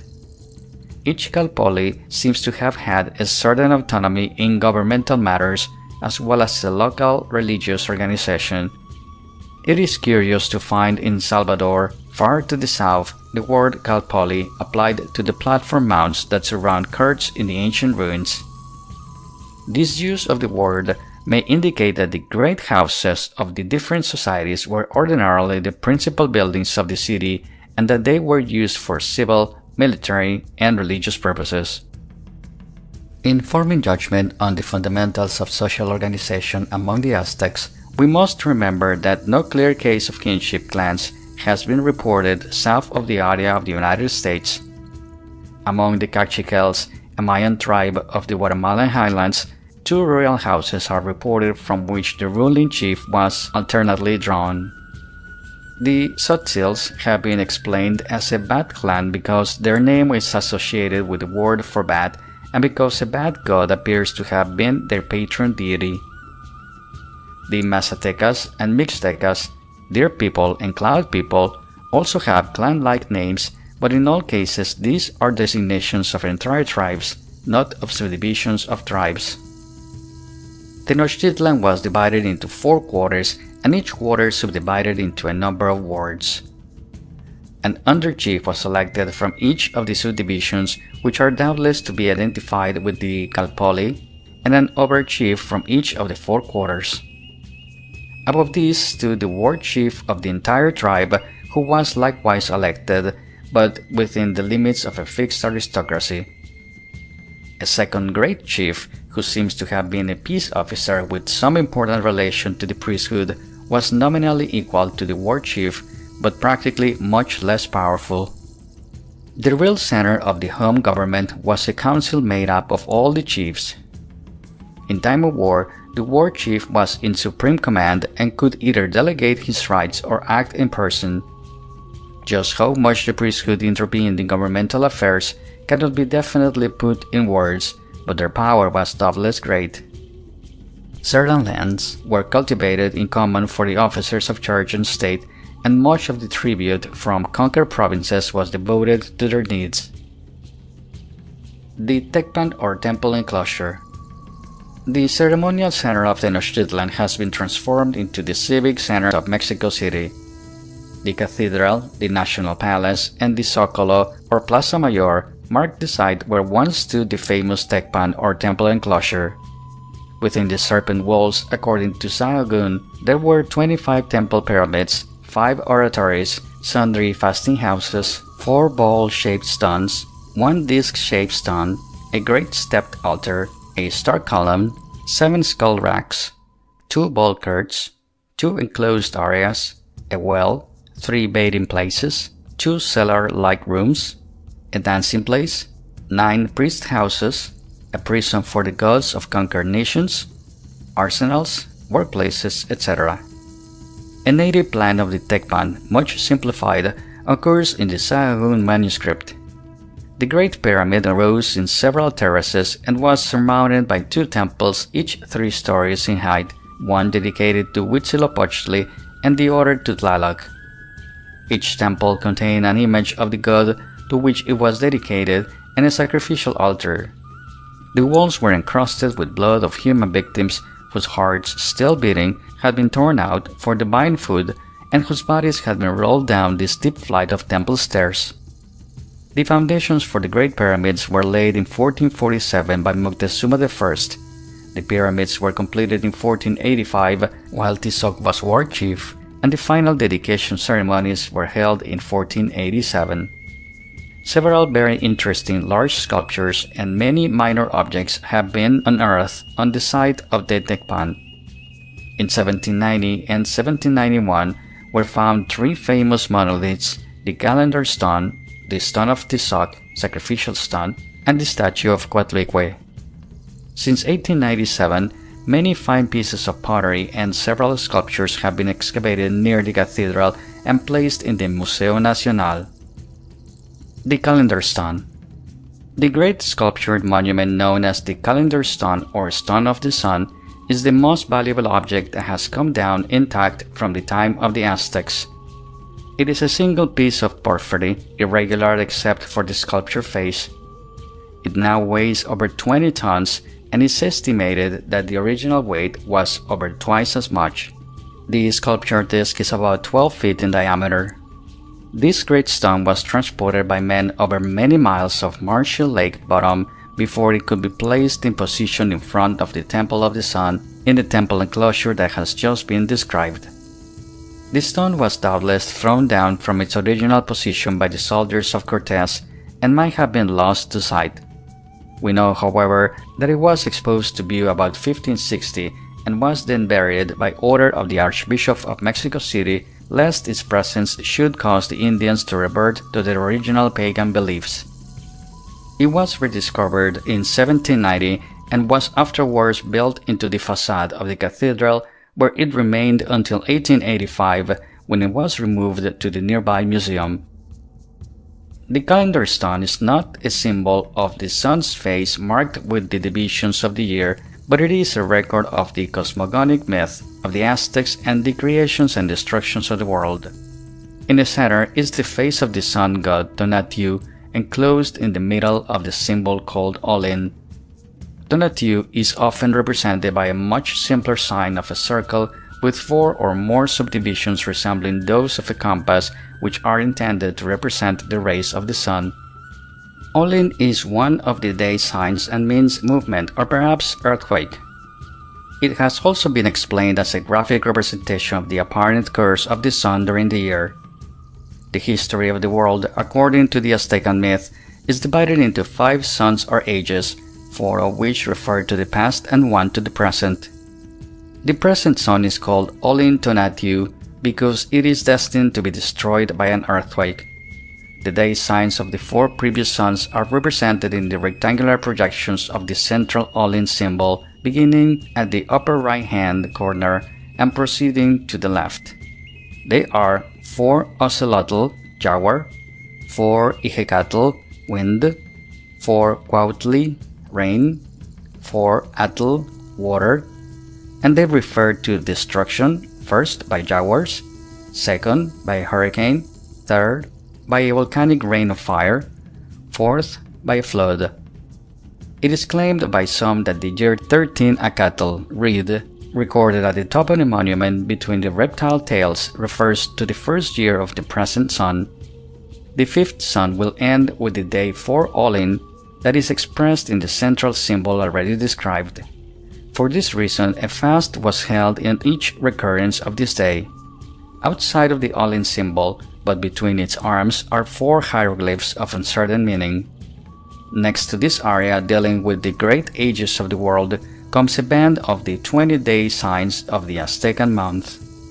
Outside of this band are several others which probably represent in a conventionalized manner the rays of the sun and the turquoise and eagle feathers with which the sun disk was believed to be decorated.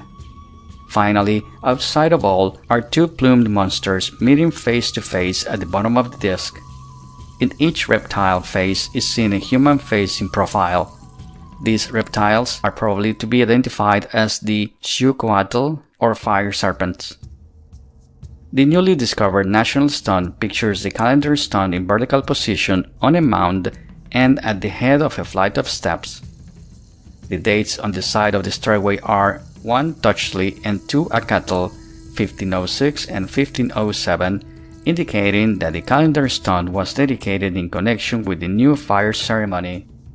The design on the back of this newfound monument pictures the eagle on the cactus, symbolic of the founding of Tenochtitlan. Other sculptures adorn the sides, the top, and the bottom of the stone. Stone of Tizoc. The sacrificial stone, or Stone of Tizoc, is believed to have been carved by order of Tizoc, the war chief who ruled from 1480 to 1486, as a memorial offering to Mexican arms on the completion of the great temple to the Mexican god of war. The stone was a Quaxicali, or eagle bowl. The name was given to large bowls which were used to hold the blood and the heart of human victims sacrificed to the gods. The same name was extended to the large drum-shaped stone under consideration, which has a pit in the center and a sort of canal running from the center to one side, which might have been intended to drain off the blood. Human sacrifice actually took place on this stone, but it is pretty certain that it was not one of the Temalacatl or gladiator stones on which were staged mortal combats as ceremonies. According to description, the gladiator stones were pierced by a hole in the center so that one or more captives could be bound fast by a rope. On the top of the stone of Tizoc is a representation of Tonatiuh, or the sun's disk, much less complex than that which we have seen on the calendar stone, but with many similar parts. On the sides of the stone are 15 groups of figures, each group representing a conqueror and his captive. The victorious soldier appears each time in the guise of the war god Huitzilopochtli or his wizard brother Tezcatlipoca. The left foot of the figure ends in two scroll-like objects that might represent the hummingbird feathers that form the left foot of Huitzilopochtli. But Tezcatlipoca also had a deformed foot. Moreover, on the side of the headdress is a disc with a flame-shaped object coming out of it. This may represent the smoking mirror of Tezcatlipoca. The captive wears costumes that change slightly from one figure to the next. Over the head of the captive in each instance is the hieroglyph of a captured town or district. Nearly all the place name hieroglyphs have been deciphered. The list is interesting historically because it gives the principal conquests up to the reign of Tizoc. Starting at the side directly across the stone from the groove or drain, we see that the figure of the victor has behind his head a hieroglyph that represents a leg. This is the hieroglyph of Tizoc, and the victim in this case represents the district of Matlatzinco in the valley of Toluca. This district was brought under subjection by Tizoc himself. Among the other conquered cities are such well-known ones as Chalco, Xochimilco, and Colhuacan in the vicinity of Lake Texcoco, and Ahulizapan, Orizaba, and Tuxpan that are more distant. Coatlicue. The famous statue of the earth goddess Coatlicue, the goddess with the serpent skirt, is one of the most striking examples of barbaric imagination. The name Teoyamiki is often given to this uncouth figure, but the identification is faulty. Like the other great sculptures we have just examined, it doubtless occupied an important place in the great ceremonial center of Tenochtitlan, but no ancient reference to it is extant. This goddess is reported to have been the mother of the gods. The statue may be described as follows. The feet are furnished with claws. The skirt is a writhing mass of braided rattlesnakes. The arms are doubled up, and the hands are snake heads on a level with the shoulders. Around the neck and hanging down over the breast is a necklace of alternating hands and hearts with a death's head pendant. The head of this monstrous woman is the same on front and back and is formed of two serpent heads that meet face to face. The forked tongue and the four downward pointing fangs belong half and half to each of the two profile faces. Mexican writing. The means of record employed in Mexican codices are in part pictographic and in part hieroglyphic. The sequence of the historical events in these native manuscripts is often indicated by a line of footprints leading from one place or scene of action to another. Historical records of this type resemble old-fashioned maps, and some are actually called maps. The names of towns in these documents are represented by true hieroglyphs, and often the character of the country is indicated by pictures of typical vegetation such as maguey plants for the highlands and palms for the lowlands. The day of the year in which took place the foundation of the town or whatever event is intended to be recorded is usually placed in conjunction with the hieroglyph or picture. Conquest is indicated by a place name hieroglyph with the spear thrust into it or by a temple on fire, while warfare is a shield and bundle of lances encircled by footprints. A few examples of Nahuatl hieroglyphs will now be given to illustrate this interesting method of writing. It must be remembered that there is nothing in the nature of a connected narrative.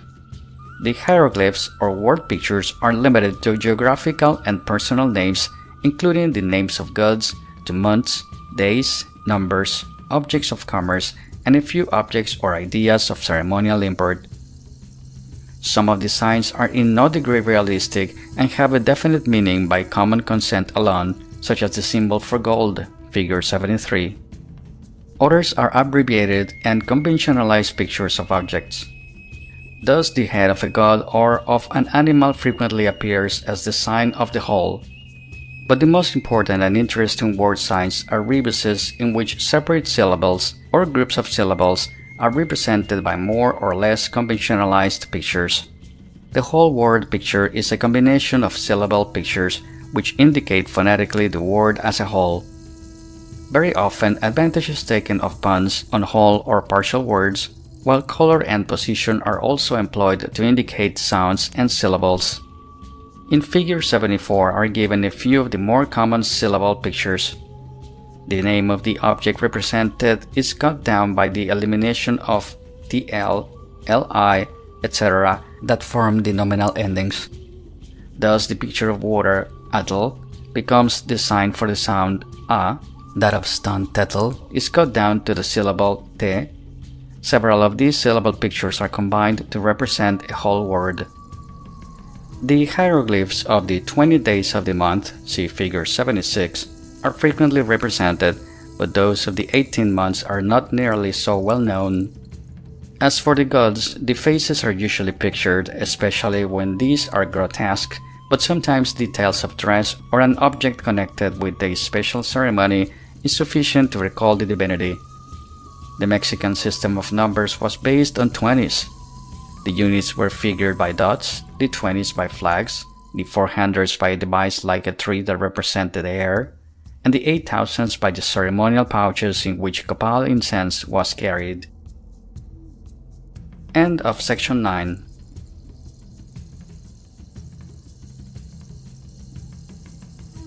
Section 10 of Ancient Civilizations of Mexico and Central America by Herbert J. Spinden. Chapter 4.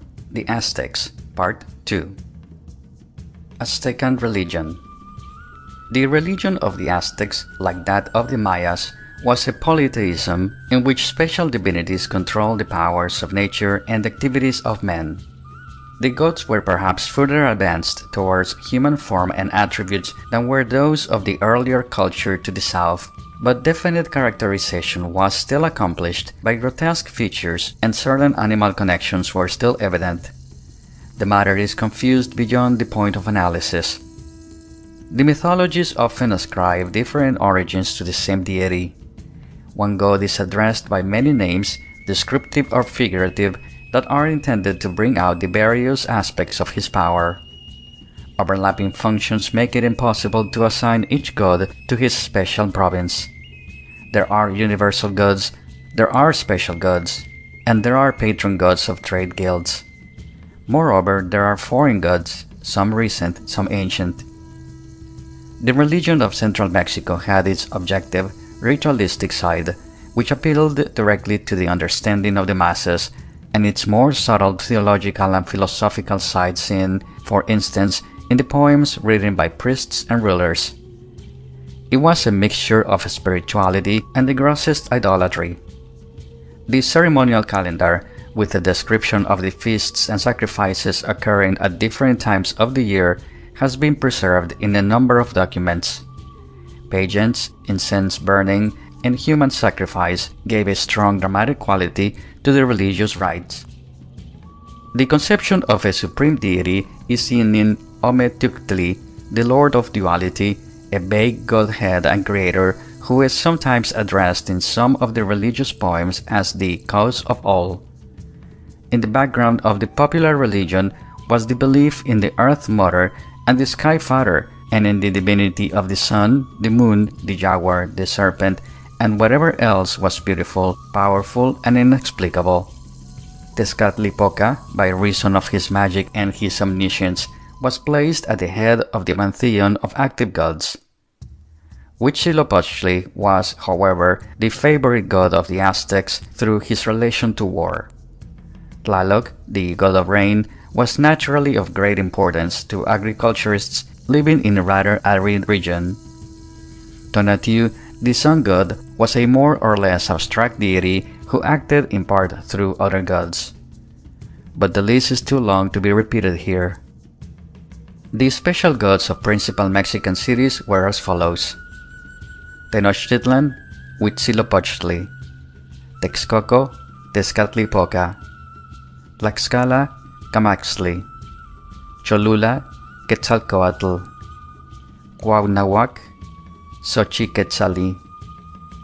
Of gods with a foreign origin, perhaps the most important were Quetzalcoatl and Xipe.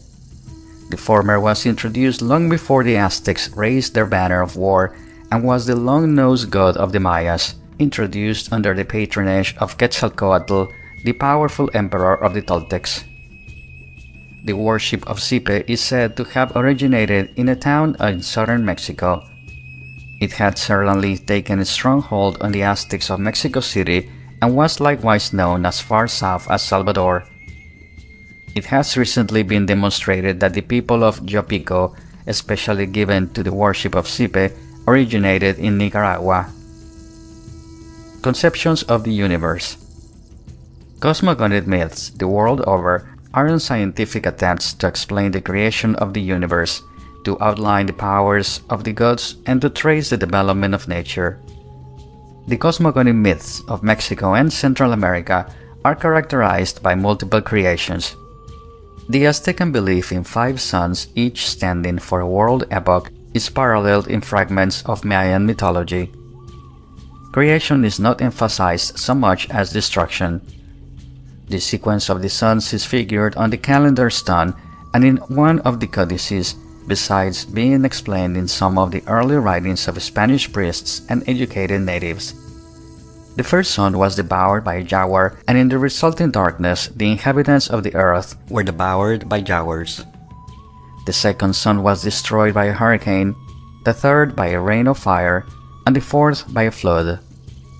One human pair escaped each cataclysm and lived to repopulate the world. The fifth or present sun will be destroyed by an earthquake. Notions of the shape and character of the universe are pretty well defined in Aztecan lore. The widespread belief that the universe consists of 3 superimposed worlds, the upper or sky world, the middle world of living men, and the underworld of the dead, is found in the developed form. The upper world is divided into 13 levels. The uppermost 4 levels are called Titiocan, the abode of the gods, and are considered to be invisible. The creator of all, Ometeotli, lord of duality, dwells with his spouse in the highest heaven, and under him in order are the place of the red god of fire, the place of the yellow sun god, and the place of the white evening star god. The inferior heavens, called Ilhuicatl, are given over to the visible celestial activities. There is one heaven for the storms, another for the blue sky of the day, the dark sky of the night, the comets, the evening star, the sun, the stars, etc. The underworld is Mictlan, the place of the dead. 9 divisions are commonly given, and in the lowermost of these lives Mictlanteotli, the lord of death, and his mate.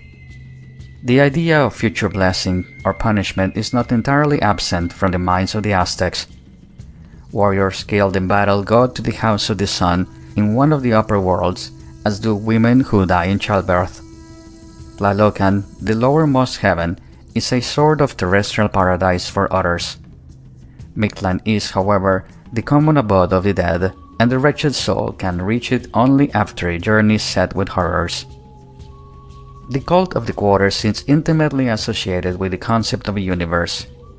With the 4 cardinal points, a number of others are sometimes taken, including the zenith, the nadir, and the middle. The sacred numbers 4, 5, 6, and 7 might thus conceivably be derived from the points of space, but it would be very unsafe to assume that they are necessarily so derived. The general concept of a universe divided into quarters, fifths, or sixths is a powerful conventionalizing factor in mythology, religion, and art. Prayers, songs, and important acts are repeated in identical or in systematically varied form for each point of space. In Mayan and Aztec codices, the symbolism of the four directions is often manifest. Ceremonies. Ceremonialism was intensely developed in Mexico, and the dramatic quality of many Aztecan rites of human sacrifice has probably never been equaled. We are apt to think only of the gruesome features of human sacrifice and to overlook the spiritual ones. The victim was often regarded as a personification of a god, and as such he was fed, clothed in fine garments, and given every honor. Efforts were made to cause the victim to go willingly to his death, uplifted by a truly religious ecstasy. It was considered unlucky that he should grieve or falter. The religious calendar was given over to fixed and movable feasts. The fixed feasts were 18 in number, and each came on the last day of a 20-day period and gave its name to that period. These 18 periods correspond with the Mayan unals or months, but since dates were rarely given in relation to them, they do not have the same calendrical importance. The 5 days that rounded out the 365-day year were considered unlucky. Each of the 18 feasts of the year was under the patronage of a special divinity, and each had a set of ceremonies all its own. In some cases, the ceremonies were really culminations of long periods of preparation. Thus, on the last day of the month Toxcatl, there was sacrificed a young man, chosen from captured chieftains for his beauty and accomplishments, who for an entire year had been fitting himself for his one turn on the stage of blood and death. This intended victim, gaily attired and accompanied by a retinue of pages, was granted the freedom of the city. When the month of Toxcatl entered, he was given brides, whose names were those of goddesses, and in his honor was held a succession of brilliant festivals. On the last day, there was a parade of canoes across Lake Texcoco, and when a certain piece of desert land was reached, the brides and courtiers bade farewell to the victim. His pages accompanied him by a little-used trail to the base of an apparently ruined temple. Here he was stripped of his splendid garments and of the jewels that were symbols of divinity. With only a necklace of flutes, he mounted the steps of the pyramid. At each step, he broke one of the flutes, and he arrived at the summit, where the priests waited, knife in hand, a naked man whose heart was to be offered to the very god he had impersonated. This ceremony is given only as an example, but it illustrates two characteristics that are seen in several other sacrifices, namely the paying of homage and honor to the intended sacrificial victim, and secondly, the necessity of keeping the victim in a happy frame of mind. The 11th feast of the year was called Ochpanitzli, the Feast of the Broom, and was celebrated in honor of the goddess known as Tochi or Teteyonan. The first of these names means our female ancestor, and the second one means the mother of the gods. She was a goddess of the earth, and her symbol was the grass broom with which the earth was swept. She also exerted an influence over the arts of the hearth, such as weaving. Her pictures in the codices show her with the broom in one hand and a shield in the other, while about her head is a band of unspun cotton into which are stuck spindles wrapped with thread. During this month, the roads were repaired, the houses and plazas swept, and the temples and idols refurbished. According to the text in the Codex Maglebeciano, there were human sacrifices in the temples which fronted on the roads, and there were great dances and carousals. Those sacrificed were afterwards flayed as in the feast of Sipe, and their skins worn by dancers. The picture that accompanies this revolting admission is itself devoid of any morbid symbols. It shows a kneeling woman holding out the broom and shield. She wears a white dress and a necklace of jade beads with golden bells for pendants. Below her are two standing men who bear in their hands offerings of ripe fruit. Sahagún gives details of a terrible drama that was enacted during this 20-day month. For the first 8 days, there was dancing without song and without the drum. After this prologue, a woman was chosen to impersonate the patron goddess and to wear her characteristic dress and ornaments. With her was a retinue of women skilled in medicine and midwifery. For 4 days, these persons divided in opposing ranks and pelted each other with leaves and flowers. While this harmless ceremony and others like it were being acted out, the greatest care was taken that the woman who played the role of the goddess and who was marked for death should not suspect her fate. It was considered unlucky, indeed, if this victim wept or was sad. When her time to die had come, she was clothed in rich garments and given to understand that she should be that night the bride of a rich lord. And under such a beguiling belief, she was led silently to the temple of sacrifice. There, without warning, an attendant lifted her upon himself, back to back, and her head was instantly struck off. Without delay, the skin was stripped from her warm body, and a youth, wearing it as a garment, was conducted in the midst of captives to the temple of the war god Huitzilopochtli. Here, in the presence of this mighty god, the youth himself tore out the hearts of 4 victims and then abandoned the rest to the knife of the head priest. Thus closed the terrible drama, which began with an innocent battle of flowers and ended in an orgy of blood. The 12th month passed under 2 names. It was called Pachtli, after a plant with which the temples were decorated, and Teotleko, which signifies the arrival of the gods. The principal feast was held as usual on the 20th day, when the great company of gods was supposed to return from a far land. One god, very youthful and robust, arrived on the 18th day, being able to outwalk the others, while a few very old and infirm divinities were late in getting to the feast. The one who arrived first was called Telpochtli or Titlacahuan, but in reality he was the great Tezcatlipoca in disguise. In anticipation of this return, the temples, shrines, and household idols were decorated with branches. The youths who did this work were repaid in corn, the amount varying from a full basket to a few ears. A noble manner of attesting the earliest presence of divinity is related. Some cornmeal was spread in a circular mass upon the ground. During the night the high priests kept vigil, and from time to time visited the circle of cornmeal. When he saw a footprint in the center, he cried out, "Our master has come!" Then there was a burst of music, and everyone ran to the great feast in the temple. Much native wine was drunk, for this was considered equivalent to washing the tired feet of the travel-worn gods. As a final act of the celebration, there was a dancing costume around the great fire, and several unfortunates were tossed alive into the flames. Space will not permit a further examination of the 18 fixed feasts. The movable feasts were mostly in definite relation to the Tonalamatl and were thus subject to repetition every 260 days. The permutation of 20-day names and 13 numbers is pictured in Mexican codices in 2 or more stereotyped forms, but these are very complete.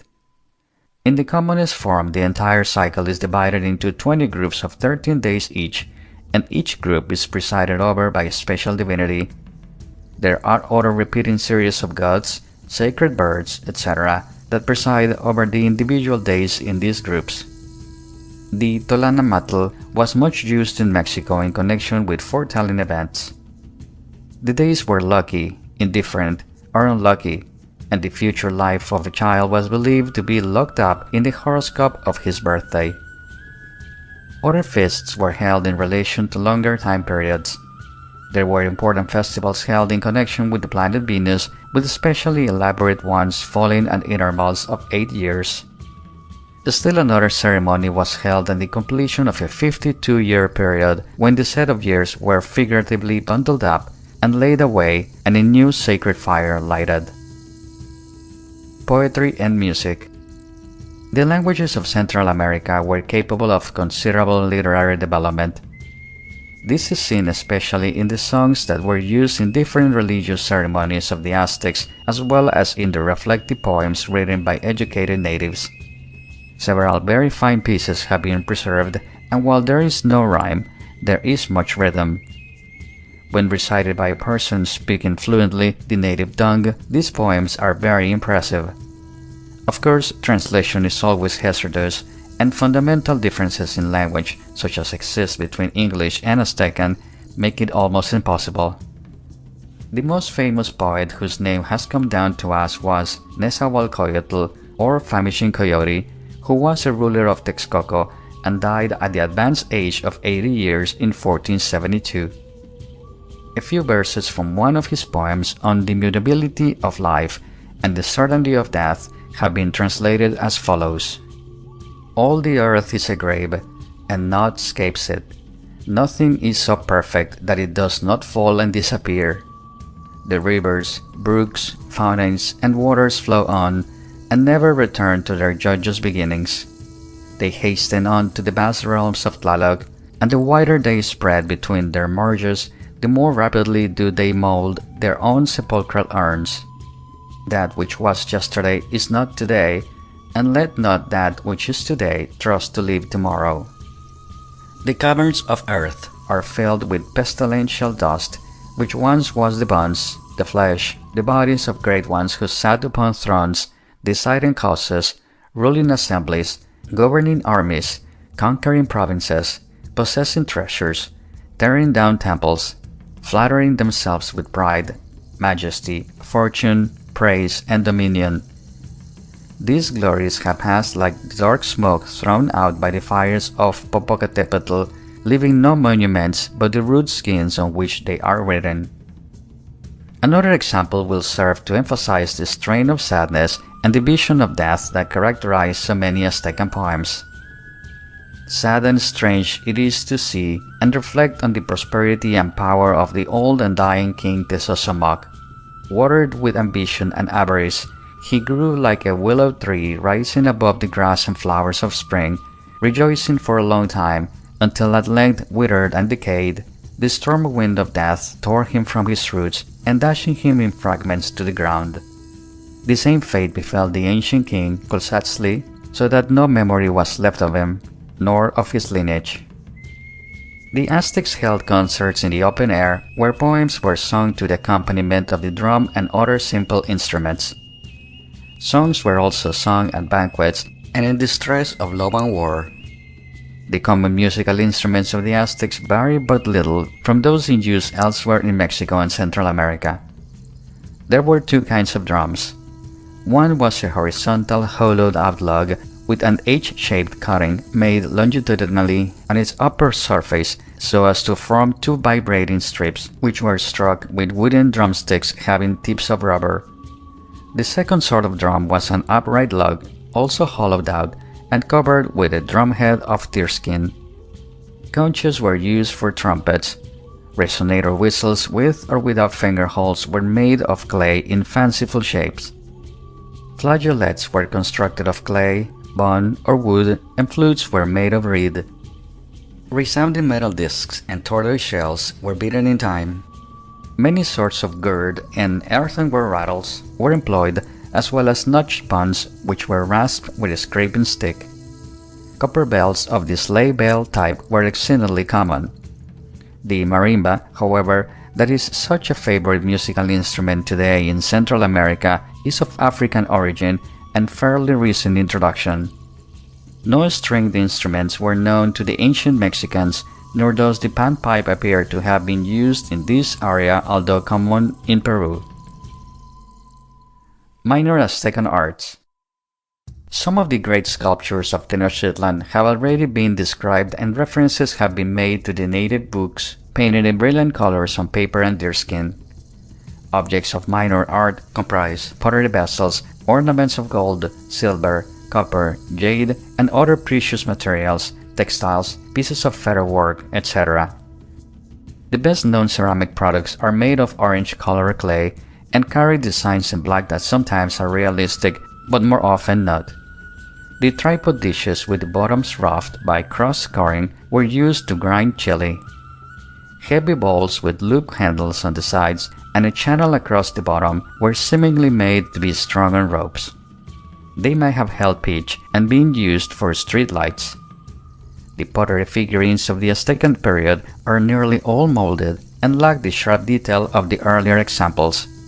They often represent deities wearing characteristic dress and carrying ceremonial objects. Comparatively few specimens of ancient gold work in Mexico escaped the cupidity of the Spanish conquerors, but this attests a remarkable proficiency in casting. The molds were made of clay mixed with ground charcoal, and the melting of gold was accomplished by means of a blowpipe.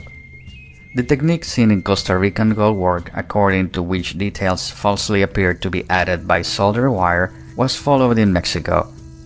Modern Mexican filigree bears little relation to the ancient Indian work, but is probably of Moorish origin. The examples of Aztecan gold work include finger rings, earrings, nose and lip ornaments, necklaces, and pendants. Among the precious and semi-precious stones known to the Aztecs, the most valuable in their eyes was turquoise. This was probably obtained by trade from the Pueblo Indians. It was mostly cut into thin plates and used in the manufacture of mosaic objects. Red jasper, green jade, jet, gold, and shell of various colors was also used in these mosaics. Jade was highly prized and was known as chalchihuitl. Ornaments of obsidian, a black volcanic glass, and of crystal quartz are fairly common, and others of opal and amethyst have been found. Pearls and emeralds were secured in trade from the south. The textile decorations in vogue at the coming of the Spaniards can be restored from the pictures in codices. Metals were often demanded as tribute, and the designs were given on the conventional bundles in the tribute lists. Garments with certain designs served as insignia of office for several of the priesthoods. Feather mosaic was highly prized and was made according to several methods. Capes as well as shields and other objects were covered with brilliant feathers so arranged as to bring out designs in the natural colors. The Tarascans. The Aztecs, while by far the most important tribe in the 15th century, did not dominate all the surrounding peoples. For instance, most of the state of Michoacán was controlled by the Tarascan tribe, who defeated every expedition sent against them. The list of Tarascan towns is a long one, but Tzintzuntzan, which means the place of the hummingbirds, was the capital and principal stronghold. The ancient history of the Tarascans is little known. Large and striking specimens of archaic art were formally accredited to these people, but without good reason. It is likely that archaic characters and art were maintained in Michoacán after they had passed away in central Mexico, but we cannot be sure that the Tarascans were the ancient inhabitants. There is some evidence, however, of culture which can be associated with them. The peculiar T-shaped mounds called yatacas, which rise in terraces and are faced with stone slabs laid without mortar, might have been built by this tribe. Sculptures of rather fine quality are occasionally found, an example being a reclining god of the type made famous by the Chacmul of Chichen Itza. Many fine copper cells have been unearthed in this highly mineralized mountain region. When the Spaniards came, the Tarascans were skilled in weaving and were particularly famous for feather mosaics and feather pictures made largely from the brilliant plumage of hummingbirds. The use of the atlatl, or spirit thrower, survives among the present-day Indians, who also make gourd vessels covered with colored clays in pleasing geometric and floral designs. The Otomis are a tribe of central Mexico, even less cultured than the Tarascans, and there is some evidence that they entered this region from the south only a few centuries before the Spaniards. Their relatives, the Matlatzincas of the Valley of Toluca, had more interest in arts. Southern Mexico. Somewhere about the middle of the 15th century, Moctezuma I planted an Aztecan colony at Huaxiacac on the edge of the Zapotecan territory to protect the trade route to Tabasco. This name gave rise to the modern Oaxaca. From this point, expeditions were sent out which harassed the Zapotecs to the south and the Mystics to the west. In the tribute roll of Moctezuma II, more than 20 Zapotecan towns are listed as paying tribute that consisted of gold discs and gold dust, jadeite beads, quetzal feathers, cochineal dye, fine textiles, etc. Very little is preserved concerning the traditional history of southern Mexico, but it is presumed that the Zapotecan culture before the Aztecan ascendancy was a development of that implanted many centuries before, when Monte Alban flourished and which we have already examined. As for the mystics, we only know that they produced pottery of great beauty, somewhat similar to that of Cholula. Some of the finest pre-Cortesian codices that have come down to us are probably of Zapotecan and Mixtecan origin, although reflecting to some extent the religion of the Aztecs. Several of these have been interpreted by Dr. Seller in terms of Aztecan religion and art. Among the documents from southern Mexico that belong to the late period are Codex Borgia, Codex Vaticanus 3773, Codex Bologna, Codex Fejerbari Mayer, Codex Vindobonensis, Codex Nuttall or Suchi. Several lienzos or documents written in cloth are also from this region. The lienzo of Amoltepec, which is a fine example of this class, is conserved in the American Museum of Natural History. The documents from southern Mexico are distinguished by details of geometric ornament that resemble the panels of geometric design on the temples of Mitla. They record historical events, give astronomical information, and present much pictographic evidence on various ceremonies and religious usages. In giving a date, a somewhat different method is used than we have seen in the historical records from the Valley of Mexico. There is a definite year sign, figure 83, and with it is combined the year-bearer or initial day of the year and often the particular day of the event.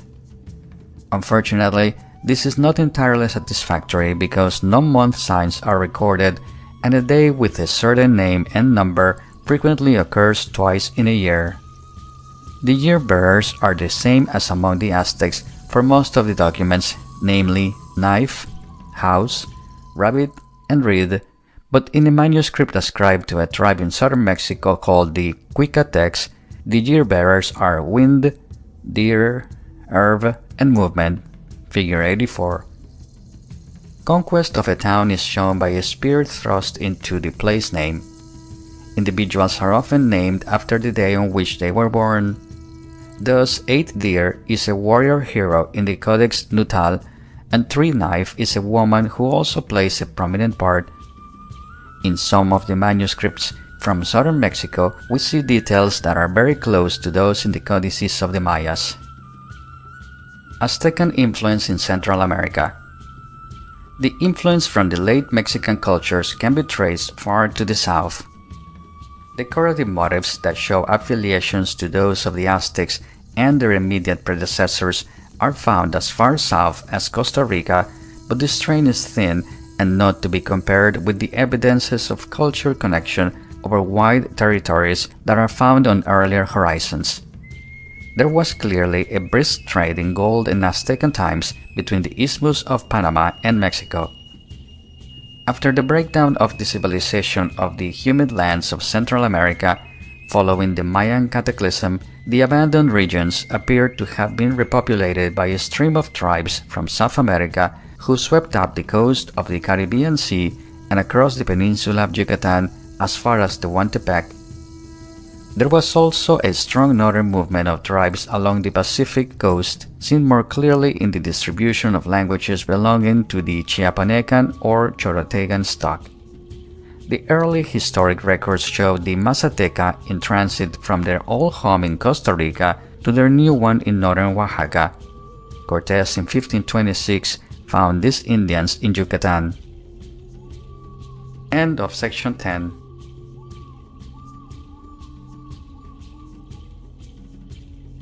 Section 11 of Ancient Civilizations of Mexico and Central America by Herbert J. Spinden.